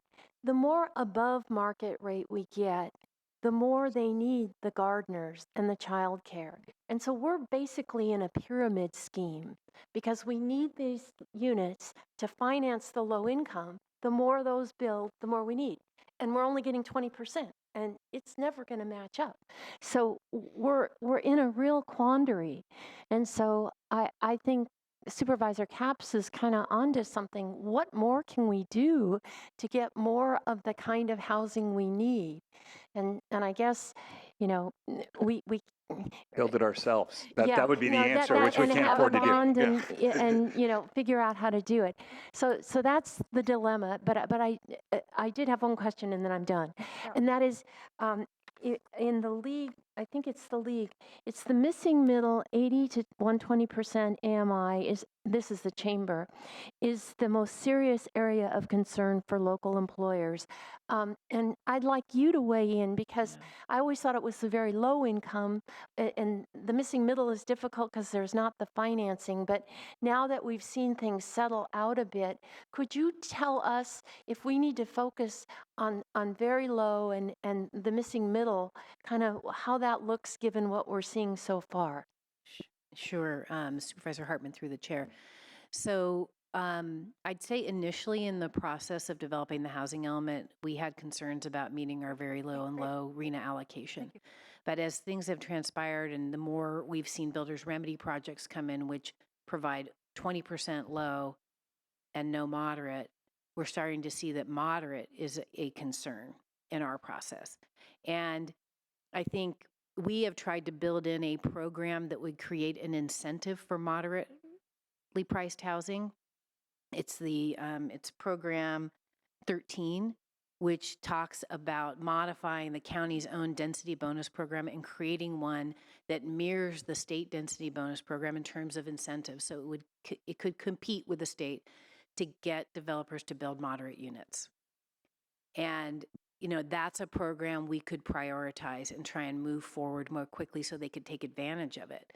And I've already had conversations with some of the nonprofits out there that are interested in trying to move this concept along. Great. Okay. Yeah. Supervisor Nelson? Yeah, thank you, Chair Levino. This goes to the question that Supervisor Capps is asking, that your comment about you're not sure if the state would accept something like 75%. We're already telling them that 50% of these are going to be low. So why would they accept, why wouldn't they accept that if we've already had that as part of our housing element? Yeah, sure. Supervisor Nelson through the chair. What we are doing is making assumptions about what the developer will provide, or what the market will provide. They're not mandates. They're not requirements. But Supervisor Capps wants to make it a mandate. Correct. Okay. But if it becomes a mandate, then the potential for it to prevent projects from going forward exists, right? So if we create a mandate that isn't financially viable for developers to build housing, then no housing gets built. Did that ever come back in a comment from the Housing Authority or from the State Community Services or State Housing Authority on this? I mean, because that was already in our proposal. And did they ever come back and say, you know what, guys, that's not really realistic? You're not going to get I that? think, right. I think what we're doing is mixing apples and oranges. One is an assumption about what will happen on a project. Whether or not we meet, projects come in and meet that assumption, the state says, okay, you can make that assumption. Some jurisdictions assume that 100% of their units will be low income. But if the projects don't match up with that assumption, then you have to come back and rezone more land. So it's not a constraint on the actual development. It just forces an agency to come back and rezone more land. My other question was, what was number one? Must we rezone for low and very low? Yeah, No that's rezoning. yeah. Okay. Is it possible to just eliminate rezones for Market rate. Gotcha.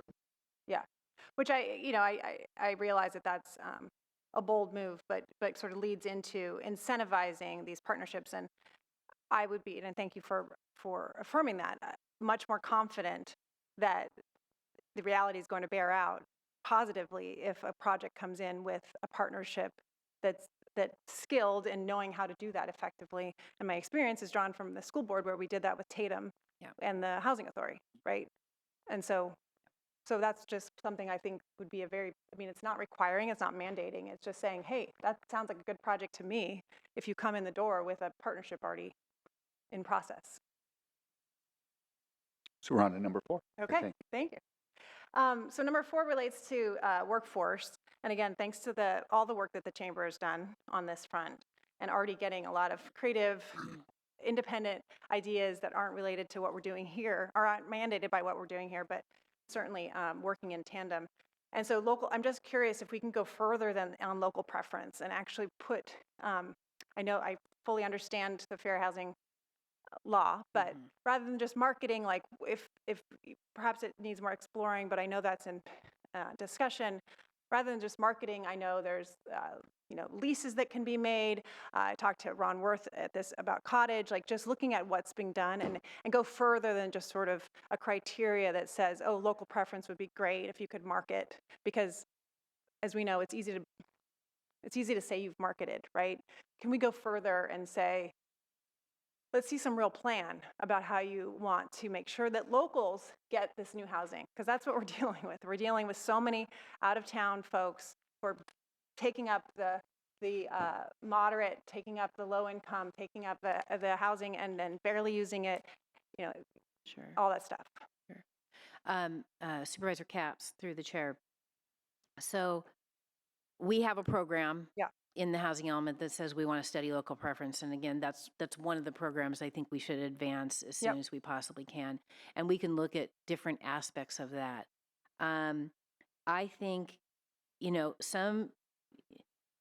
it could be something that the board telegraphs to the development community. Hey, we'd like you to work with local businesses to have master leases or sell them units or something along those lines, because I'm hearing things out in the development community that some of them are trying to do that.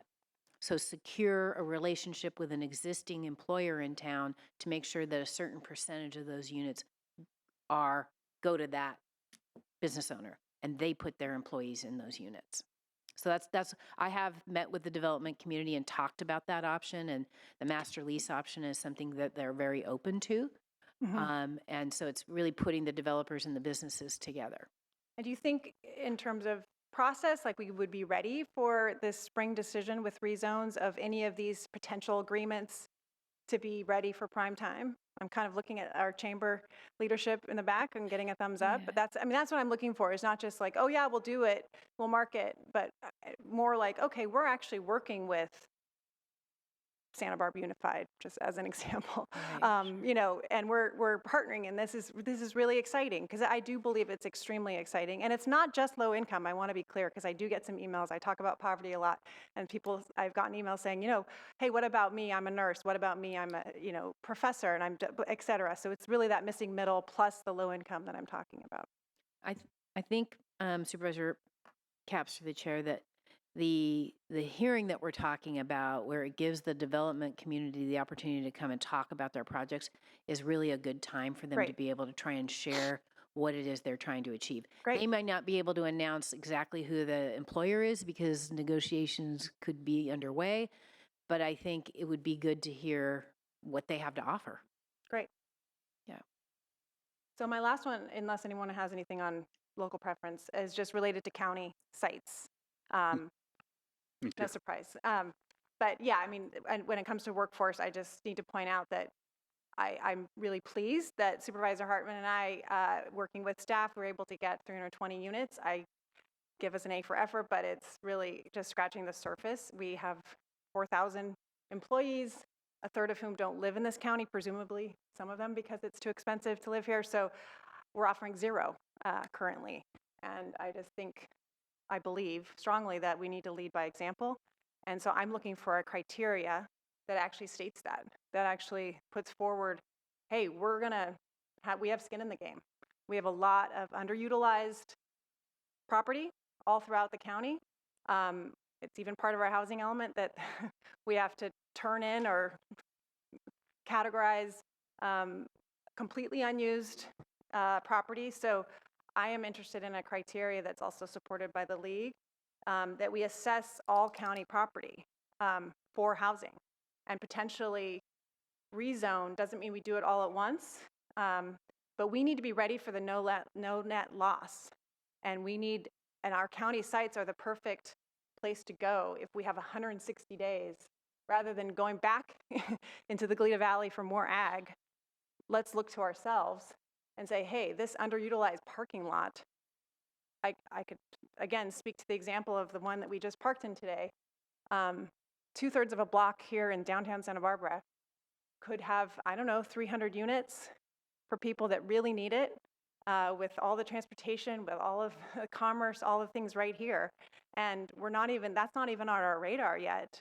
Yet it's just to me, so blatantly obvious. So I would like to see an actual criteria that builds on previous efforts of a housing study, and the housing element has pieces of this, but actually say, hey, county staff, let's assess all county property for the potential for housing.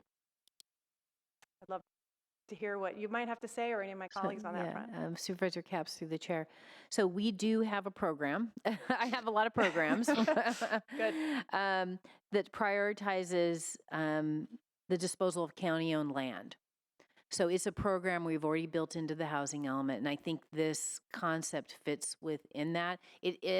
That program tends to be focused on the sites that we've already identified, but certainly the board can give direction to general services and planning development to work with them to look for other potential sites. I have a question about county sites. So just walk me through like 3rd grade level of, we own the property. I'm still trying to figure out who's going to build the housing. So are we talking about we would go out and market it to a developer for them to come in? So Because we can't build right, a house. Right, Mr. Chair, I think there's a variety of options that the county hasn't fully explored yet, but that's one option where you team up with a developer and the developer builds it, and maybe some percentages ends up being market rate to help finance it. I don't know. I mean, that's one option, but that's probably not the best option because we really probably need to put moderate housing on those things. But I haven't really personally explored what the financial mechanism would be, or the relationship with a developer would be for the county to build housing. But I think that might be part of the workforce housing study that Housing and Community Development is preparing now. And so that's also a program on our housing element, and those two sort of come together. Okay. So Wade, Yes, Mr. Chair. We are bringing next board meeting to your board a contract to analyze just that. Sweet. How to most effectively develop a program where we can leverage our county-owned sites for workforce housing. And Awesome. it also includes, there are specific sites that we are taking a look at to begin with, but the contract does allow us to add sites to that list. Okay. A- Supervisor And do Hartman. we get the credit under RENA? Because you can't trade credits, so if it's our land within the city, we do get the credit. We do get the credit, yes. Okay. But do we, Mr. Horton, we still need to rezone? We don't need to, do we need to rezone? We do not. No. We do not need to rezone because the county is not, unless we're in the coastal zone. Okay. So coastal zone, we probably don't want to go into the coastal zone, but in the inland area, we are exempt from our own rules and regulations in the zoning ordinance. So Okay. we do not need to rezone the land. Great. And I'm really happy. That's music to my ears to hear the next meeting. We'll look at that contract, but I just want to see, Mr. Horton, if that's the contract for the whole housing study, I don't want this to be a years-long process. Again, I know that this conversation is about rezone votes for the spring, but I'm thinking ahead because of this no net loss law that we have to deal with. And if we don't meet our targets, we'll have 160 days. So I want to make sure that we're ready with potential county sites that are on unutilized land. So can you walk through, I know we haven't even hired the consultant yet, but any potential time frame for an assessment of county sites? The report would be due on May 31st of this Okay. year. That's And good. for the specific sites that are identified in the RFP, and if you have additional specific questions, I have Mr. Devonick here sitting behind me that can answer those questions. That's great. And and right now that's 9 sites, I understand? 9 sites with 13 APNs. Yeah, With 13 what? APNs. Okay, got it. Great. And I'll just add, I had a brief conversation with Ron Worth of Cottage in terms of how to do this. I mean, they've done it. I mean, it is new territory, but hospitals aren't in the business of housing. Right. And I just do think it's the future. Yeah. And I just had never heard, I mean, we keep talking about it, but I've never heard the actual mechanics of what's the deed restriction, who gets to live there, how long they got to commit to, what happens if they decide to leave, all those kinds of things. So I'm glad that's coming. Supervisor Williams. Oh, yeah, we've been talking about particularly the juvenile hall site and moving that forward for the past 3 years. And I'm glad that you're talking about it because I want us to have more urgency to make those sites happen within this 8-year timeframe, especially if they're employee units, because we desperately need employee units so that our own employees can survive. So but that leads me to my own caveat for the support to push that is we can't limit it to, if we want it to be for our employees, the sites that we do want to be for our employees, we cannot limit it to low and moderate because that would exclude a vast number of our employees. As it would include the vast number of employees that we need desperately to recruit and retain most acutely, like sheriffs, employees. So, I just think that we should do a number of those as low income or with housing authority or other nonprofit developers, but there should be some of those sites like juvenile home where we've already designated that as employee housing. We should stick to that. And if the downtown site is not in the inventory and you want it in there, I would support that because I think that's it's a hot piece of property. I would love for it to be added. I don't believe it's currently in the 9 list of sites, and I do believe that list needs to be updated. For example, Hollister Lofts is in that list, and that's already way further down the line. Yeah, exactly. So if we can make sure that the list is of 9, if we're limiting ourselves to 9, and I hope we wouldn't have to, that we actually make sure that it's the right 9 and potentially add, thanks to Supervisor Williams' support in his own district of this county lot here. I mean, I do think, I said it in the vote for the housing element, parking lots is a great place to start. And I look to Fairfax, Virginia, where they actually are looking at all of their parking lots, and that's how they're achieving, it's double the size of our county, so you can half this number, but they're achieving 10,000 new units by just doing government parking lots. That's their goal by 2030. So I just want us to be creative and realize that we don't need single level parking lots. I'm not taking away parking lots, but I don't think we need single level parking lots that take up, almost full city blocks. Those are my 5 criteria, and I appreciate a chance to have some feedback and had some questions answered. Cool. That was helpful, I think. All right. So does staff have anything else you want to, based on our discussion right there, before we go to the public? Or? I guess, thank you, Mr. Chair. I think this is all very helpful, and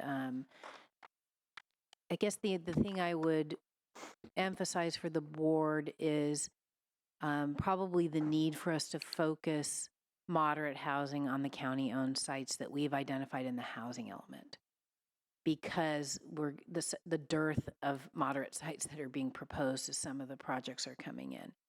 So I just wanted to put that out there so that you're aware of that as we're working through this, and when we get to the rezones, we may want to transition. Right now it's a mix, but we may want to transition to moderate for those sites. All right, Supervisor Nelson. Yes, thank you, Supervisor Lavigno. Just a quick question before we go to public comment about the builder remedy projects as well as some of the proposed projects. We have them as part of our housing element, but are we rezoning those parcels or not? Because I think that's a really important thing for us to understand or know moving forward, because that's probably a decision point for this board. Sure. Are we going to? So we went through the builder remedy process, and they're saying they were going to do this project. Do we say good luck with your builder's remedy, or do we also give them that added benefit of the rezone that they wanted because they went through that? So question on whether we reward that up here moving forward. And then also there's the proposed project. So people that have gone through the front door already ahead of the game that we're counting as part of our housing element, are we going to help them out at all in this rezone process, or are we just going to leave them to the discretionary process? So Supervisor Nelson, through the chair, all good questions. There's discretion for the board to make choices about that. There are circumstances like with builder's remedy projects, particularly on sites that are zoned for agricultural uses or some other type of use that is not multifamily housing. There's a disadvantage for us, the county, to not have it zoned design residential, because we can only subject them to objective standards. And the design residential zone district has objective standards that help us guide the design of the project. So that's one reason why we might want to consider rezoning some of the builder's remedy projects. The other reason might be that if we don't rezone them and they go away, they don't get built, then we don't have the zoning in place to meet our RENA per the no net loss. Sure. So it provides us some security that that site will eventually be residential and that we won't bump into that no net loss. So that's one reason why the board might want to consider that as well. So I think moving forward, we should think about that, because maybe as an incentive for some of those with the builder's remedy projects to maybe inform us that they're no longer moving forward with builder's remedy, that they want to be part of the housing element, that our rezone process, because there's a lot of benefits that come through our rezone process that they may not be getting through builder's remedy. And I really do think those are two different doors. And so I'm glad we're all up here and we can say this out loud. I think that we should keep those doors separate for at this point, unless completely compelled. If they decide to drop out of the builder's remedy project process, we do have an opportunity within 180 days. We've most likely already studied it, because most of these sites were already a part of this, the PEIR here. So there would be an ability for this to go back to the drawing board and now have them included in the housing element under the housing element policies that we're going to set forth for these rezones. So that would be my opinion on the builder's remedy. The other ones are these proposed projects that we have in the pipeline right now. The people that, they weren't waiting for us to move forward on the housing element. They actually started proposing projects that are denser, that are potentially going to satisfy our low and moderate. I'd hate for them to go to the back of the bus here, because, they're already moving forward. So I want to make sure, I know there's some projects in the North County that I've been trying to advocate for that really hit a lot of my criteria, that I want to make sure that those are going to get rezoned in the process moving forward, because I think that again, it's all about incentives with these projects, right? And we want to incentivize good behavior and those that want to invest in our community, and those that have already put their money where their mouth is and put projects in and applications in. We should be helping them out with that rezone process, because otherwise all these other projects jump ahead of it. And then when you have a community that's saying, hey, well, that's a discretionary project, don't approve that one, because you already had to approve all these housing element ones. So that's where there's a rub there that I'm very sensitive to. And I hope that staff is as well. So Supervisor Nelson, through the chair, I understand that, and I think we could accommodate like the Baylord Avenue project, say down in Carpinteria, that has been in the process for quite some time. It's a partnership with the Housing Authority. The board has the discretion to rezone that as part of our housing element, and other pending projects that were included on the list. So that is something you can certainly consider when we're going through that process. Right, thank you. Okay, it looks like we're going to be going to public comment. Madam Clerk, how many folks do we have tonight? Chair Lavanino and members of the board, we have 14 requests to speak on this item. All right, how about we split the baby and we go 2.5 minutes? Boom, we have the technology. Chair Lavanino and members of the board, we are going to begin on Zoom with Catherine Lomayer Rower, to be followed by Jackie Carrera. Catherine?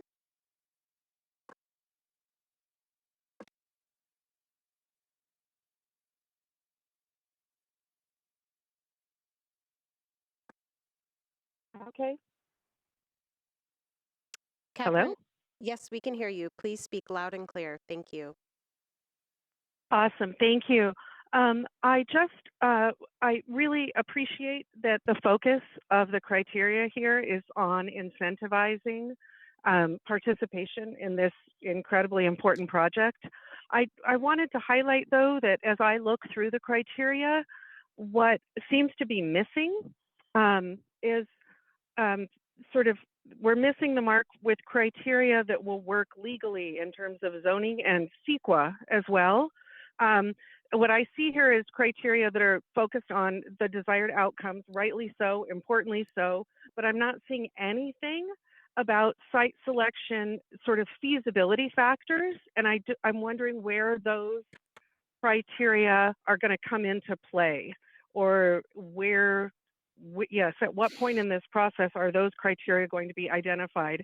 And I'm talking about things like when you're trying to identify a feasible site, does it have services available? Does it have water and sewer services already available on the site, or are they easily extendable to the site?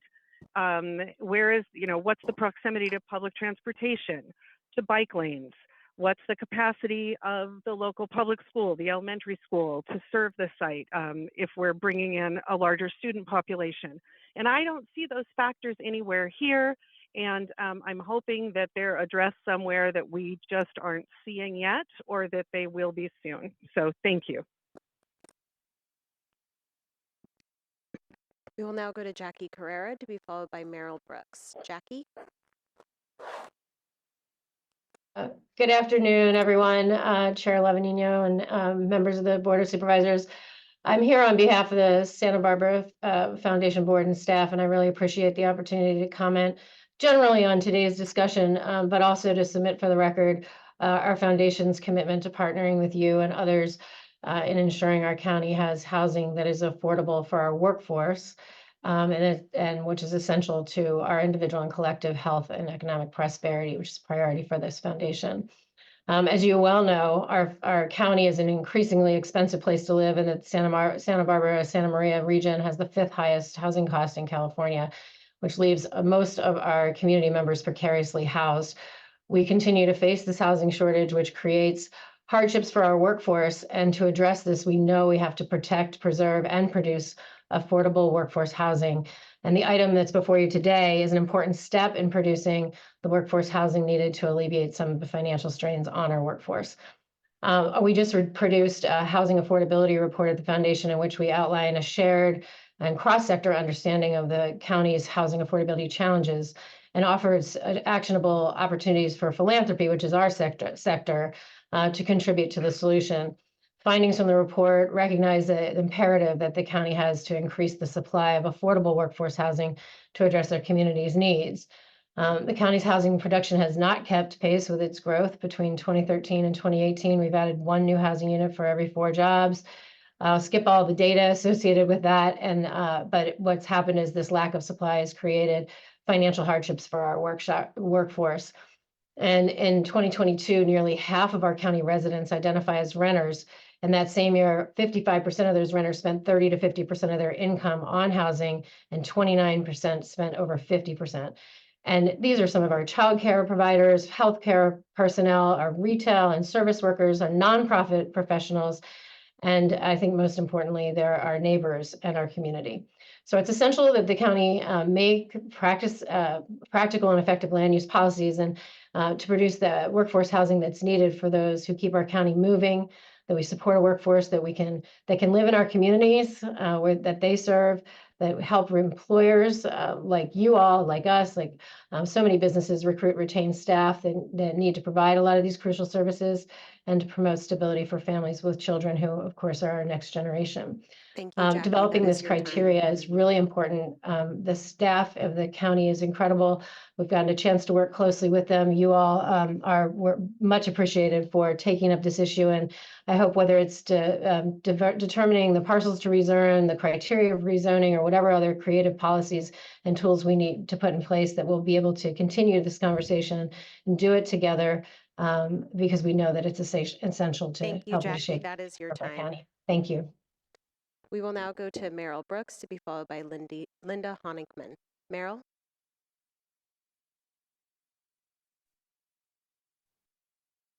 Are you able to hear me? Yes.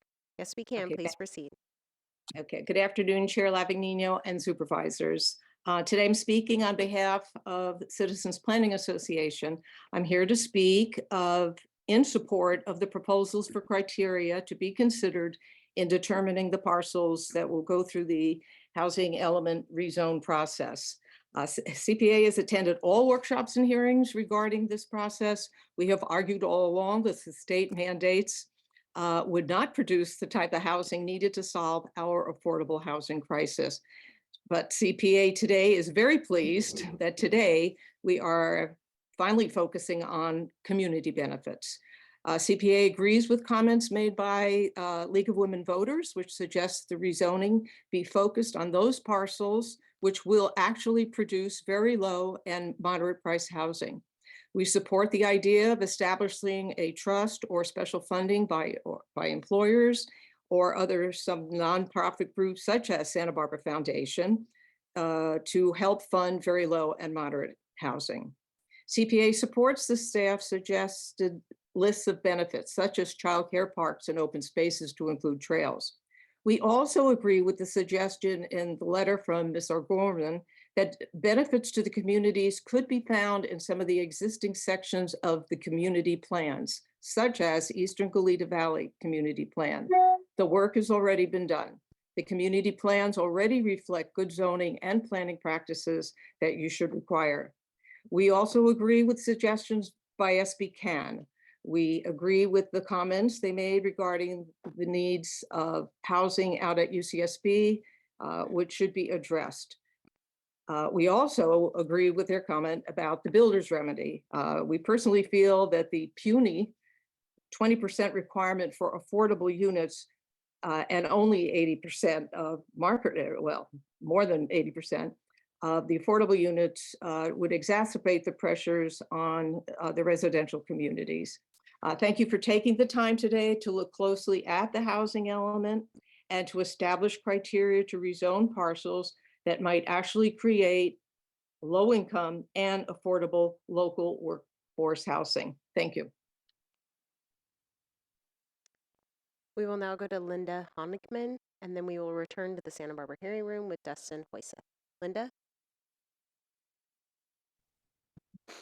Hello, Supervisors. I'm Linda Honigman, speaking as an individual who lives in the South Hollister area. It is hard not to focus on the builder's remedy projects that could produce thousands of small rentals for above moderate incomes. But if we can start thinking beyond current threats and have a vision for where we want to get to, it may help our final site selection. Put on your future hat. It's 2031 and we are still living in the county with less stress. We have a national reputation for reversing our housing crisis and being an innovator in the areas of zoning and planning that encourage pro-people and pro-environment neighborhoods, housing design and manufacturing that improve affordability and sustainability, jobs housing balance, more housing security programs such as lease to own, and community investments and campaigns that help all the above. Our future economy flourished in part because we were able to tap into the decade of home formation for millennials and offered low and moderate income workers a chance to participate in the American dream. And we brought in hefty revenues from property tax and housing-related businesses, especially in the North County where many jobs were created. So what do we do this year? We need to see a countywide commitment to improve housing security for local residents and workers. And for the priorities for sites to upzone should start with those owned by the county and faith communities. For privately owned sites, we need to assess their willingness to consider what our communities need. Questions I would like to ask investor developer teams. Will you be pro-community and respond to needs, ideally with a nearby employer partner? Are you willing to consider a variety of housing types for families or a few taller buildings that would allow for more recreation and environmental assets? Would you consider offering a high % of moderate income condos for purchase?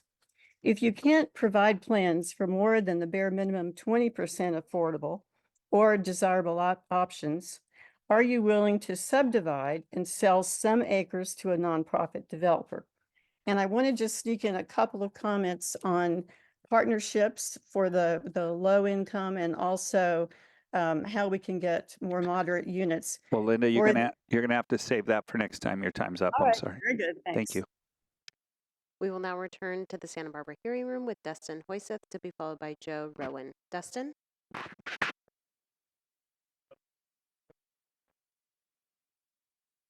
Miller go before Joe Rowan. Just we strategically were trying to get Sure. Well, you. that's up to the clerk, but makes sense to me. Thank you. Absolutely. Sorry to be a pain. All right. Hello, Chair Lavanino and Supervisors. I'm Dustin Hoyseth, Public Policy Manager with the Santa Barbara South Coast Chamber of Commerce. The Chamber is excited to see the county considering these criteria for rezones, as it will help to offer additional clarity to the property owners interested in a rezone, some of which are the same people that we have been working with to lay the foundation for the employer-sponsored housing consortium program that you've heard us mention.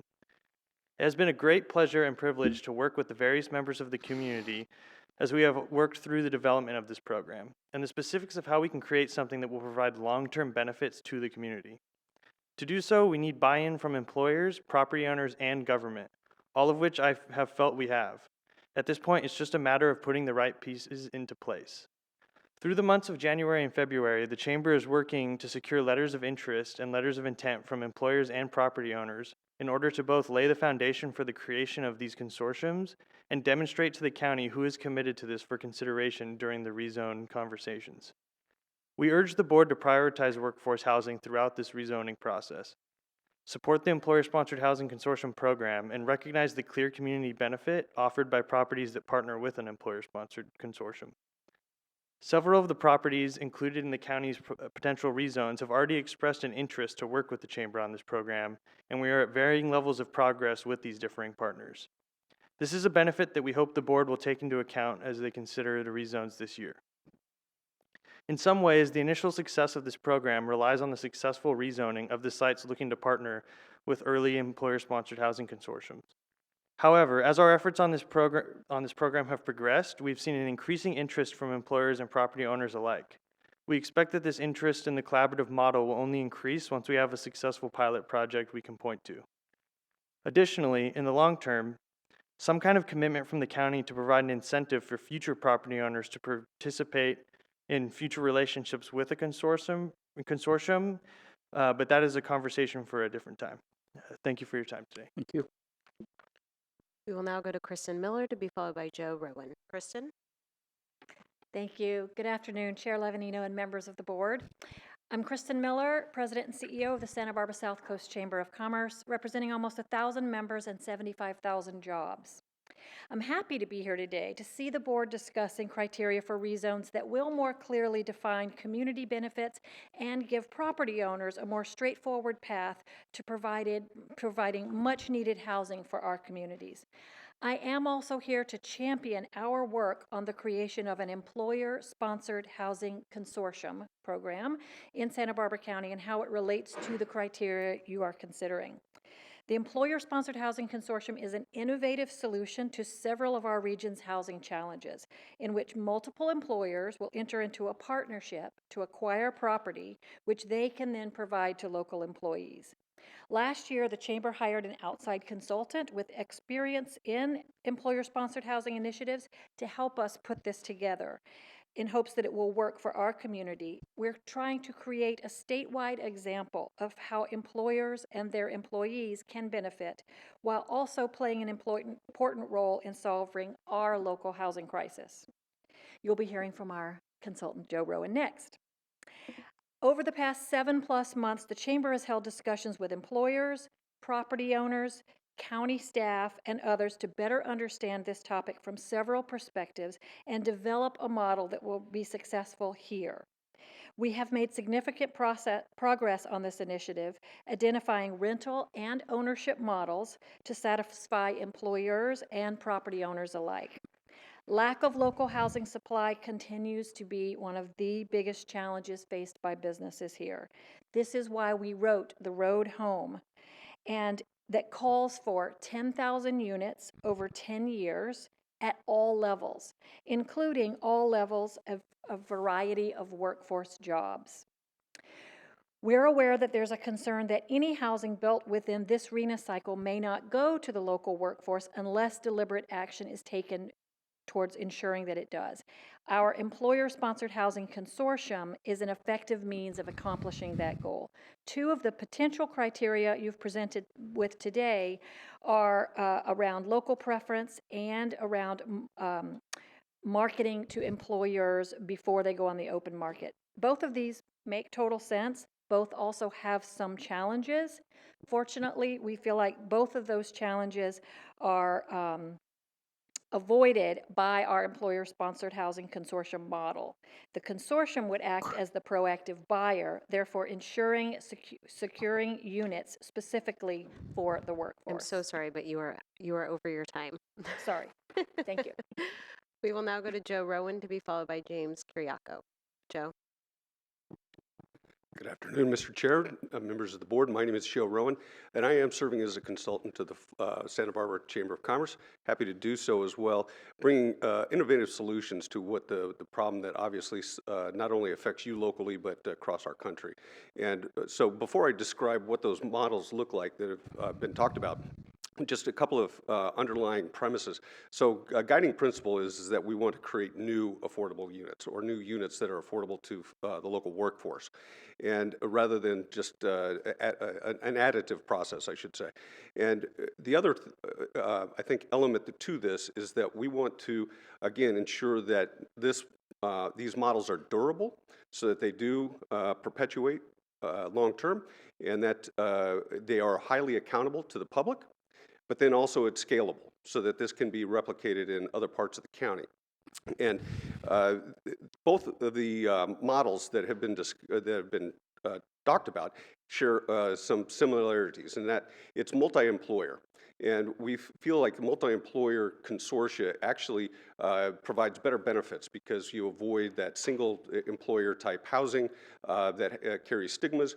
It also allows greater separation between the employer and the employee, because that does create some very difficult situations longer term. So in creating these partnerships, multiple employers will come together, and under one model, they would actually acquire properties and then make those available to their employees.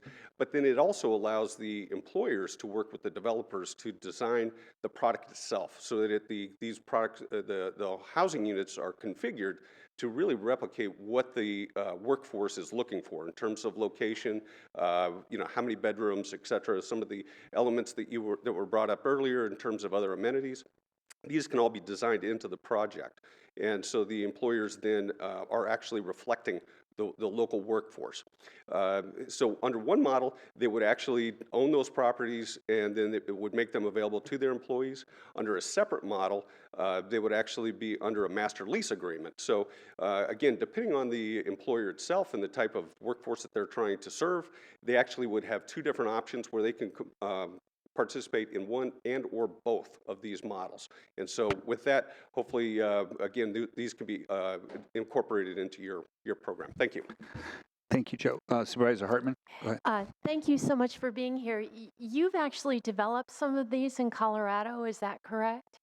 Actually, what I have been doing, and thank you for the question, Supervisor, we actually have seen this type of model that is being done is very common outside of the United States.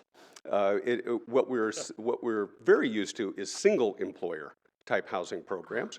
And again, that works in rural areas. Obviously, it also works in resort areas. It does not work in an urban area. And so these multi-employer programs that actually we're importing this model from outside of the United States. And does it work for purchase and rental? It does. It actually is designed to do both. And again, this would be reflective in the employers being very instrumental in the design of the project itself, so that you can actually incorporate ownership and rental within a single project, and it reflects, again, the type of workforce that employer is trying to serve. Thank you. And appreciate that question, and welcome any further questions. Thank you. Thank you. We will now go to James Kiriako to be followed by Otis Califf. James? Thank you. Good afternoon, members of the board. And of course, my iPad went to sleep right in that moment. Start his clock. No, I'm just kidding. Hold on. Good afternoon, members of the board. James Kiriako speaking on my own behalf. As someone who recently navigated rezones, you have my sympathies and my appreciation. This week, you begin to wrestle with the task of deciding which parcels in the county to rezone to meet state housing mandates. And as you begin, I want to thank you for the work you've done since last January to improve the county housing element. I believe it's a much better document today. Here's some considerations I believe you should prioritize as you move forward. To begin with, I support some of the examples given in the staff presentation and covered in some of the questions and answers and public comment just now, suggestions from the League of Women Voters and the South Coast Chamber of Commerce. The board should strongly consider rezones that provide increased childcare access as well as housing, solving two crises at the same time through a single action. The board should strongly consider rezones this way. It'll also have the benefit of reducing vehicle trips. Don't think of vehicle miles traveled as simply how far do you have to drive to your job. There's other ways at reducing VMT. There's also a shortage of active recreation opportunities in the Eastern Gleta Valley, so projects that say want to put a community pool in, want to put in hiking trails, things of that nature that can help solve a regional active recreation deficit should also be given consideration. Secondly, prioritize offering a diversity of housing types so that we can have a diverse community. What I mean by that is don't just look for properties that are saying we'll do 1s and 2s and 3s in terms of bedrooms. Look for properties that are offering studios. Look for properties that will get at least a little bit closer to affordable by design in terms of the size of the unit. Diversify your inventory. Prioritize developments that offer moderate income missing middle housing as well as low income housing. This is especially important because of the sheer number of builders remedy projects that you're getting, as was touched on by Director Plowman. It's not comporting to the 50, 25% formula that you had for your vacant sites at the beginning. It's putting a lot of strain on that formula.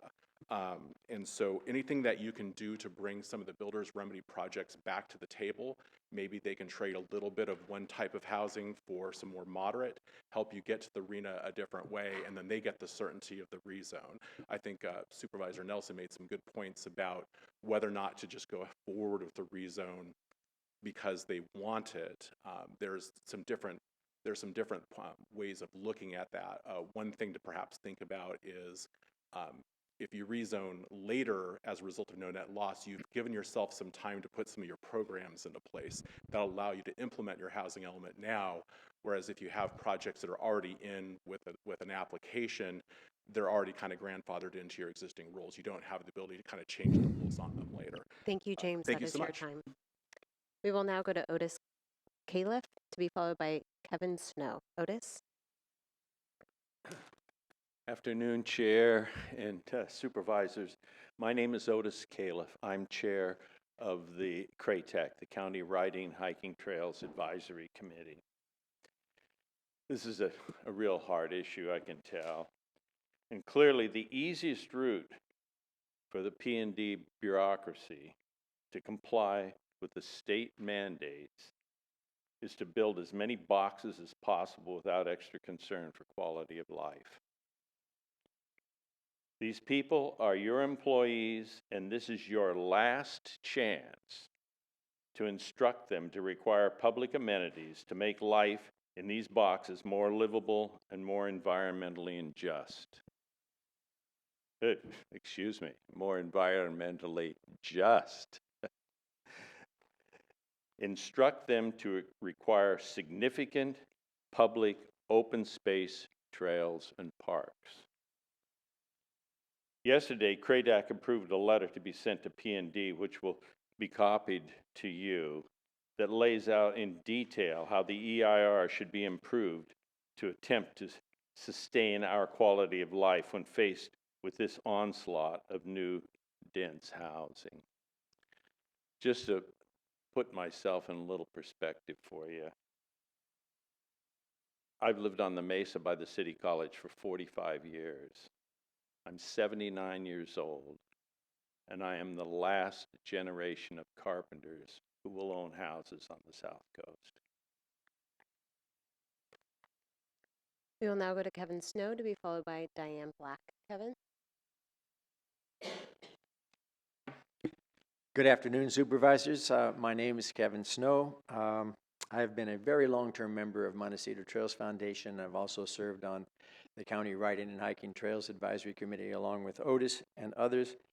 And much of what we've been talking about today has been the message we're giving to developers and considering what benefits accrue to the community from these projects. And my concern is and always has been the inclusion of trails in these projects and the importance of recognizing, as county policy clearly and unequivocally states, that trails and public access are fundamental to public health and welfare in our community. So part of the trade-off that may come with rezoning and with approving these projects, I think needs to include clear recognition that the importance of trails and public access. You know, my initial reading of the environmental impact report, you know, there's a number of things missing in there. I'll just relate a few of them, which you'll be getting, you know, in the letter that will be coming from CRATAC. But one of those is the lacks an adequate discussion of the importance and analysis of impacts to the county's public trail system by these revisions. And it employs narrow thresholds of significance that undervalue the importance of parks, recreation, trails to public health and welfare. And I just think that as these projects come forward, the importance of trails and access just needs to be given greater acknowledgement of being important to the benefit and welfare of our community. So I thank you so much for the effort that you've been making. I hope this project doesn't get jammed through in too short a period of time. It just seems this is so complicated and so many issues are engaged that I'm hoping that P&D will consider the revisions necessary to the EIR impact statement. Thank you. We will now go to Diane Black to be followed by Jeff Nelson, who is our final speaker. Diane? Chair Lavanino and members of the board, I'm going to start at the end of my letter since I didn't get there the last time. We're asking that you hold a hearing, and you've talked about that, to allow developers to explain what their concept of development is. We're also asking that you not lose sight of the need, the desperate need for funding of affordable housing, and hope that you'll prioritize that consideration of a bond or tax measure immediately and don't wait several years, because the good sites are going to be gone. So that really needs to happen. And then thirdly, that you immediately establish a requirement for local preference so that any housing resulting from the housing element will contribute to solving the problem we have instead of just perpetuating the situation that's existed. So now I'm going to jump back to the numbers. There are 4,271 above moderate units in pending projects, including your true pending projects, builders' remedies, and ADUs. We only need, and I'm talking about South Coast, sorry. We only need 1,325. So we are already over by 322%. Given this reality, we really, really need to focus on affordable housing at every level. And the best way to do that is to provide land and money to develop. Otherwise, the county, if we continue to be on the path that we're on, we're going to be facilitating overdevelopment of market rate units that will not be affordable to the majority of local workers and families. I couldn't even afford a house on my salary when I worked here now. You need 1,073 very low and low income units and 854 moderate income units above and beyond what is already in the pipeline. Your model assumes a much higher percentage of affordability that is assumed more than any program would actually deliver. It's up to 75%.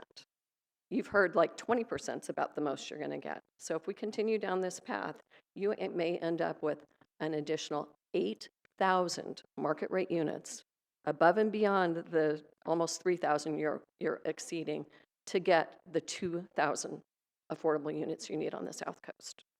So you're going to cut me off again. Darn. I didn't say a word. Okay, so I'm just gonna pretend I didn't see the clock. You've been here long enough that you know what it is. Let her say a little more. No, actually, I would you like know to know what? what she was. There's nothing here that shows that you're about to exceed your time. So just a little process improvement. Something was here. It's right I'm not going to here. look at myself. It's right here. Chair my Lavanino, face. members Pound of the board, So- just so the public is aware, that is in the works. Thank Oh, you. good. Yes. Good. So here's what I'm suggesting. I'm just going to suggest two things. Rezone every county-owned property that you've identified and identify more. And when you rezone those properties, please don't develop them with above market units or above affordable units. Stick with very low and moderate income units, because you saw a big part of your workforce would be served by that. So I'll leave it at that. Thank you for the extra little bit of time. We will now go to Wait a Jeff minute. Nelson, who is our final speaker. Jeff? Jeff, you get 10 minutes. No, I'm just kidding. Thank you, Chair and Supervisors. Jeff Nelson. I'm a local. I am a stakeholder in Eastern Goleta, where I care very much what happens here, because I've invested 30 years in making it great, where people actually want to live there rather than Montecito or Hope Ranch. Believe that. We've created great communities there that people have chosen to live because it's near schools, it's finely grained, it's near recreation. So it can be done, and I don't want Eastern Goleta to be diminished. And so we were asked to get involved in one of these projects, and I said, I'm going to take a long time to see if this can be a really fine project, because I don't want to be involved in just a mass project with a bunch of housing units to click off something with the county. I've been involved in all these projects in Eastern Goleta. Most of the ag conversions, and some have taken more than 10 years to do. And we hung in there, and hung in there with the landowners. I'm working with the Georgies, who have been waiting for 52 years since the Goleta water moratorium was adopted that stopped the conversion of normal infill properties in the heart of the urban area to be converted to some other use. It was once considered in the 80s to be the best place for local retail, but nope, that was turned down. But so the people I'm working with have gone from high school to now retired, waiting for their time. And I think this is their time. I think this is their time. So as I wrote to you, this is important zoning 101 work. You have to consider the basics of urban planning.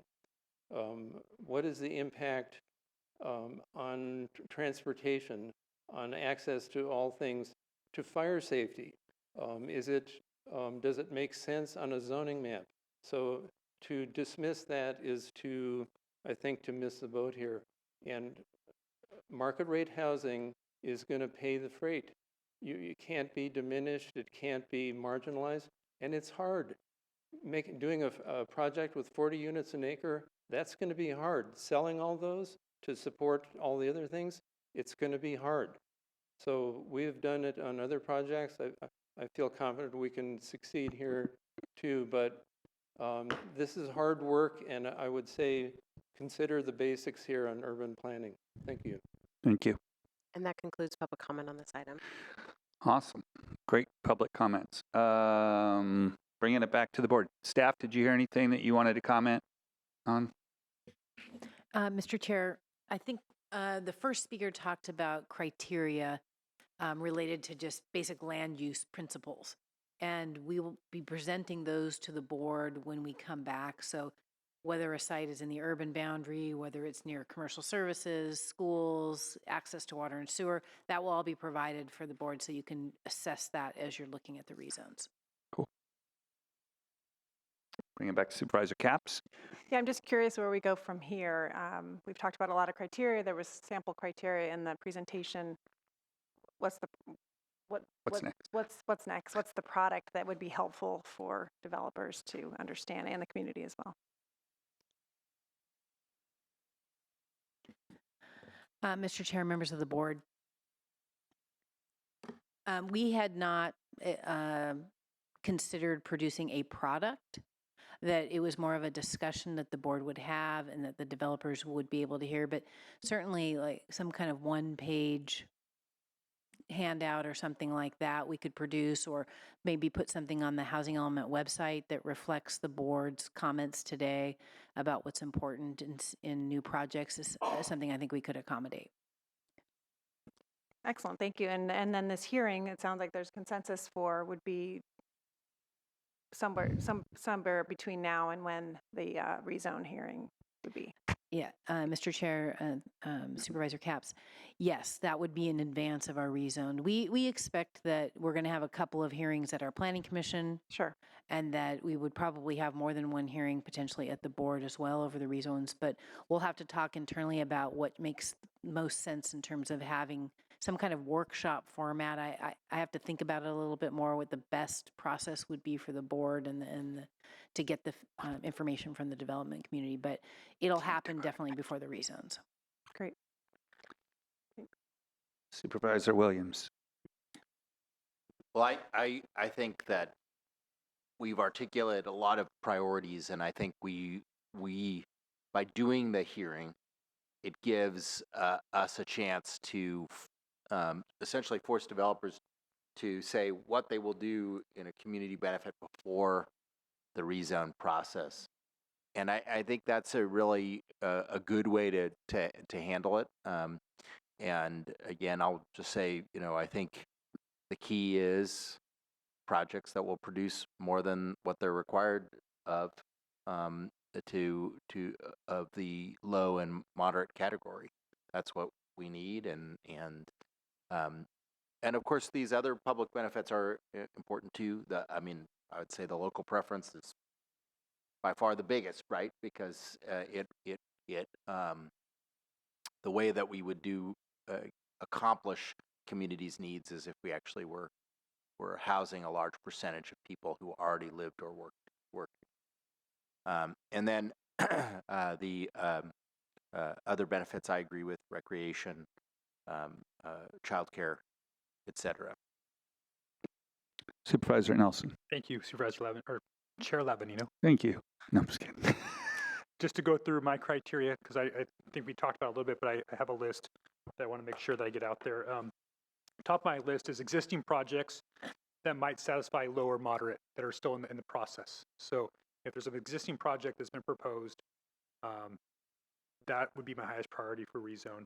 That is that low or moderate. If it's above moderate, you're going to gamble like everybody else. But I think those two should be something that should be prioritized. I'm going to stand firm on my builder's remedy. I think that those projects should be looking at trying to get back into the loop and try to comply with what we're doing here. I know that they have a pathway, but they've got a lot of hurdles to perfect their entitlement. They're not exempt from CEQA, and if anybody's ever been involved in CEQA in Santa Barbara County, not an easy process. So just because you're in builder's remedy doesn't mean that you have a free pass here right to development. We are limited eventually on what we can deny, but there is still quite a bit of hurdles for those projects. And I think the front door would be the preferable option for those projects. And so that's what I would like to signal to the development community that's out there.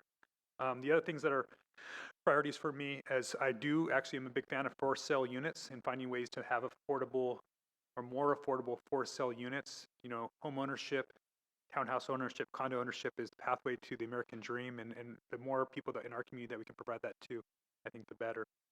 I'm a big fan of local preference, and even having maybe a local preference that allows people that maybe graduated high school here to come back. I know that Napoma is doing some very interesting things. I'm sorry, San Luis County is doing some really interesting things with the Dano Reserve project and that space, and so I really want to take advantage of those opportunities. The extra things that are nice. I'm a big fan of youth sports facilities, community spaces for recreation. And the last two that I have here are, making sure that the projects conform to community plans. We have these community plans, and then all of a sudden the housing element comes on top of it. And how does that blow up your community plan? And I want to make sure, when you come and look at your project, how does it fit the Orchid Community Plan? How does it fit the Eastern Galita Valley Community Plan? So think about that as you approach us. And then the last one is the job housing imbalance. Making sure these projects are along corridors, if that's the case, and making sure that we're not further causing that problem. And in the North County, that might also mean a project that might have a commercial component, so that there are industrial components that has some jobs that go with the housing. So that's my list. Looking forward to the discussion as a board in the future. Great. Supervisor Hartman. Before I speak about my criteria, I wonder if we might call Ms. Black back up. She served for a long time right in this field, has seen other housing elements, and would like your advice, particularly on strategies for the moderate housing, but anything else that you could add. Well, before I forget, I forgot two important parts when I began speaking. I'm speaking on behalf of the League of Women Voters, so I want to make that extremely clear. I know the board members know, but I don't know if everybody in the room knows. And secondly, thank you for holding this hearing and for hearing from us. Strategies for moderate.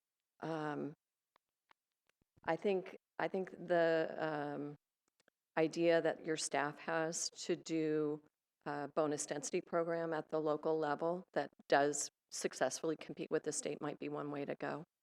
I say that with some hesitancy because, I want to make sure we provide all of the affordable housing we need, but we need a lot of tools to do that.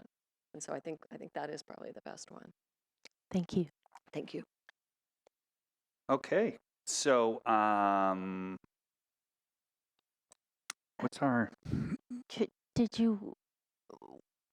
I'm looking for deliberation. Yeah. Go ahead. All right. Well, Oh, you had. That's right. I'm sorry. That's okay. Go ahead. Well. You have 2 seconds. No, I'm just kidding. Well, the criteria that have been laid out in the memo, I think are good ones. They aren't really ranked, but I think what we have learned is how important the moderate is. And so we need to see that from developers, because if we can't get that, then we have to have a lot more higher income housing. And so I think one way to get that is with the partnerships and the employer consortium. And so I really think that the South Coast Chamber has done yeoman's work in helping, making these partnerships, educating the community, giving us a strategy. So I would like to see those partnerships, as well as partnerships with housing authorities and others. The more that can be up front, the more security we get about the kind of housing we'll get. And it's not just that first tenant or first buyer. It's how we keep it affordable over time. That's the key, because it'll jump up and it'll soon be. I mean, we already see the price of a median home in South County is $2 million. Who can afford that? So, we've got these employer consortiums. I hadn't realized it was a European concept, but it's a great one, and I just think you're so innovative for bringing that to us. And so, for me, seeing that developers partnering up is really critical. So for moderate housing, low-income housing, housing that's durable in those income categories over time, ideally showing partnerships as a way to demonstrate that. And then I think other public benefits, and I just want to emphasize public, because you can have an enclosed community and you can have amenities, and I understand that that's what people want. But as we get more affordable, the amenities go down, and so we've got to make it public trails, public parks, public whatever. That would really catch my attention and support. So that's it. Excellent. I think it was a great discussion today. So definitely needed. We are now, I guess item B here was provide direction to staff as appropriate. I just want to make sure, do you have any other questions about anything you need as far as clarification on any of this? It's been thrown at you all over the place, but. Mr. Chair, I think we understand the criteria that the board has presented, and we will draft something up and put it up on our website. Great. So can I get a motion for A, B, and C? Yep. So moved. I'll second. Go ahead. Okay. Oh. That's fine. All right, we have a motion and a second. All those in favor? Vote aye. Aye. Any opposed? Passes unanimously. Excellent. So with that, we are adjourned to Tuesday, January 23rd, 2024, right here in the beautiful city of Santa Barbara. Future housing site.